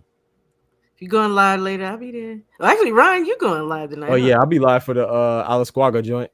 I'll be live tomorrow night. We do tomorrow. It's tomorrow for the betting show. Meet me. I'm being there. Man, speaking of coaches and the ladies, Alicia should have went to go see your pops, Ryan. Your pops was coaching his ass off versus Shadeja Green. That damn Melinda Wapu fight, man. Your father does Wapu? I like Wapu. Yo, Wapu was getting busy versus Shadeja Green. I ain't gonna lie. Yeah, I was like, damn. She gave her work, man. I thought she we gave pulled her it good off, work. but Better than Savannah Marshall. Yeah, no disrespect to Savannah, but that's supposed to be the next fight, Savannah Marshall. In Wapu? And Melinda, yeah. Well, we took step aside so that they could fight. Because Melinda was the IBF contender for Savannah Marshall. did not look good in her last fight. She didn't look like herself. I did a video on that. I don't know what's going on with Savannah. Maybe I thought maybe because she went to the PFL or whatever and just came back. But that shouldn't be. How long has it been since she boxed before that? Her last bout? 2 years, was it? Oh, maybe then she would. I think it was Clarissa was her last belt. Yeah, but I mean, even her approach, like the way she usually approaches, her she kind of reminds me of a female Fury, like in her approach to step into a fighter. Just everything just looked off. I was like, what the hell's this? Ain't Savannah. What is this? Look, I like Wapu though. She's straight. She got some good skills. Good. I liked her timing a lot in the fight with what's her name? Because when the fight first started, I was like, man, she looked kind of stiff. She looked kind of stiff, but then as the fight progressed, I was like, damn, she got really good timing. She was landing some really good counters. And another thing that I really liked about her performance, this is something you don't always see with fighters. When Shadeja Green pulled straight out, she followed her out the back door. I was like, yes. He that enjoys pisses me being off doubted. to no end. One thing Mark, you and I have covered Terrence Crawford for a long time. Where did We that know him come very from? well. Steph, you done came on and brought the hell. You brought holy hell, what you know? Steph. Uh-oh. Hello. Wait a minute now. Can you hear me? I can hear you. And shout out to Thomas Hill. For sure. T Hill. In the bizzle. Now I was trying to show your thing, your share, but it won't. No, I was that's Fidelity. Hey, look. I was gonna say it wasn't that long of a time for Savannah Marshall. Remember, she fought what's the old girl from Baltimore? the one who hair came off that one that Oh, you're right. Oh, Franchon Cruz. Yeah, Franchon Cruz. That's who she last fought before she went on her hiatus. You're right. So wait a minute, I'm trying to look up. I be calling that woman Savannah, and I be messing up her name. I'm typing Savannah Marshall. Horrible Savannah. Yeah, man. Congratulations to your pops. He had her on point in that fight. Yeah, it was 2 years though. He's right. It was 2 years and 10 damn days. Yeah, so she was a little rusty. Her timing wasn't there, man. It wasn't just the timing though. Her whole game was like different. Yeah, it looked like she was used to grappling, man. And to be honest with you, when she's on point, man, she's doing a lot of like sly stuff in the ring, close quarters. So I just think she needs to get her feet back wet in the ring. Problem is that she's got such a status, she ain't gonna be able to take no. She gonna go the Errol Spence route. She gonna take big time fights. You know. You said she is or she's not going to? No, I believe she will. I think that she don't want to come back and fight people that she's overmatched with. She's overmatching, so I think she'll come in and try to. I mean, honestly, to be 100% with you. Women ain't even got enough people to be outmatched in these, especially. Well, some of them are though. Some of them, you know, like say for instance that time that Senicia Estrada got up in the ring and threw that 6-piece combo, had old girl laid out. Yeah, but again, we're talking about divisions, and then women, when you start talking about little itty bitties like Tanisha, then there's loaded with women. But when you get up to Savannah, welter and up, like the numbers just start decreasing as far as viable opponents. For sure, and I think the number of talent also decreases. But I mean, we could be wrong. I think that her next fight, I wouldn't mind it being against Franchon, getting that rematch. You know, ultimately, I see Clarissa only really being challenged by a couple of fighters, and Savannah Marshall's on that short list of fighters that would be able to challenge her, but she can't come in the ring looking like she did that one night. I thought that was a great fight, though. I mean, Clarissa just is a dog. Oh no! That fight was great. I'm talking about her last fight. She can't come in the ring like that. Oh no, against Clarissa. She can't come in that like against Wapu. She about to get look. She about to get beat. Yeah, I thought she lost that fight against Cruz. She did. Yeah. Oh, against Franchon Cruz? Nah, Franchon Cruz, her last fight. She lost. Oh my god. I thought she lost. That was bad. I thought it was bad. I didn't think she looked good at all. But I'm not a fan of Franchon as a fighter. I don't like that looping. She lost to Shadeja too. Well, she should have. I blame Shadeja. Shadeja did not step back, did not give herself enough space to work like she should have. But why all the hugging? I'm not a fan of Shadeja. I mean, not Shadeja, of Franchon. But I will say this about Franchon in that fight with Shadeja. That was her first fight with a new coach, I believe. And I give her credit. She was throwing straight shots, finally. But she's been back to that ugly ass. Yeah, but that lasted for how long though? Shaw's like after the damn third round, she went back to just barroom brawling, windmilling and smothering. Windmilling and barroom brawling, like smothering. Yeah. I'm not a fan. Good I don't ever want to see Shout out to her fight. hard-headed diva. You know who I do want to see come back though, but I feel funny about it is Gabriel's Hannah. I really would like to see that match again. I would love to see Hannah come back. That chick can box. She really can, and she's tough. She's tough as nails. Yeah, she put Clarissa on her pockets, right? Only one. The only person to do that. Only one, but I would have liked to see her in the mix with some of these other women too. It's like, what the hell? Yeah. I'm waiting to see Carolyn Vera again. I like Carolyn Vera. I like her style. I'm waiting to see what the hell happened with Lauren. Yeah. I can't believe she allowed Michaela Mayer to get away off supposedly off of some money. He should have just went in there and beat Michaela. Come on now. I like Lauren Price, man. I love Lauren Price. Yeah, I think that first fight with her, she really took her mind away. I mean, she was done dirty in that fight. Who? Lauren? Yeah, isn't that the one who was dumped some paint or some No, stuff? that's Sandy Ryan. She just Oh, fought. Sandy Ryan, yeah. She just fought last weekend. Oh my God, she looked like a monster. And then in the end, she even got to bullying, but all across the shoulders, like she's huge. I was like, God dang, that jab. Sandy Your on a girl Sky mission. been putting the bully down. Your girl Sky, big bad Sky. You know what? I don't like Sky. What are you saying? Sky to move down in weight and start She a putting weight hands on bully people. for real, man.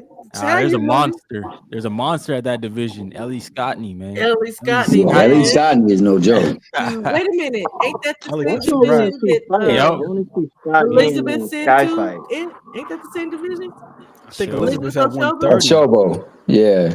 Ellie Scotty's at 130. Is Scottney at 130? I thought she was 26. So maybe Oshoba's above. So Oshoba's but I want to see her in Sky fight though. She beats the brakes off Sky, man. Either way, Scottney whooping that ass. Scottney's too. She Scottney's got dog, whooping that. man. I like Scottney. Ooh, good lord. Yeah, Ellie, Scottney is no joke, but man. you know why? Because she's in the same goddamn camp as freaking our other girl, Carolyn Dubois. Same trainer. Yeah, the McQuiggan. Yeah, there's a connection right there. Ellie Scottney's a bad I mofo. want to see Carla Marino back in the ring. I like her style so much. Let me see. There's something about some of them Argentinian fighters, like when they smooth, like they're super duper smooth. Like Sergio Martinez, Nicoloni Lochi. Like I like the way that what's her name fights. She got like such a smooth style. I wanted to see a little bit more action in that fight versus Mizuki, Haruta, but it was a proper dust up, as they say in the UK. I liked the way it played out. It was a very technical fight, but I wanted to see a little bit more action. Yeah, I didn't Neither think one of them Mizuki crossed the did that line. fight. It was so technical to a point where it's like neither one was making any type of mistake. It's like, damn, there's nothing to really capitalize on. Somebody got to dog it out at some point. But I wasn't mad at it though. I was like, yo, this is. Now look, Ashoba's her second to last fight was at 40. The fight before that was at 26, but then the last fight was at 30. So she's floating around. But Ellie Scottney, I forgot. She is. I'm looking at Elizabeth right now. 30, 30, yeah, 30, 40, but most of them have been at 126. Super banner. Yeah, Ellie's at shit. Ellie's at 1. She came in 121 her last one. God, that girl can box her ass off, man. Shout out to her. Fucking undisputed. Yep. What's that school teacher's name that put the smack down a couple months ago? That was a couple of weeks. That was a couple weeks ago. Shit. She got beat before that fight. In my opinion, she won. Yeah, the one that was on Pro Box. Yeah, look, all we gotta do is look up a bass. My lord, the way she put the press, like she fought with so much urgency. That was one of the best pressure fighting performances of the year for me. She was badass. I mean, that was on some Amanda Serrano type shit. That shit looked like a nightmare. It looked like a bad dream. Like everywhere homegirl went, she was on her ass. She tried to swim out. She's throwing a hook where she's going.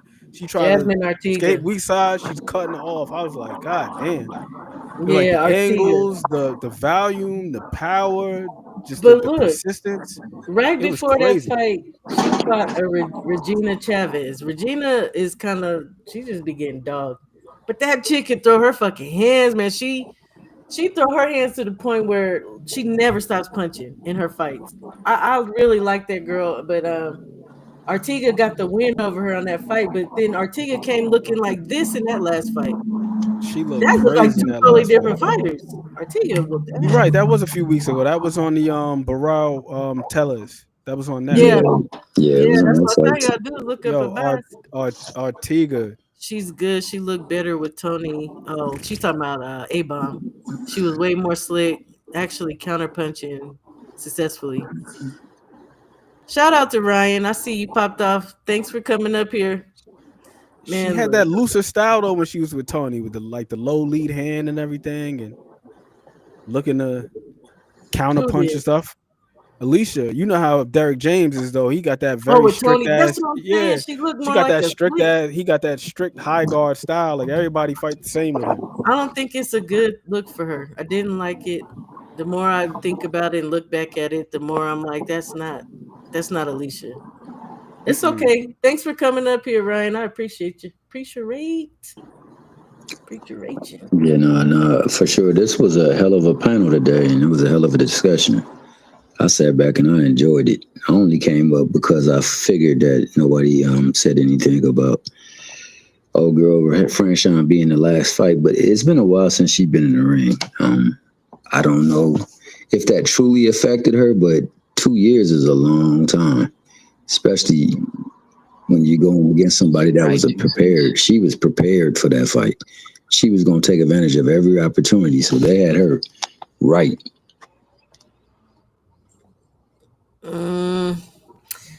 I don't know. Like I said, if I never see Franchon, and it's no disrespect to her, but I don't Oh, want to see her. no, not Franchon. I'm talking about Marshall, Savannah, that fight when she was out for a while.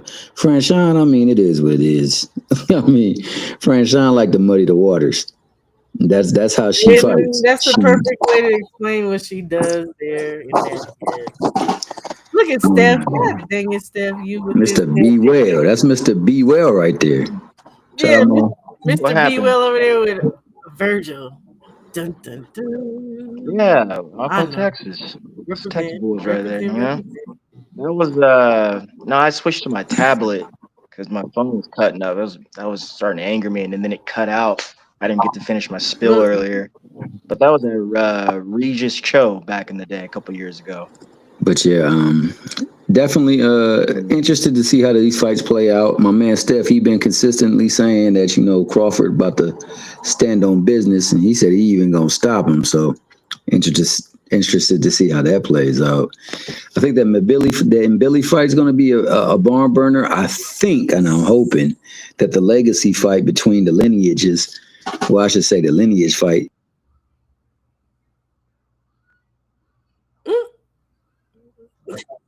What happened there, Mr. Chairman? Man, my phone.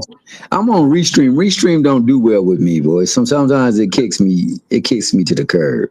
And then on top of that, I made a corny joke to Shawa she didn't appreciate too. So I think she put me in the back too, gave me that timeout, fella. I never do that. Yeah. Restream trips the phone. Yeah, the Restream trips with my phone at times, my Android. But what I was saying was, I think that that lineage fight, not legacy, but the lineage fight between McCallum and I'm sorry, Callum Smith and You mean Callum Walsh? I'm sorry, Fernando Vargas Jr. and Callum Walsh. I think that fight right there, because they're fighting for their namesakes, is going to be a very, very brutal fight. I think and to be honest, Vargas, he likes to slug. He definitely likes to slug. And if you know the Walsh, yeah, the Washes, they dang sure bang. So it's going to be gruesome for as long as it lasts. Look, y'all, if this looks the way it does, like you saying, Thomas, I will come back and I will cop deuces. I think he's about to get murked. Yeah. Vargas. It might not look good for my man, but it could be good for him if he puts on a hell of a performance, because he still has the name, and no matter what, the name carries a little bit of clout. So hopefully he go up in there and he show himself well, especially with them elevating it to the co-main or the fight before the main. It's the co-main? I'm sorry. No. The fight before the main. I'm sorry. The fight before the main. They elevated it over the Mbilli Martinez fight. So that fight. It's the co-main. It's the co-main. You're right. Yeah. Yeah, well, like I said, you got to scope. Like they're not dumb. Like they want to make sure they bring views to it. Callum Walsh is somebody that the country get behind. Out there, they support their fighters. And on top of that, he fighting a Mexican fighter. So if it's an American or a Mexican fighter, The nationality thing. yeah, they really show up in droves, whether it's at the stadium or on TV shows, the TV circuit. So they gonna be tuned in. The Irish, they gonna travel. They Yeah, gonna travel for their boys. Believe for it. sure, for sure. So I think that they looked at that and said schematically this makes more sense, and I'm not mad at them. If I know Fernando like I've seen him fight, he likes to bang, and like I said, my man Walsh, he damn sure gonna go up in there and bang. So it's gonna be fireworks for as long as they got the lighter and them what you call those wicks. As long as that bad boy can be lit, it's gonna be some fireworks popping off. You never have to apologize for talking too much, Doc. Shout out to you. Got mad love for you, brother. Brother. Yeah, man, we was glad you and Ryan popped up on here. And McQueen is a mainstay, so he definitely gonna show Anybody up. can be the mainstay. I don't have no qualms with nobody unless Oh, my bad. I didn't mean to say it that way. See, again, I'm about to get put up in the corner. because you don't click the link, Mr. Always telling somebody click the link. My Hey, family's open to everybody. I even had old Bella Faith up here one time, but I think she was on her phone. Restream don't like phones. hey, now they don't like my phone. I'll tell you that right now. But hey, shout out to everybody clicking the link. Everybody is welcome. Absolutely, every time. Unless you are just on some BS, like I say, or if I don't know you, because I've seen some. But I let James up here, and James brought down his calculation. Look, shout out to Oh, James. shout out to James. Yeah, shout out to James. James is I did wilding. recognize the voice after a while, y'all. I was like, oh, yeah. But yeah, I gotta go on and make a run. Always a I pleasure. need to get off of here. Thank you for I coming. know you need to get off there. I know the Pterosaurus Rex. She woke up and she started letting loose, letting know like, hey, where you at? You need to be by my side. She ain't looking for me. The She dog ready. was over there having nightmares. Dog was over there. Me too, man. My household be busy, y'all. It just is what it is. I'm Hey, glad that people be rocking with me. household was doing what black people What do. it I does. like that. So Look, we black always people- hear your people in the background too, so I know I you know know, what I'm talking about. sometimes black people do black people things, and you can't We stop it. The live in dog it. included. Yeah. Look, we ain't stiff. We ain't no stiffs up here. We live. That's what's People up. gotta eat. Dogs gotta dream and all that. The pterodactyls gotta screech. Hey, But on that note, a tremendous show, a tremendous platform, a tremendous panel today, and always great conversation in the chat. You guys fantastic job, and I'm gonna be out. Shalom, T Hill. One TH to another. All right, Mr. Chairman. Steph, I Yeah. know you was going through it today, and then everybody got on and wanted to talk. Did you get your shit off? Because I always got time for you to get your shit off. Yeah, I guess I did. I mean, you know, uh, yeah, I like what everyone had to say and had thus far throughout this whole buildup of this fight of the century. So I ain't got no beef. Um, I think all those things are advantages. And yeah, I'm going down this hill. I just think Bud is just a better player at this point in their respective careers. Yeah. Um, it may have a trick or two. Not may, he will have a trick Who, or two Bud? for this guy. Hell yeah. Yeah, he's better than him. And everyone, I don't know. Everyone's like take sounds the same to me. It's like he's just gonna overpower him and knock him out. All right. Well, No, I we'll see. told you well, my real true concern for this, because it's the hole that I see with Bud that's just glaring, is again and it ain't about him like getting his licks back, but when Bud is getting off, he's open, and we've seen him get hit in them instances, right? So again, when I asked the question about will he be able to sustain the power of them shots, can he catch him in between him throwing his shit? That's really what I'm, you know, we're gonna, I'm glad you say that though, because it's funny, and this is why I wasn't trying to go at Canelo's resume earlier, because I went back and watched both men's a lot of their fights. I went back to some Mayweather undercards with and just pretty much watched the evolution of Canelo and how he fights and what's changed up to this point. Same thing with Crawford. Crawford has just talking about his positivity and advantage right now. He's morphed into a, or let me just address what you just said with that. Um, I was watching who was that, Israel, when him and or not even just that fight. Most times when people are trading with Bud, they usually back off. Shao. I noticed that trend, if not already, if they haven't already been knocked out. And also, what I notice about when he's trading with people, he's one of those elite fighters who be looking at his opponent in the face while he's doing it. And he's been, he's getting hit too. But I notice when he's looking at the opponent, they're backing off, ducking, getting on the, high guard and low guard, and they're like, shit, okay, whoa, Steph. whoa, Look, whoa, whoa. before you go any further, I gotta insert this here then and ask you this question. So you're talking about him trading and people backing off, but if we take into account what Bomac said, this man has been, and don't get upset when I say this. This is just questions. If he's been cutting majorly, and he's doing that to them then, but now he's moving up again. You're skipping 160 to another weight class of a man who's been there and up and back down. Does that have the same effect on Canelo? And we know Bud is strong. We know Bud is quick. But does that his power carry to hurt Canelo? I think yes. To answer your question, yes, because you see, I come from that cloth where whatever he's trying to do to him on whatever his plan, talking Mhm. about Bud to win this fight or get him out of there per se, he has to set it up.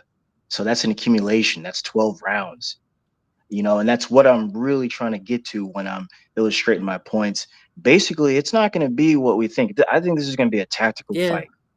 Really, really I think so too. tactical. Like these are both guys are going to go to work, technician. There's already, that's why I said it was hard to go back in their resumes and try to pick it apart just to make a point for Yes. this fight. I don't think it's going to be No. that way. I don't think Canelo's going to try to come in and overpower him. Yes, he's going to plot forward because It's that's just just his natural mm. style. But he already, is economical himself. And frankly, what I see from him, let me talk about him for a little bit. It's Bud, given what I've seen from Bud, Bud's gonna be able to see that coming. Now He you're will. right, I whether said he that can before. take it or not over an accumulation of rounds, that's true. That's a good point. I still think Bud could not only handle that, function with that, and deliver. When I say I think he's better than him, I mean that with the skills, I think the nobody boxing. disagrees with that You're at all. Definitely. And it's a Well, different again, set that's why as I'm picking well. him to win. That's why I'm picking him to win. And I would not be surprised if he This beats this right guy here up. though, Mert, I don't know, man. If we take into consideration everything that's always said about Canelo, And that's another thing. I like it because I got Bud edging him out. I've heard things like, "Oh, he's three that's rounds what up. I was Oh, the gonna say, judges are right? gonna We always the hear that, draw, and and they're gonna it's give it not a to him." lie. You It's know, we've seen you're right, Canelo but just be given some shit. To be honest, to be fair, that's fine, ma'am. That's fine. 7-5 I is got faith in Bud. close. I got faith in I Bud, know you ma'am, do. and we all got eyes, and we're about to watch this dude I beat know this you guy. got it. And like this is the nicest version I'm trying to say it because like Shout out to you. I don't think Canelo. I just whatever he's gonna bring to the table. I don't think that's good enough. And back to what Ant was saying earlier about an hour ago. I want to comment on that. You know, I see Canelo work, and let's just talk about his recent stuff. You know, these Little last 5, atrocious, 6 but years. okay. I see him work. I see him knock a guy down, and they get back up, and they're still fighting or whatever. There's no creativity, and if nothing works, nothing works, and he's just kind of There out ain't been there, no creativity and people for a take that long as like time. good defense. There's been no Excuse me? creativity for a long time. A long time. And now you're getting in there with arguably the pound for pound best, and you think he's not going to recognize any of that? It's crazy And to if me. nothing, Bud can definitely be creative on your ass. Like, And taking advantage yeah. of that. Bud, as of late, has been the only guy. Hey, man, you're losing. What? I'm losing? Bam. Gets the guy up Yeah, out that's of a there. little disturbing because why ain't you just coming off the rip and whooping ass? But like but you know what? So be it. I'm not mad at him. It's just the matchups. It's It's almost just like the a child that's matchups. not being challenged, and then once you challenge them, they're like, "Oh yeah, look, this is easy. Like, shit, just do that shit off the rip." Then I don't. But maybe it is the matches. He's not. I don't know. We gonna see. Let me see. Merge saying, "I don't think Bud will get cheated." You seen who the judges and the ref is, but okay, it's more beneficial if Bud wins for Turkey than Nello, since Nello already has fights lined up, win or lose. That's an interesting little aspect right there, Mert. Because Bud did say he's not leaving yet. If I recall correctly, he ain't getting out the game yet. You know, people were questioning, will he retire after this? Maybe not. And I said that Lester wants that fight if Bud wins. I would love to see that. Bud and Lester. I think Bud will still whoop his ass, to be honest. I think Bud will whoop his ass Oh, shoot, man. because he's a baby. You know, But call me crazy, but I think a bunch of guys as of late, hey, Black uh, Mark. or let me just talk about Canelo. Like, he should be a guy this is why I kind of like this fight in this matchup because yes, Bud's coming up in weight to challenge him for the crown, but he should be the guy already to be like, all right, cool, challenge accepted. I'm gonna be the guy who always is gonna be knocking guys like you off, putting you back in your place. And for all the talk about a Spence comeback, that should be his kind of MO to just be a guy to knock someone off because he's only got what 3 or 4 fights left anyway. Same thing with Bud. You just said there's really no retirement talk. I mean, as far as anything else to prove, he could just be a guy to knock off somebody in a big mega fight, which he's already in now. I think we got a handful of those type of guys walking around the landscape right now. T-Mac, so you Um, say that, but to be honest, there's really one way Bud seems to really, I don't know if he's just necessarily comfortable in that. He gets off, and that's that southpaw, loose stance, hands kind of forward, wide stance. Like, that's where he gets off. That's like his bread and butter to me, from what I've seen. But again, when he's in that orthodox and the jab, oh my God, the jab is just outrageous. That power jab. So that's another thing. He's just so versatile. I know I hear people saying, "Oh, he just switches when he's in trouble." No. I've seen Bud switch in the midst of shit, switch right back, and that ain't got nothing to do with being in trouble or nothing. He could possibly switch when he's in trouble, but he's just fluid. He really is fluid. But he seems to have that shit that he loves in that southpaw, over a crossover to the chin and left hook to the body, and then he'll step around and hook your ass again with a right hook. Like, Bud gets off, dude. Shout out to Bud, man. right. Well, just kind of riddle me this then, Shao. Because you do choose Canelo to I win this know I fight. don't choose. I said I was leaning, Oh, you don't. but I'm You said you were leaning leaning. until I see the Oh, that's what power, I mean. That's what until I I mean. see some of the questions I have answered. I'm leaning because this is this man's division, and I just got to see some stuff first. I really don't want to pick. I don't have a pick. I'm just picking for people because people keep saying you got to pick. You got. Go ahead though. Ask the question. That's the answer.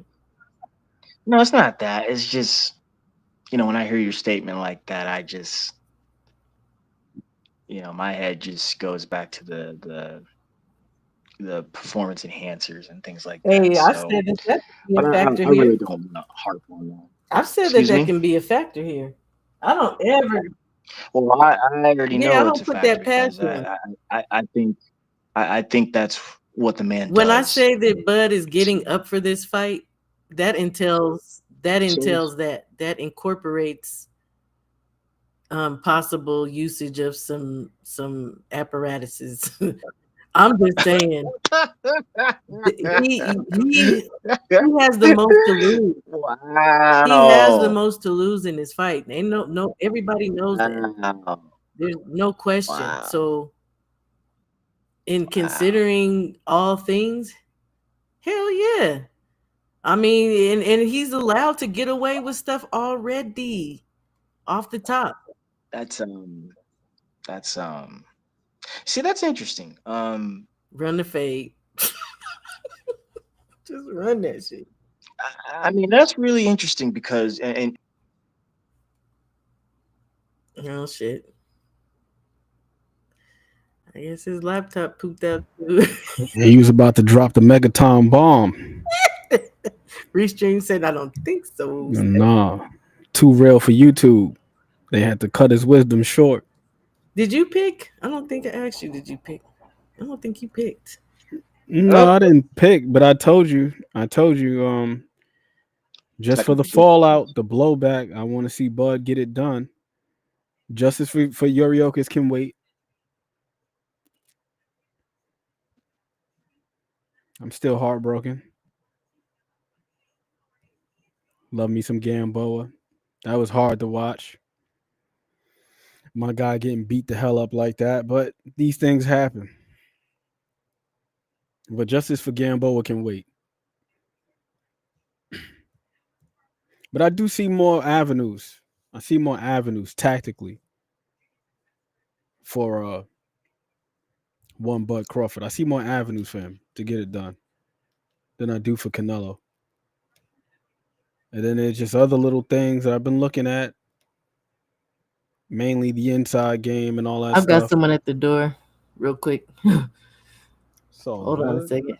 Oh, let me see if Steph tried to come back. Yeah, hold on. I got somebody at the door.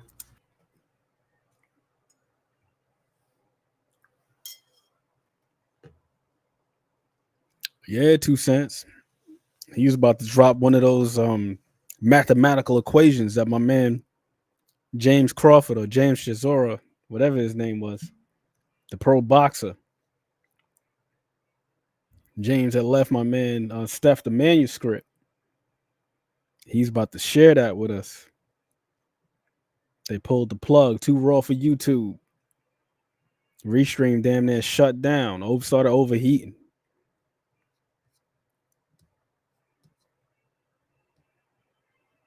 All right. I don't know what Steph just got knocked off again, huh? Can you hear me? Yeah. I'm hoping Bud gets it done. I'm hoping so. I think I've heard you say that before, to Yeah. be honest. No, and it's no disrespect to Canelo. Right. Canelo is that man is a legend. And I've already expressed how I felt earlier about him coming all the way up from 140. I don't think he gets enough credit for that. I think that Canelo gets taken for granted to some degree because he's been around so long, being one of the marquee names in the sport. So there are certain expectations. Mm-hmm. Him passing the baton to the red flag, the Mexican monster, whatever you want to call him. Right. So a lot of folks are naturally hot about that, which I understand. But I'm past it at this point. I will say, for a guy to start at 140 as a teenager and fight as high as 175. Mm-hmm. Now, one fight didn't go his way. The other fight, yeah, maybe you can throw a little asterisk next to it based off of the juncture that Kovalev was at, Mm-hmm. not just in his career, but in his life.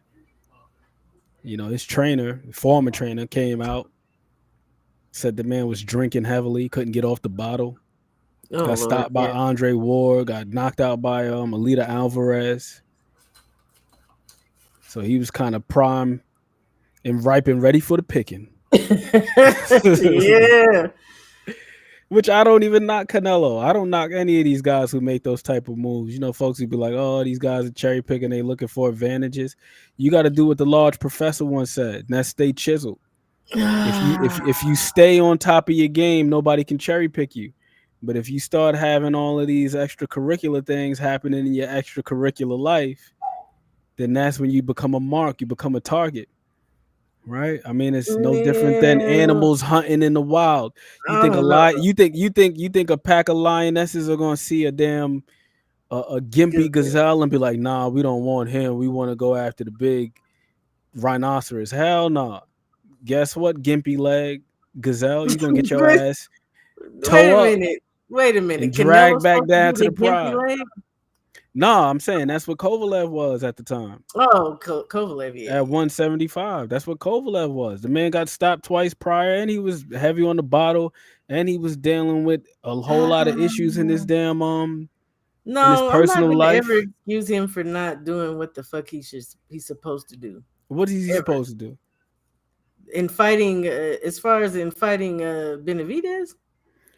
Yeah, but David Benavidez also dropped the ball on his end because Canelo won the And undisputed then at when he 168, right? You mean David Benavidez had the belt twice, if I'm not mistaken, the WBC. So it's like if you lose the belt, then that could have been a bargaining chip right there. All right, bro, you want to get undisputed? Come take my belt. You got to come see about me. He already said he would have fought him for what? Less than what all these other guys said.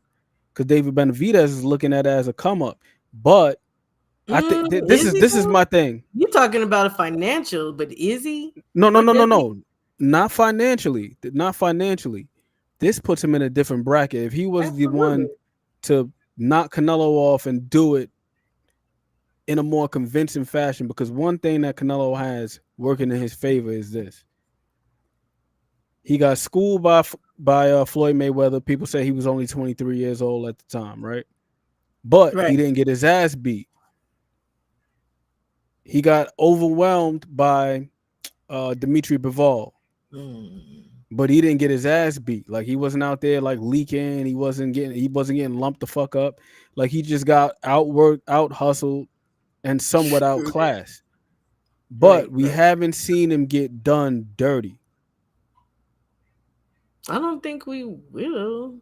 I mean, anything is possible. Anybody can get knocked out. George Foreman got one of the greatest chins of all time. He's been in there with murderous punches, and that's the You other thing ain't that I in look blood. at. He's Yeah. been in there with So wait. Ron Lyle, Ken Norton, Joe Of course. Frazier, this one and that one. Who's the guy that knocked him out? Ali. All right. So But anything wait, can happen. but on any night. wait. No. Jake LaMotta had a hell of a chin. Guess who knocked him out first? Who stopped him? I don't know who the hell did knock Sugar Ray Robinson. You know where Sugar Ray Robinson started his career at? Probably somewhere low. He started at 135. Yeah. You know where Sugar Ray Robinson stopped LaMotta at? At middleweight. So I was about to say super middle, but I don't know. At middleweight. The same he whooped his ass on Valentine's Day. The St. Valentine's Day massacre. Okay. He beat that man's ass on Valentine's Day. That's supposed to be the day of love. He was out there putting the boop bop bean bop boop bop If you bing bop believe boop, in that bang bullshit shit. on that man. But You know what I'm saying? okay, you're right. I know I wine and dine my baby on Valentine's Day. No. You going there. You go get hibachi on that day. You going there though. Hibachi. So Me and you my baby. are of the mind. You are of the mind then that it is possible for Canelo to get put on his pockets by Yes, it is absolutely possible, but it's not because Canelo is this horrible fighter or Bud is this super Negro like folks are saying. No, I don't even think it's that. You said something earlier, right? Canelo's approaching 70 fights. Now we look at the fights. The average fight lasts how long in boxing? A championship fight only lasts but 36 minutes. 36 minutes. But look at the amount of work that you got to put in just to be able to perform for 36 minutes. So damn near 70 fights. That means he had to have at least maybe 50 camps. And we talking about what the average camp is anywhere between 6 to 8 weeks. Now multiply that by 50. 6 to 8 weeks, which is shit. Look, you got me. How many weeks of camp has this man been in? And then you got to calculate all them hours and all that wear and tear. That's the reason why that motherfucker out there fighting with stuff on his knees and all that. Yeah, and that, he's been doing it that for a fight long with time. Danny Right, Jacobs has been a minute with the knee sleeves and all that. Danny Jacobs, that was 2019, something like that. 50 times 50 camps at the least. That's 2,800. You see what I'm saying? That's at an 8-week camp. So yeah, that's a whole heap of work right there, and that's a whole lot of stress on the body. And then also we got to factor in when he was fighting at them lower weight classes, when he had to cut weight and all that other stuff. Yeah, you see when he passed out. You see when he damn near passed out on stage, right, in the rematch with Triple G. No, I didn't see that. You didn't see that clip? No. Nello damn near passed out on stage during the weigh-in. No, that sounds like Janabek, huh? But he did pass out before he made it to the goddamn scale. They had to catch Cinnamon on the stage. No. Good I'm Lord. I'm gonna post the link right here. Let me see if you could take a gander at this. I would say you could share it. And that was at 160. Hold on a second, because then it's gonna open up a whole new window. I gotta move. I could just share it on here, right? Yeah. All right, hold on. Let me just do that. That'll be easier. I told you I've been watching this stuff like a crazy, deranged lunatic. I'm looking at every little thing, like, oh, this nigga bumped his toe in 2013. Clearly. I'm looking at everything, like, because I want to know, because we hear these things. We say, like, all right, this guy is complacent. This guy is, he just knows he can coast. But I'm like, if his coach is telling him, we're going to stop this guy, we're going to knock him out. This was against Triple G?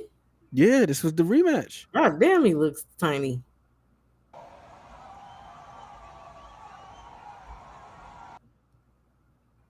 Yeah, look at how angular. Wow. No, but look, watch this part right here. Like, watch when he get up. You stand up too fast, you about to black the fuck out. You see that? Yep. What the hell they put in his mouth? That's a very good question. I see they got a drink. And, I see somebody got a drink in it? the other hand. Who's All right, somebody got a red drink over there. That might just be Gatorade. I'm gonna shoot him some bill. That's probably Pedialyte or something like that. Interesting that it has no label, but yeah, okay. Look at. All right, what is that they put in his mouth? Exactly. Is that a pill? And who is that? Reynoso. Here, eat this. Interesting. And this is the fight where he tested for the clenbuterol. Dun dun dun. That might have been it right there. Then look, my man he damn there for they like, hold on, bro. Do a little boost right here with some little clink. Sheesh.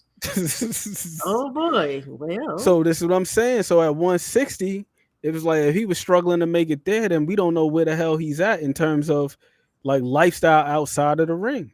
So things like that play a factor too. This could fuck around and be the night where Canelo looks super old. I'm not saying that's gonna happen, but that's a possibility. Yeah, I mean, that's why I say there's a bunch of things that can happen. Me neither, Mark Hatch. Good Lord. I'm just there's waiting always to see. some variables. There's always some variables. But in reality over here, I feel like this. This is what Merv 15 said. I feel like this. And it can happen. It absolutely can freaking happen, though. But because all kinds of things can happen. Yeah, we know about them knees. No, I'm showing this to all the people right here. Look, you see the blue tape he got on his knee right there. And this was the rematch of the fight where we just seen him getting the magic sensu bean or whatever. Nah, you know what I'm saying? It was a sensu bean. Hell yeah. That was nothing but a little Mentos. He popped a little Mentos in his mouth. Canelo blood sugar was a little low. You need a little Mentos. Bring him back to speed. But I'm looking at that right knee, and then, you know what I'm saying? If I may please the It might have been. I don't know what the hell that was. What that man popped his mouth. All I know is the man damn near passed out on stage.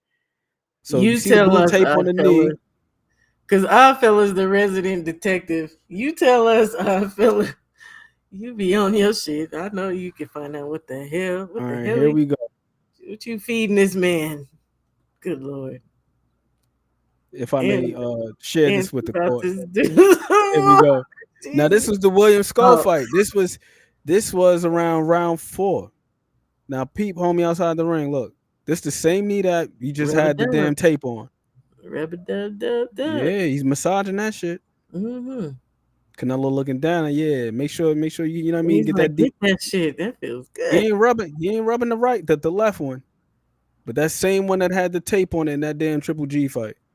And if you go rewatch the fight with William Skull and you watch it in its entirety, not the highlights, you'll see like right after like round 3, damn near every time in between rounds, that man was massaging that knee, and Reynoso was telling him, "Hey, this guy's not gonna stop moving." The first thing he told him was, hey, "Yo, we got to stop this guy. We're gonna knock him out." Whoopty whoop whoop. After that, he landed a nice shot, didn't do nothing with him, and the dude kept moving. He was like, "Nah, he gonna keep moving the whole night." So I'm curious to see. Maybe they give him a little cortisone shot, and cortisone definitely like will be full effect. Don't even question that one. But how long does it last? Where he's rubbing now, everybody I know that's had the cortisone shot, that's your actual kneecap, your the ball, right? Yeah, your kneecap area, because it needs padding. He's rubbing his upper leg, like there's something else going on. He had arthroscopic surgery in 2018. That's what I'm saying. Okay, and he just fought 4 months ago, right? That ain't enough time to get surgery again, for sure. Nope. I mean, you can get some shots, I guess. They might be able to numb that motherfucker up or something. They pop whatever they just do in his mouth. Yeah, I'm gonna be watching that damn. What's that? I'm gonna be watching that weighing like a hawk. I'm like, okay, hold on. What's that he just doing Canelo mouth right there? Because I just want to just see how his knees. I'm not saying that the man taking steroids and nothing like that. You missed it. I just want to be clear. I don't want you to get hit with like some sort of defamation of character lawsuit. No, we don't know what was in, but we question. We do question Eddie Reynoso. The hell did you pop in that man's mouth, and why was it secretive looking? Like you didn't. We weren't allowed to see exactly what it was. You stuffed that thing in there real quick, like, huh? Man. That's what I'm a little bit concerned about. Look at Mark. But you know what, Mark? We still don't. All this stuff said. We gotta wait and see. All this stuff said. We are gonna have to see. This is also a reason why I say I'll be glad when this fight's over. I really will, because it's just, I mean, hell, they talking about Bud's shoulder, and Bud said it was a lie. But we also know for a fact, fighters ain't gonna tell you that there's something wrong. And they said what, 85 or some % odd times. They're not gonna tell you that there's something wrong with it, or they go in there with something wrong. So, hey, we gonna see. Yeah, but the thing is, there's no reports about the shoulder. However, he did have something going on with his left wrist a couple of months ago. Okay, so look, it wasn't a shoulder, but Turkey absolutely said that there was something wrong. He just did not say what. And so I don't know that was a wrist or a shoulder or anything. He just said that there was something wrong. The wrist. He looked like he had like one of those bands that you put on for the carpal tunnel. Yeah. When he was out there for the IBA, I think it was like the Turkey thing. Not Turkey Al Sheik. Thank you, Mark. This is true. They ain't gonna say it though. And a lot of times, hell yeah. Afterwards, hey, Steph. What I miss? The sensu bean popping. Sensu bean popping. What I've been saying the whole live stream, dude. This dude is on performance enhanced. Like, we don't know. We're assuming that's an assumption. Yeah. Like, we're here fighting these big ass dudes, and he's the same size. Like, okay, all right. 2 cents, you got a major point there. I mean, just down there alone, we know RX is popping. It's popping. It's popping. Surgeries and sensu beans.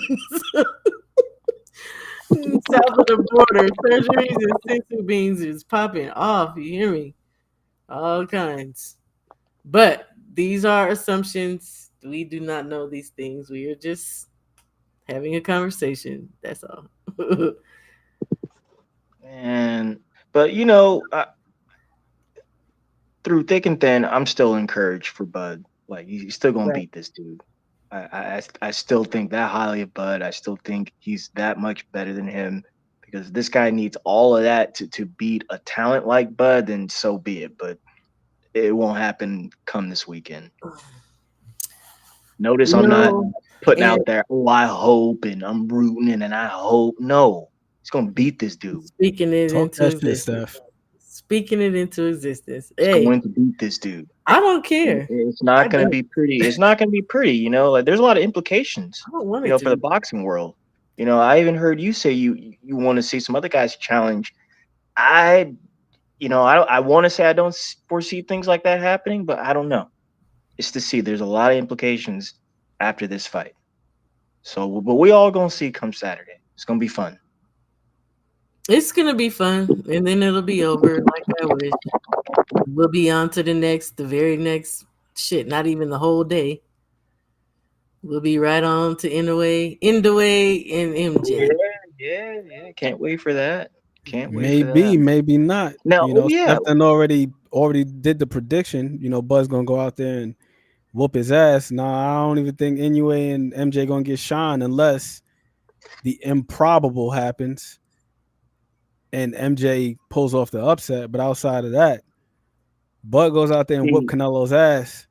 Man, this is about to feed the Speaking, YouTube boxing community's economy for months. It's gonna be a whole lot of oh videos my about gosh. busted gloves and Oh Victor man. oh Conti my and god, Oh my I gosh. ain't ready Oh for my none of gosh. that. But Well, I speaking hope of y'all are ready. economy, I hope y'all are ready. Canelo Get was ready, content washed. creators. Get ready. Get ready.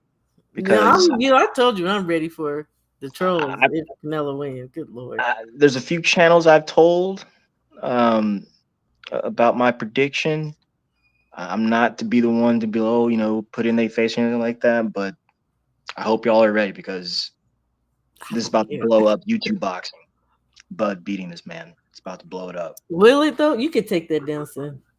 Will it blow it up? Because there's a lot of people. I Yeah, think because I've way heard more are conversations. choosing Canelo. Way more are choosing Canelo.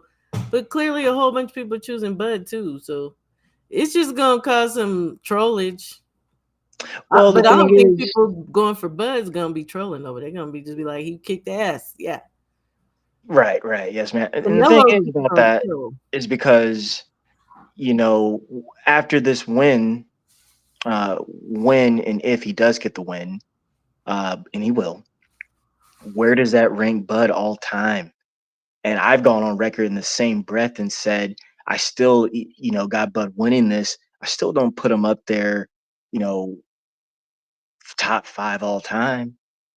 I could think of 20 guys better than him, skillfully. I think perfectly skillful than him. I still don't Did think you they say can top five? flattering Bud. I don't. No.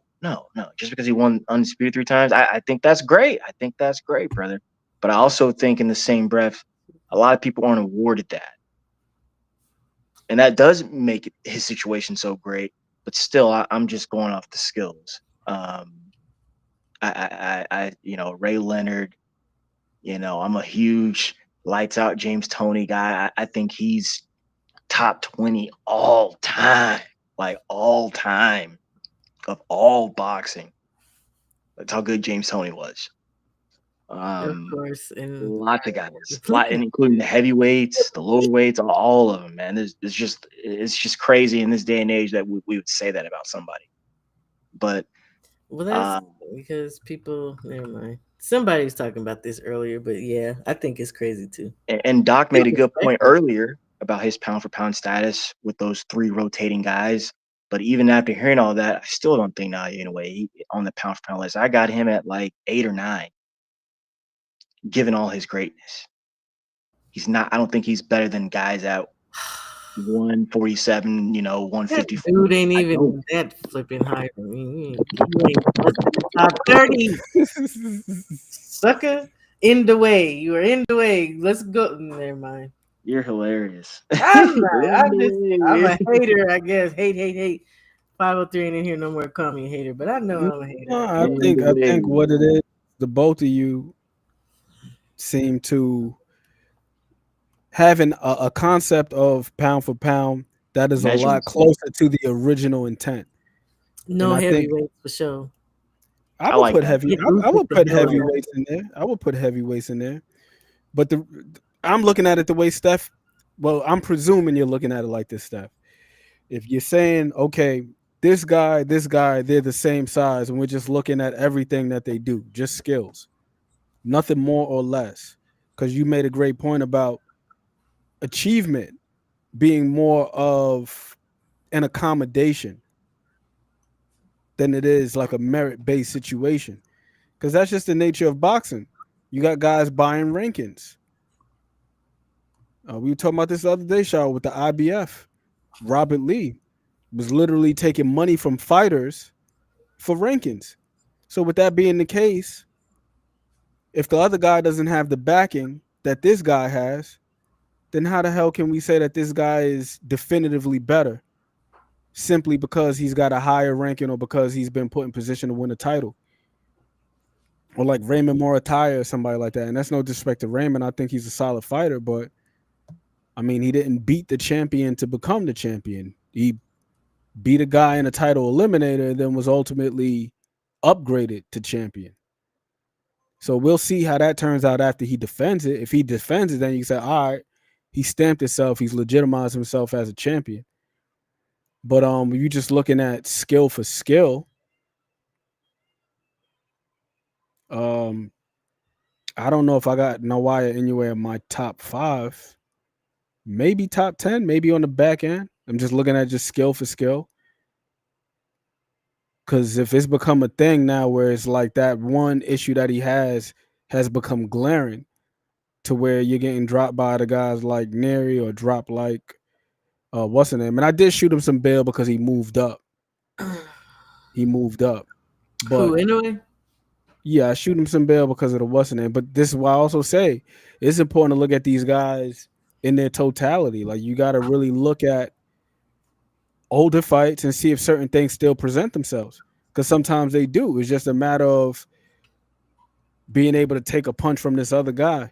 Like if you're repeatedly getting hit with the same punch, it doesn't matter what weight you're at. Clearly, you got an issue defending that particular punch.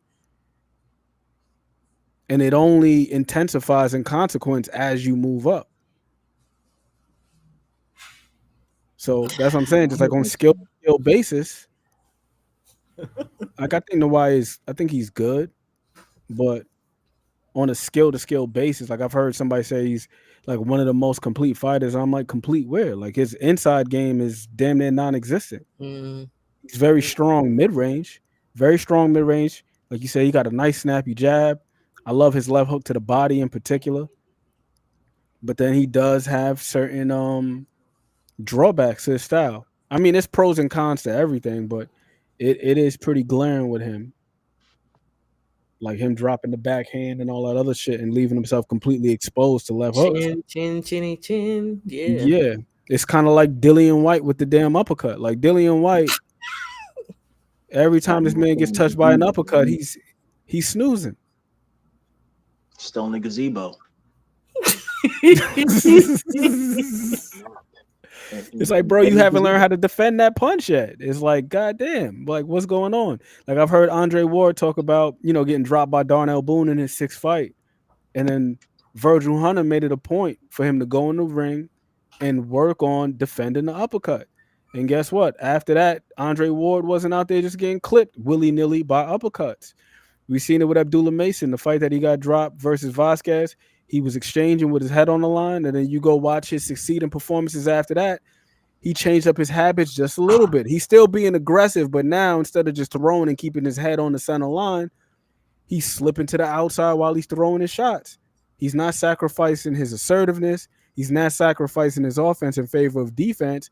If anything, he's been able to marry responsibility with assertiveness. But with Inoue anyway, I think it remains to be seen with MJ. If he goes out there and he gets clobbered with another left hook and he gets sat the fuck down, then it's like, yo, at some point we gotta just say, like, yeah, he's good. He's got these dynamite qualities, but maybe he's just not as good as we say he is simply because he's accomplished. Look, our fella, again, I ain't even putting him that.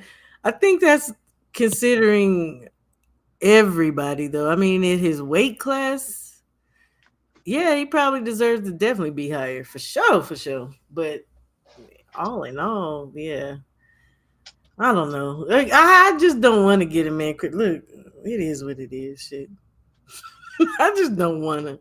I don't want to. At his weight class, then I actually feel more comfortable saying that, yeah, you know, the shit. But overall, no, I don't. I won't. I will not. I appreciate the candor, though. You know what I mean? You got to do that, though. Well, I do. That's what I say. I respect all fighters. I respect their game. All that. It's just there. Sometimes it's the person on the outside, and I'll be like, I just don't want to talk. Like, I don't want to talk about like him. But he's still an excellent freaking fighter. I mean, and all of them have holes.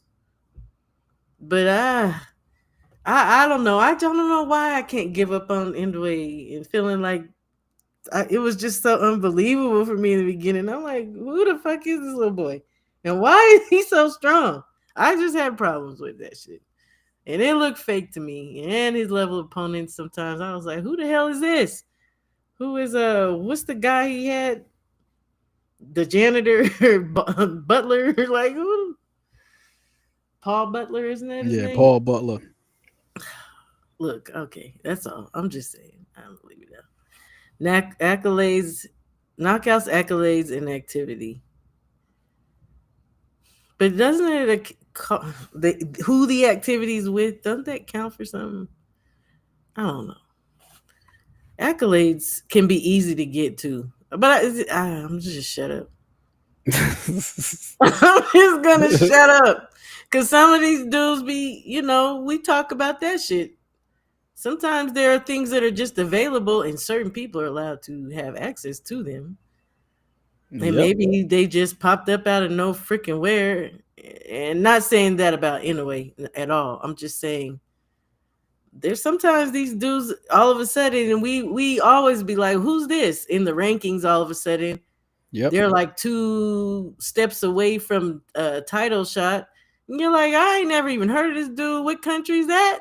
Like, and then this person, depending on who's holding that title or if it's vacant, then they'll pair him up with some ass, fight. Look, I'm gonna shut up. That's all. And say it's for a title, right? We were talking about that the other day with Marquise Taylor. Like, how the hell do you beat somebody? You don't get a ranking, but then this guy gets ranked 7. The guy you beat, how does that happen? But you can't get your ass no big toe in the dough. Like, but Marquise is out in the cold and shit, and he has what's his name vouching for him. I told you, and coaching him now, Sean Porter. So they like, fuck you, Sean Porter, and fuck Marquise. We do not care what the hell y'all talking about. We want this dude that got beat by Marquise. He deserves to be in there, not you. Not you. This man can't even sniff the top 15. The guy that he beats ends up in the damn number 7. You said ends up number 7. That's all I'm saying. That's it's a dirty game, but I still love it. I still love it. I'm still gonna watch this shit. Yeah. It's all Hell good. yeah. This boxing thing, accomplishments, accolades, achievement is largely the product of engineering. These That's guys what I was saying when we talk about all the time. It's all engineered to some degree, and mostly for a large degree. Like, people are moved a certain way, certain fights are picked. It's rare when you see people probably like for instance this Devin and Brian card, and a person like Devin, yeah, he's picking tough opponents. I'm gonna shut up. I'm gonna shut up because I just said something. I don't even know I fully believe all that right there, but it is what it is. Shit, I still love Devin, so it's all that matters. Yeah, He's the I'll dream. take How could you not love him? everybody's moved to a certain extent in a certain way, and things are made available for people in certain places. I Yep. give him credit though for being, or his father, whoever, being wise for how they maneuvered him. How about that? Because it's a lot of Absolutely. maneuvering. Yeah, He ain't it's the a only skill. one. It's a skill. It's a skill. What do they Amazon. call it? Having friends in high places? That's what it is. You got They ain't relationships got that no friends in high facilitate things. places. I don't think. I don't know how Nah, I they mean got in. clearly they got friends in high You places. think They've so? been able to, yeah. It seems like they've Somehow they got a don't have. revolving door. Them guys done fought on Showtime, Matchroom. They done fought over Top Rank. Yeah, that's true. That's true. They be all over the place. Something's So happening. apparently the business that they doing is good. Either they doing good business or there's somebody else that they have adjacent to Bill Haney that's able to facilitate things. Like, yo, it's my guy Bill, 40 mil Bill, you know him. Get down where you mad at. Shake, shake, shake. Oh, I love that. Get down where you mad at. Yeah, that's my Get favorite down right where you there. mad at. You know what I'm Yeah, I think saying? it's Amazon stuff is what I've last heard. I still don't see it anywhere posted that it's actually going to be in them places, which is crazy. It don't say on the boxing schedule. Of course, Love Young. Oh, I know, he's beloved. Hey, Clarence McLean, how you doing, family? You can manufacture a lot of things in boxing. Can't manufacture a masterful. You ain't never lied about that. I don't know about that one. Ask Billy Fox about that. I don't know who Billy Fox is, but I All don't right, even so know. Billy Fox is the dude that Jake LaMotta agreed to take a dive against Oh, you in going? exchange for a title shot down the line. And that's why the man was all depressed and shit, because he felt like he had sold his integrity Right. for the bag. You know what I mean? He 7 should have p.m. got down where he was mad at, Here you go. but he let them 7 folks p.m. manipulate Queen. him. Oh, knock it off. 5 p.m. for the Pacific, for the Californians. 5 p.m. The fights look like they start. It's gonna be on the Zoom. Yeah, we ready. I think it'll be shown on ESPN Top Rank. Watch it. It might, Steph. It might, but because you know what? The wasn't Sugar Nunez fight just on ESPN? No, that was Oscar Valdez. Oscar Valdez fight in Medina was just on ESPN, so it's possible. We're gonna see. We're gonna see. I don't know. If I find out for sure, obviously, yes, I will post it on my community tab for sure. For sure. For the community. Debo Ant, is that what he is too? We're gonna put Debo Ant in the Oh no, trash, no, you man. see what it is, but it's the defense video. That's what it Is that? says, and yeah, that's what it says. You Where's know the what? defense? And I'll knock your ass off his hammer. Yeah. Where's the triangle Hell no. Hell schematic? no. Triangle. No. Where's that Kona schematic about how fighters get other fighters, work them into that triangle area? All right. Well, while we're here, let me share this with my man 2 cents, because I'm pretty sure he could appreciate this. Beat him down, beat you down, punk. Fuck that. He ain't fighting fair. That's how I felt when Espinoza was punching on my man Vasquez. I was like Mrs. Jones. Fuck that. This He ain't ain't fair. fighting fair. You don't get to come on my show. No, you do. Here you go. Boom. Platform. There's the video. He's All right. trying So to 2 force me. cents.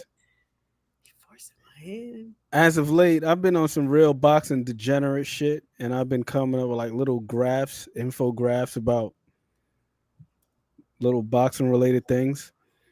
So on the casuals corner, I think it was either you or T Hill who actually said it's like the Bermuda Triangle. But as you can see, these zones right here, Stormy. It's the triangle. these triangles right here, when people get trapped in the corner, on the casuals corner, we refer to these as the Bermuda Triangle. If you are a boxer, it is disadvantageous for you to be caught in those zones. You don't want to be over there where the pressure fighter can beat on you. You know what I'm saying? Beat you down. You want to be out here in the safe zone. Now, this circle right here, this dotted blue circle represents the angles, the pivots that can be made to be able to get off the line, but still not have to just back out in straight lines and put yourself in one of these zones. You want to stay in the safe zone. But even within the safe zone, you can move right here. You can move right here, right here, right here, right here, so on and so forth. And then this little red dotted line right here, that represents the cutoff point for the pressure fighter. If you got somebody that you want to shade over to this zone, place yourself this way, angle them out this way, so that way if they try to go over here, boom, you throw a right hand, sail his ass off, push him back over this way, corral him, contain him, containment. That's what the Bermuda Triangle is all about. It's about containment for the pressure fighter. And if you are the boxer, it's about avoiding containment. And boom, there you go. Ant McVisuals. There we go. Come on now. Queen, it's 5:40 my time. It's telling me 9 p.m. Denver. So again, that should be 11 your time. I mean, all we gotta do is turn on the zone and see. But I don't thanks, Murr, and I appreciate that, Steph. But I was just bored one day, and I was like, man, you don't get to do that, sir. Shout out to you for getting the schematic out. Yes, very masterful stuff there. And I give credit again to Stormy because he's the first one who called it the triangle. And when I brought it to y'all call it Bermuda Triangle, and it is. You get trapped up in there. But you don't get to come on mine and then do it and then expect me to do the video still. Are you crazy? You get lost. Nasty hold work on. over You said there here. was another one too. Hold on. Nasty work. One more for the boxing degenerates. Oh god. I'm looking, Queen. I don't think it's on right now though. Open with preview. There we go. Because I'm not Pacific time. I'm Mountain. It should be 5 or 7 Pacific, 9 p.m. my time, 11 p.m. Eastern Standard. And that just says for their ring walk. So let's see. I can't believe Ant just did that. We got videos. We got videos to do. Raggedy Ant. Raggedy shit right there. Boy. True indeed. So let me see some. I am the commander of the tank, the Janky General. That's what we do. No. Degenerates Unite. You know jankiness over here, sir. Queen, it's not on yet. I don't know if y'all can hear me. It's not on yet. So yeah, it should be 11 Eastern Standard Time. Hey, I know. One more for my man, 2 cents. 2 cents. I gotta share something again. Good Lord, here we go. Oh yeah, I remember this one. Okay, yeah. Hold on, all here right. we go. So this one right here, right? As you can see, we got fighter A and we got fighter B. This is something that I like to call the point of attack, right? When you notice two fighters when they step in range, as you can see, this is the point of attack, the engagement line. This is where both fighters can hit each other, but then they can also defend. Now, if you're too far outside, you can't get no damn work off, right? But then when you step all the way inside, now you're in the pocket. So this is the ideal place to be for a guy that boxes. Like one Terrence Crawford, as Steph Brown was alluding to.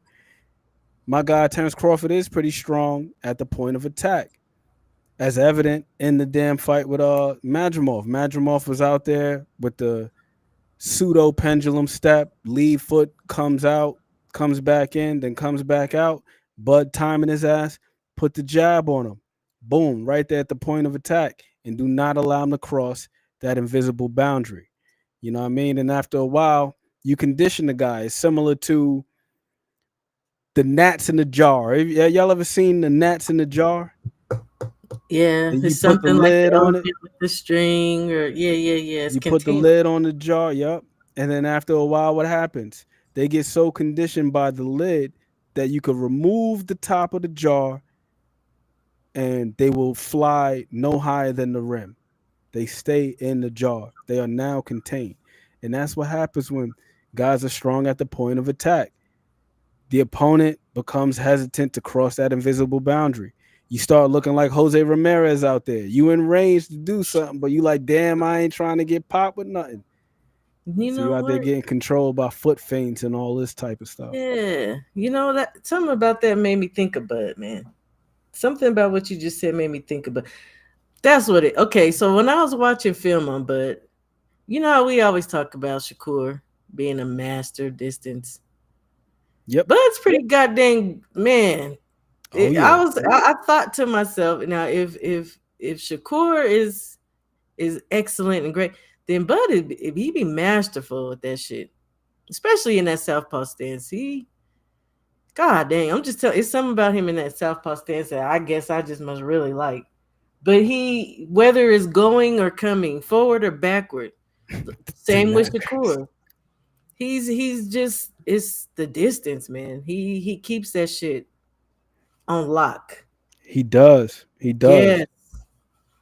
He doesn't really negotiate that range. He's letting you know, and the one thing about it, I think the reason why Bud is so strong at the point of attack like that is because he is very prompt.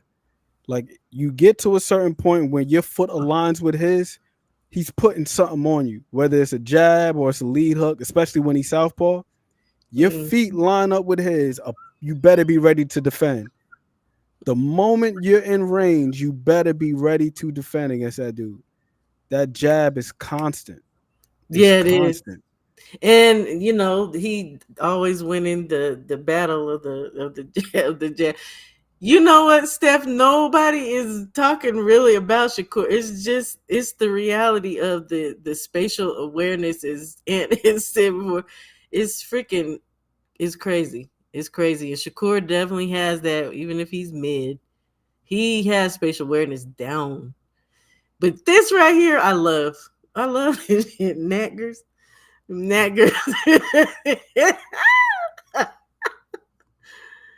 Coverage is limited and not everyone is allowed in. So I was wondering, I got you. Yeah, I don't know. We know everybody's man, Radio Raheem is up in the spot. We saw his old goofy looking self cheesing and grinning. Skinning and grinning. Yeah, I think so, Mert. Absolutely. But he still looks good either way, to be honest.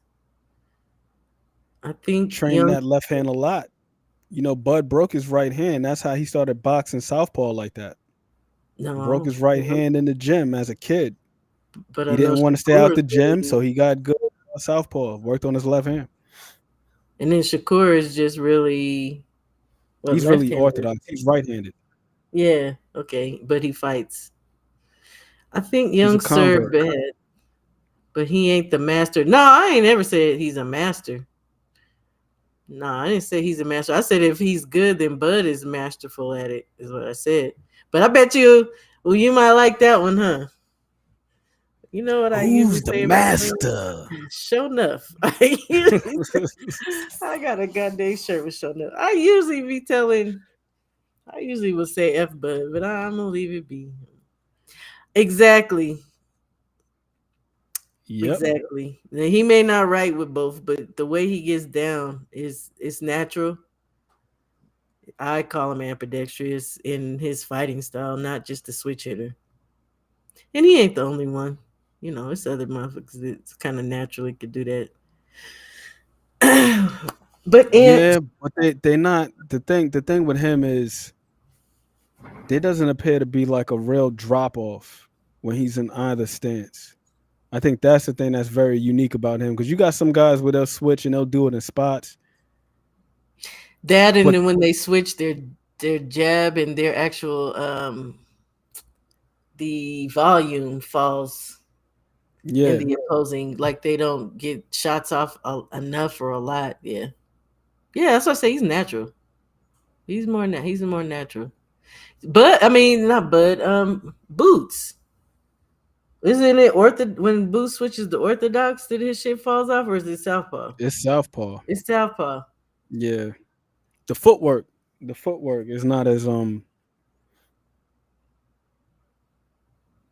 He seems like he has a bit of issue with like anchoring himself.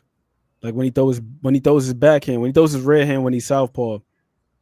You remember the clip from Bose? He stopped falling in. Yeah. What you doing out there? Stop falling in.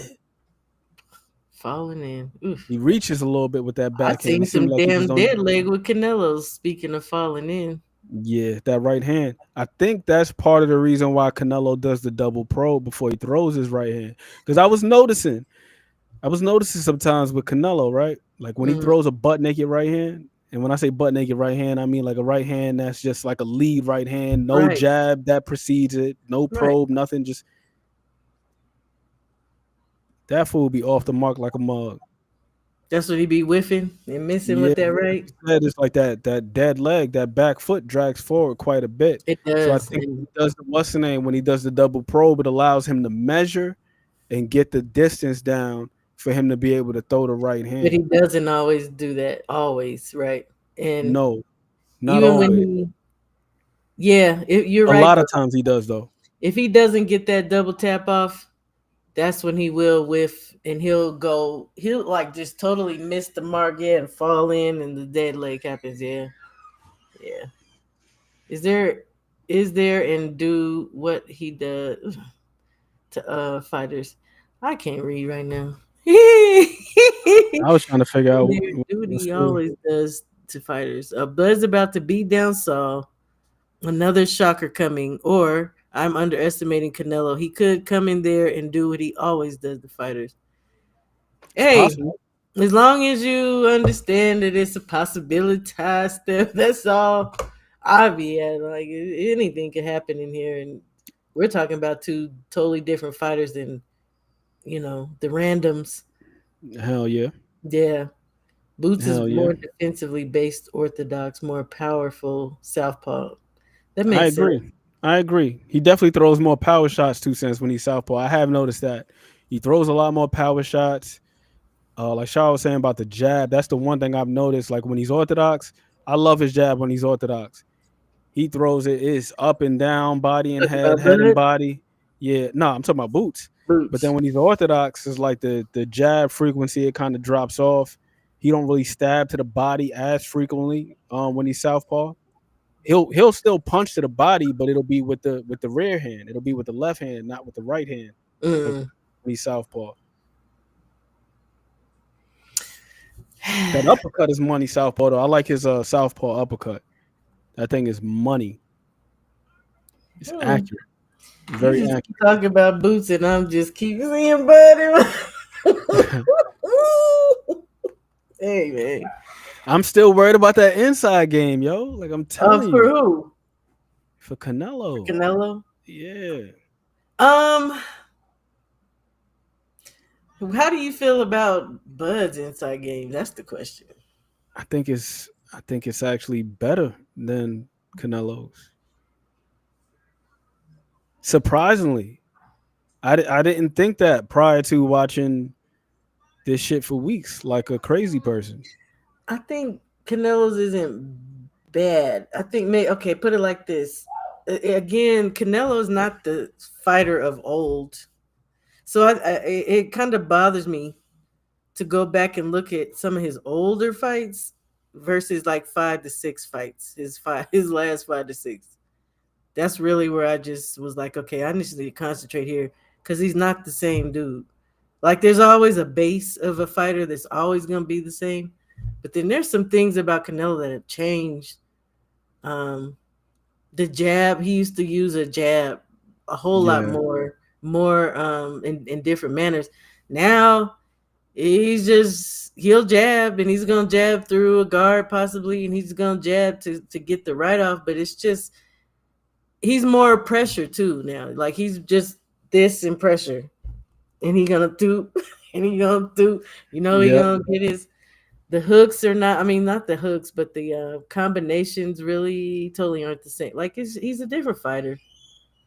He had a nice combination versus Munguia, like on the inside in the pocket. Like yeah, But he'll the do. reason why I say Bud's inside game is better though is just because of me. I like the control game, and Canelo doesn't really implement much of a control game on the inside. No, It's he don't. kind of like he just tuck up. He got a nice uppercut.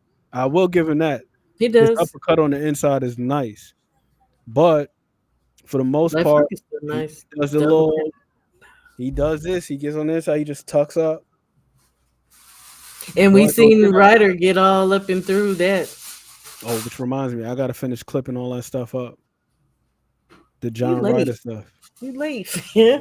I The am. fight's a couple of days. Actually, you got a couple of days. Let me not say that. But man, yeah, it's gonna be a good fight. I don't know. We just keep saying that shit over and over, but the reality is, it is gonna be a good I fight. I think so. absolutely think it's gonna be technical.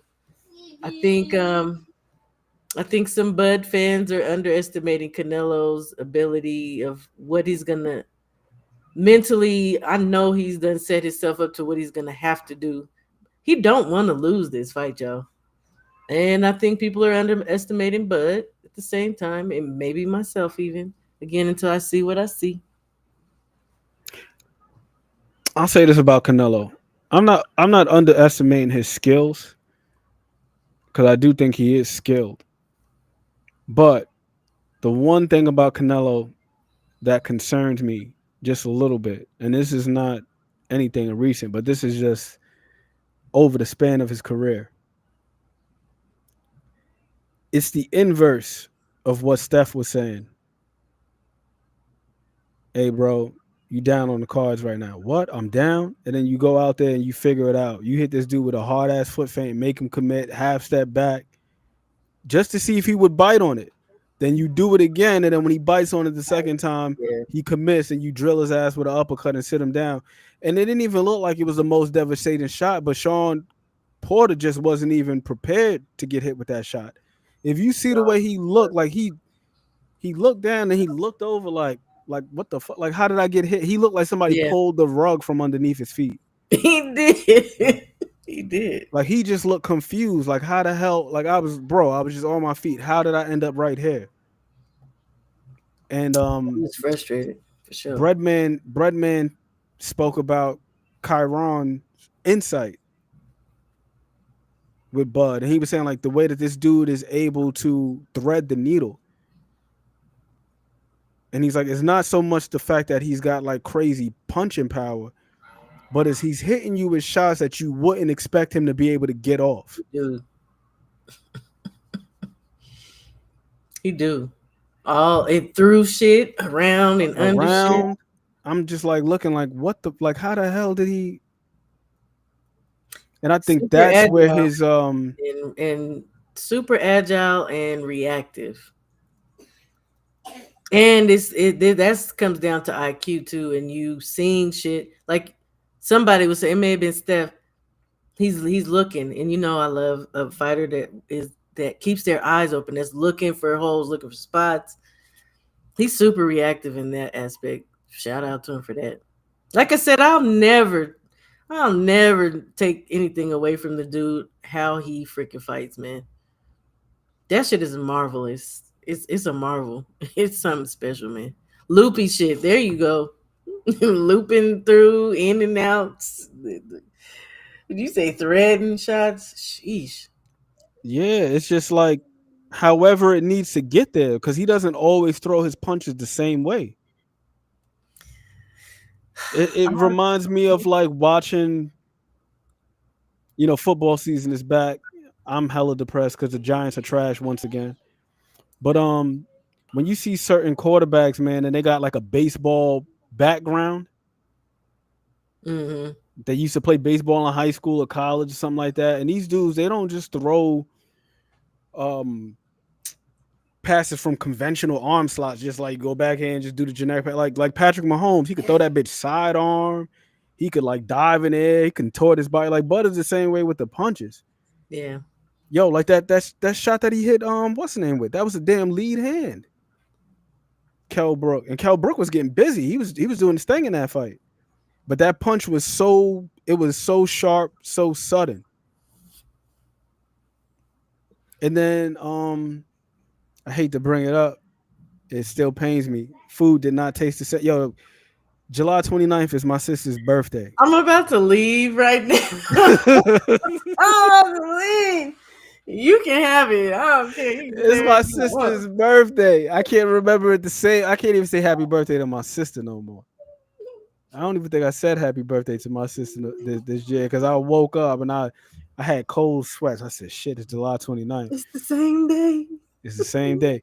Yo, listen, my wife cooked me a beautiful dinner. I can't even remember what the hell she made because I lost my appetite. It might have been like salmon and sauteed spinach and some other shit. It was beautiful. And right when I stuck my fork in that shit to eat, down goes Spence for the first time in his career. I said, hell no, I can't even eat now. Oh my God. I lost fucking weight that week. I couldn't even eat. Couldn't sleep. I still ain't the same. I was tossing and turning. I went to the bathroom to brush my teeth. I splashed water on my face. I look at his Bud Crawford in the fucking mirror looking at me. It was bad. I went to the supermarket. Went to go get some cereal. I moved the fucking Frosted Mini Wheats. It's Bud Crawford. He's everywhere. And that goddamn power jab. Get your ass up out of here. Shit. I lost hair that week.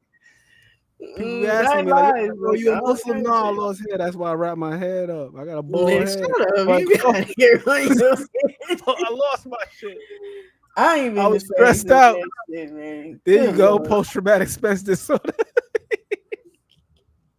You know what? I got it bad. But I'm gonna say that to say this. The motherfucker was so brilliant that night that I couldn't even register fully the little subtleties that he was doing that night. It wasn't just like, oh, this crazy ass counter punching performance, or he just went out there and just walked him down and beat him up. It was a little subtle shit, like you were just saying about the southpaw, right? He went out there in a closed stance fight with Errol Spence. And one thing we know about Errol Spence is Errol Spence got a tremendous jab.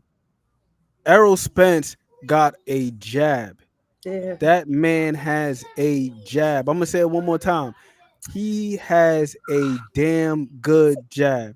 Okay. This motherfucker Bud was out there on some old school Ken Norton Ali shit. Oh my God. Catching the jab with the backhand and firing the damn power jab with the lead hand.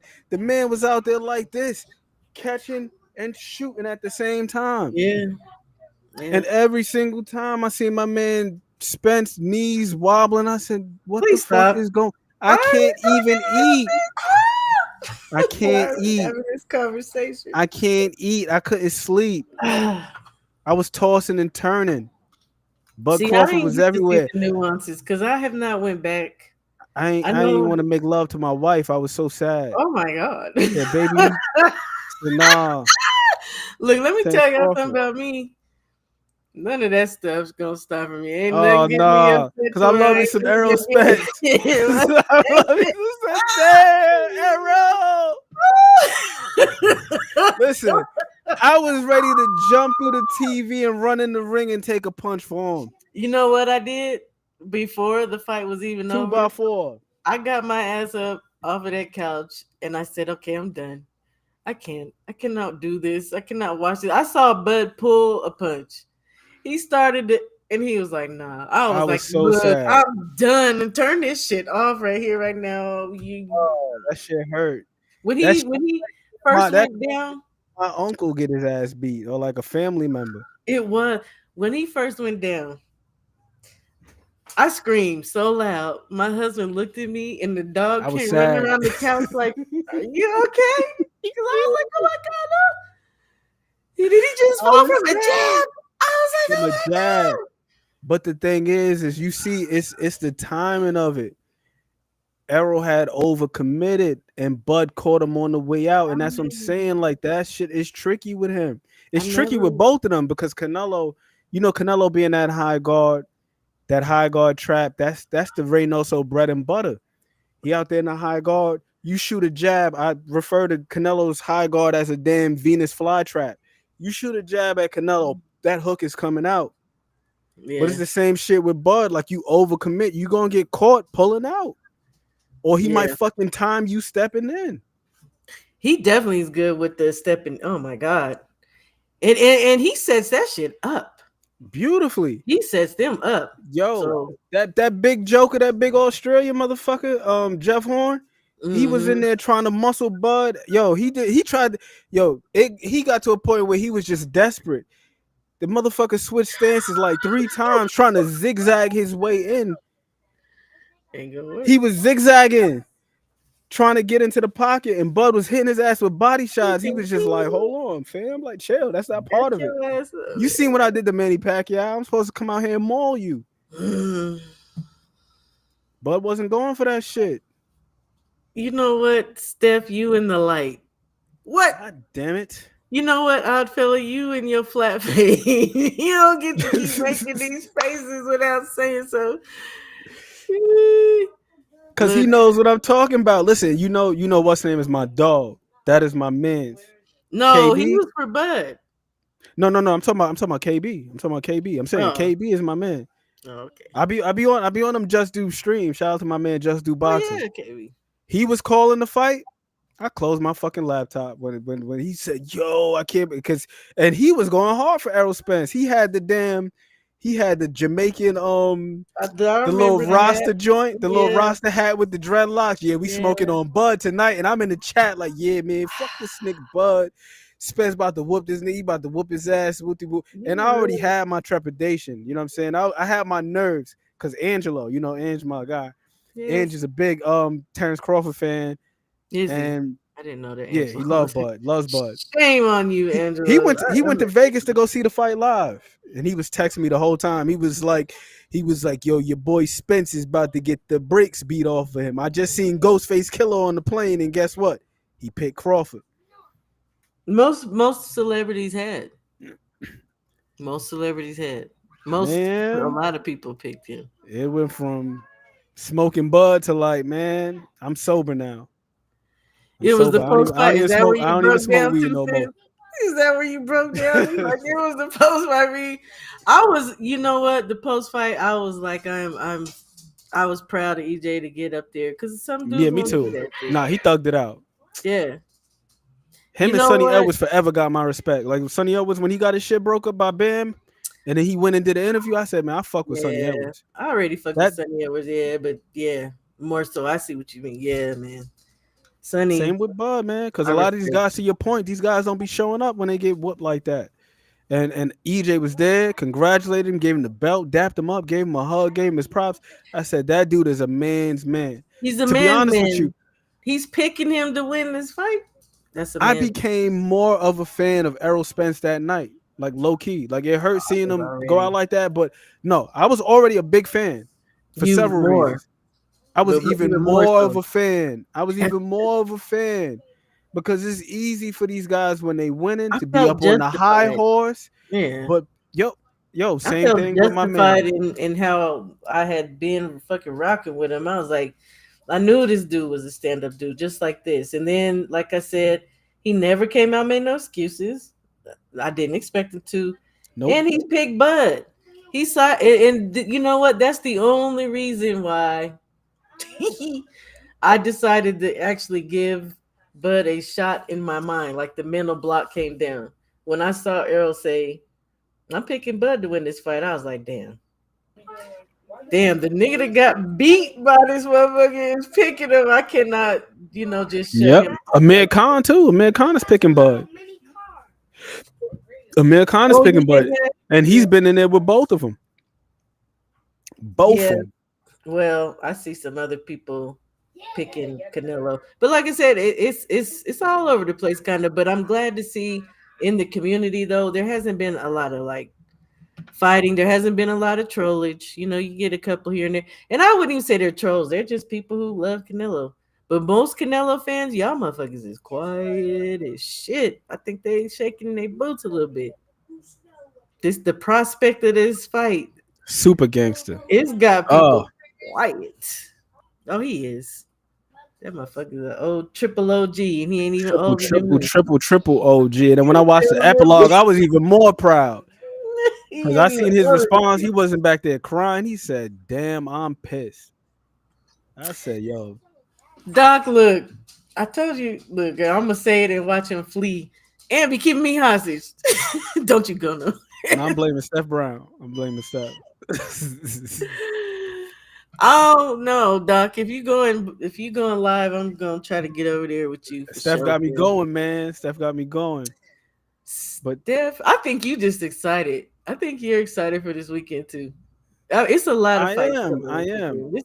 I am because like I said, I said Tremello. I gave him a black name for a second, Tremello. I give Canelo a lot of damn credit because I be thinking about this dude starting down at 140 and fighting all the way up at 175. Like you don't really have, and dude's only what 5'7", if that, 69-inch reach, something like that. Seldom do you see guys that Canelo. I think it's 70, but they be lying on that thing. That man ain't really got crazy reach like that. You don't. I you know what I really be thinking?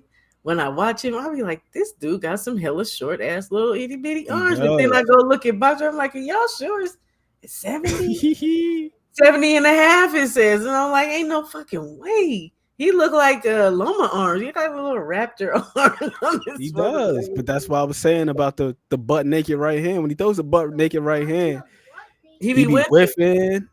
But when he measure, he got to do the little touch, and then boom, and then you see that's how they practice the right hand. This for this fight? Nah, in general, like when you see him train, when he's working on his right hand, that's how they practice it. I told you I don't like Canelo, to be honest. I don't watch shit about Canelo. Man, I fuck with Canelo. Watch his fights. I'm not watching him train. I can't even stand Eddie Reynoso. I like Saul. You know what I like? I liked him. I really start liking the system. Motherfuckers start learning English. Then I was oh wow, very interesting. And he teaching himself. So I was like, oh. And he learned the most important words first, all the cuss words too. I like that. Oh yeah, I did that. I told you, I'm the janky general. So I like the cuss words and the frickum frackums and the rickum rackums and the filth farm filth and all that. Filth farm filth. That we was talking about. You know what I'm saying? You know what? Janky people say the darndest things. This mug be on it. And be maybe on some somebody said earlier, Ant's on that philosophical shit. He do though. Canelo, we'll see. We'll see, Steph. I don't know, man. I have been on my philosophy as of late, though. I've been reading a little bit of that, the Tao of Jeet Kune Do. And of course, I'm in the middle of reading this right here. Somebody that meditations about the Tao Jeet Kune Do, and I was like, maybe I should read that. I got the PDF copy. You know what I'm saying? If you want a PDF copy. Oh, Meditations by Marcus Aurelius. That's the foundation of Stoicism right there. Nah, that shit is That shit is legit. You know what? I read that because there's something called the Black Stoics out here, and they are into that. Like I don't know. Nah, I rocks with it because a lot of it has to do with isn't it more of a not a mental conditioning? To some degree, I guess it could be constituted as that. It's a way of being for sure. But just not being like overly excited about that's what things. It's a way of being, yeah. Yeah, because you gotta understand that everything is transitory. It's short lasting, it's impermanent. And I want to say I saw some kind of inner twining with the my Israelite community. So that's why I say I know I've seen it's the Black Stoic Society or something. And really, to be That's honest, dope. that's how they were supposedly. After this fight, not if Canelo wins, god dang it, he gonna go on and fight whoever the hell he's supposed to fight. With Bud, absolutely. There's many man. That'll be so interesting if he does I win. was still hurt. I do like Absolutely, football. 2 cents. I mean, because that's the only thing that we have control over is ourselves. All of these outside events, everything that's external, just is what it is. I was hurt. Hey, hen dog. I meant to tell you if I saw you again. Hey, hen dog, because I missed your comment in Stormy's chat. I be doing shit, man. I be busybody. Yeah, that Tao of Jeet Kune Do, man. That Bruce Lee was cooking. I know that them pages was on fire while he was writing that shit. I said, damn, he was breaking There it you down. go. Neutrality. Yes. Yes. And Yes. Yes. Yes. I like the fact that he talked about a lot about form and function. Forget about things being pretty. Is it functional? And then just like reading that kind of opened up my mind about David Benavides, as my man Boo Boo Andre calls him, David Benavides. Benavides. You know what? And see, this is exactly what I was saying to Sid. This is why it fits into my whole Israelite. It's already determined, yeah. And Steph saying it's a lifestyle. So because I was gonna say that earlier too, they were very stoic people in the sense that everything is predetermined. So there's really no reason for this height. And well, actually though, they did a lot of different type of things as far as pulling off their clothes and throwing dirt in their head, but that has more to do with something different. But it still was this level of it wearing black all the time. Like it was a lot of things associated with that. Yep. But that word that you just used, I think that's another way in which you could describe it. It's like being level, right? Even Like, killed.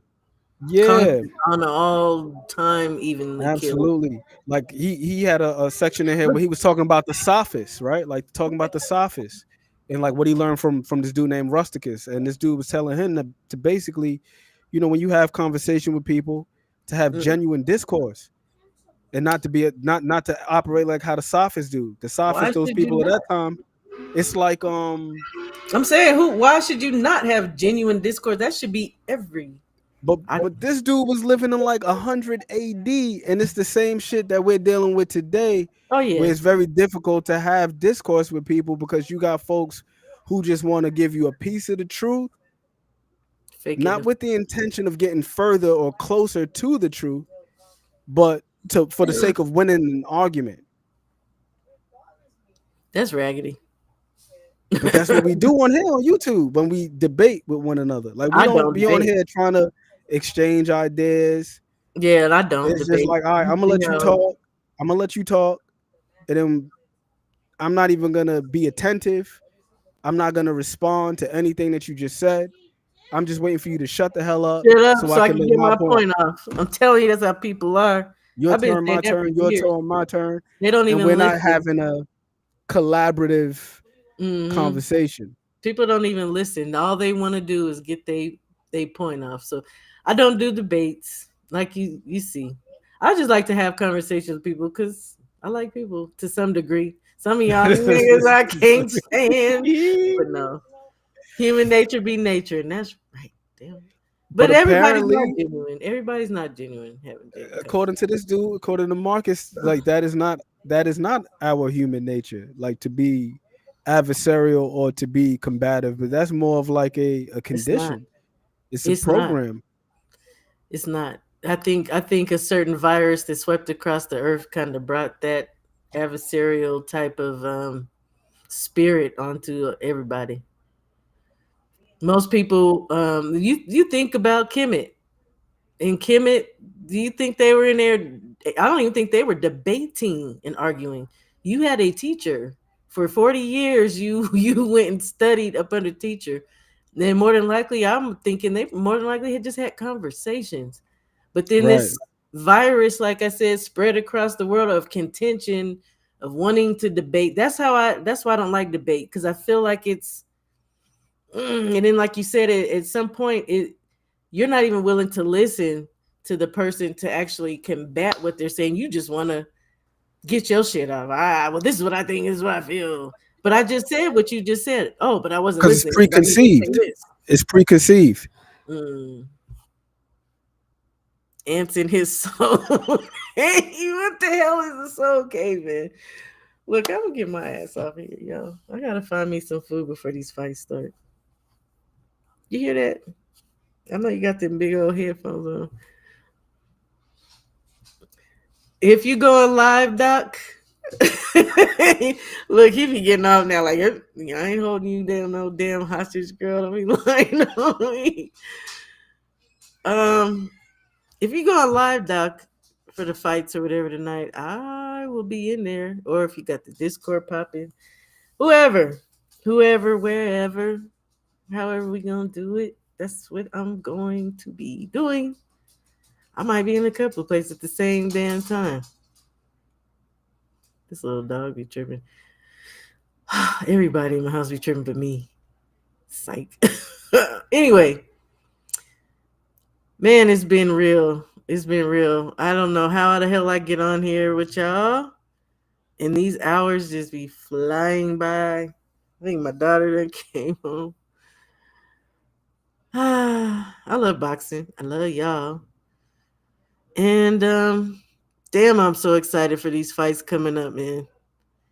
I told you, for the main, I don't know why, for this main bout, I just feel this little in my stomach for two motherfuckers I don't even want to choose between. Like, I just think it's gonna be that good because of the implications of who they are. Like, yes, it's always love. Always. You already know that. Thank you, 2 cents. I appreciate that. I appreciate all you guys for coming in here. If I missed you in the chat, I apologize. Sometimes I just be yakking. I really be trying to be attentive though. Anyway, enjoy the fights tonight. Sunday.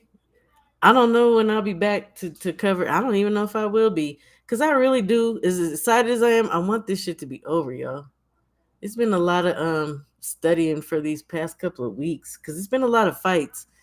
I don't ever want to hear nobody say we ain't getting no good fights.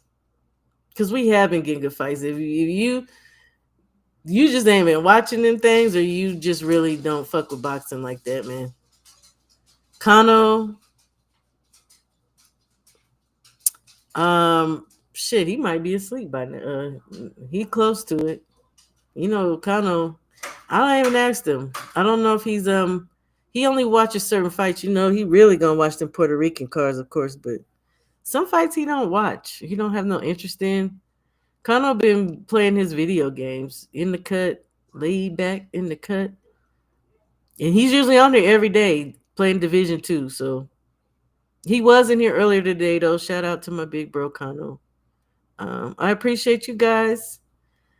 And again, I love you, and I thank you for stopping by. Like I say, I don't know. I don't know when I'm going to go live again because I'm tired. My brain is just like, it's collapsing upon itself. But anyway, shalom to you all and your families and your homes. I pray that you are always blessed. I love you over here. I hope y'all love me back. Blessings to you all, family. Shalom.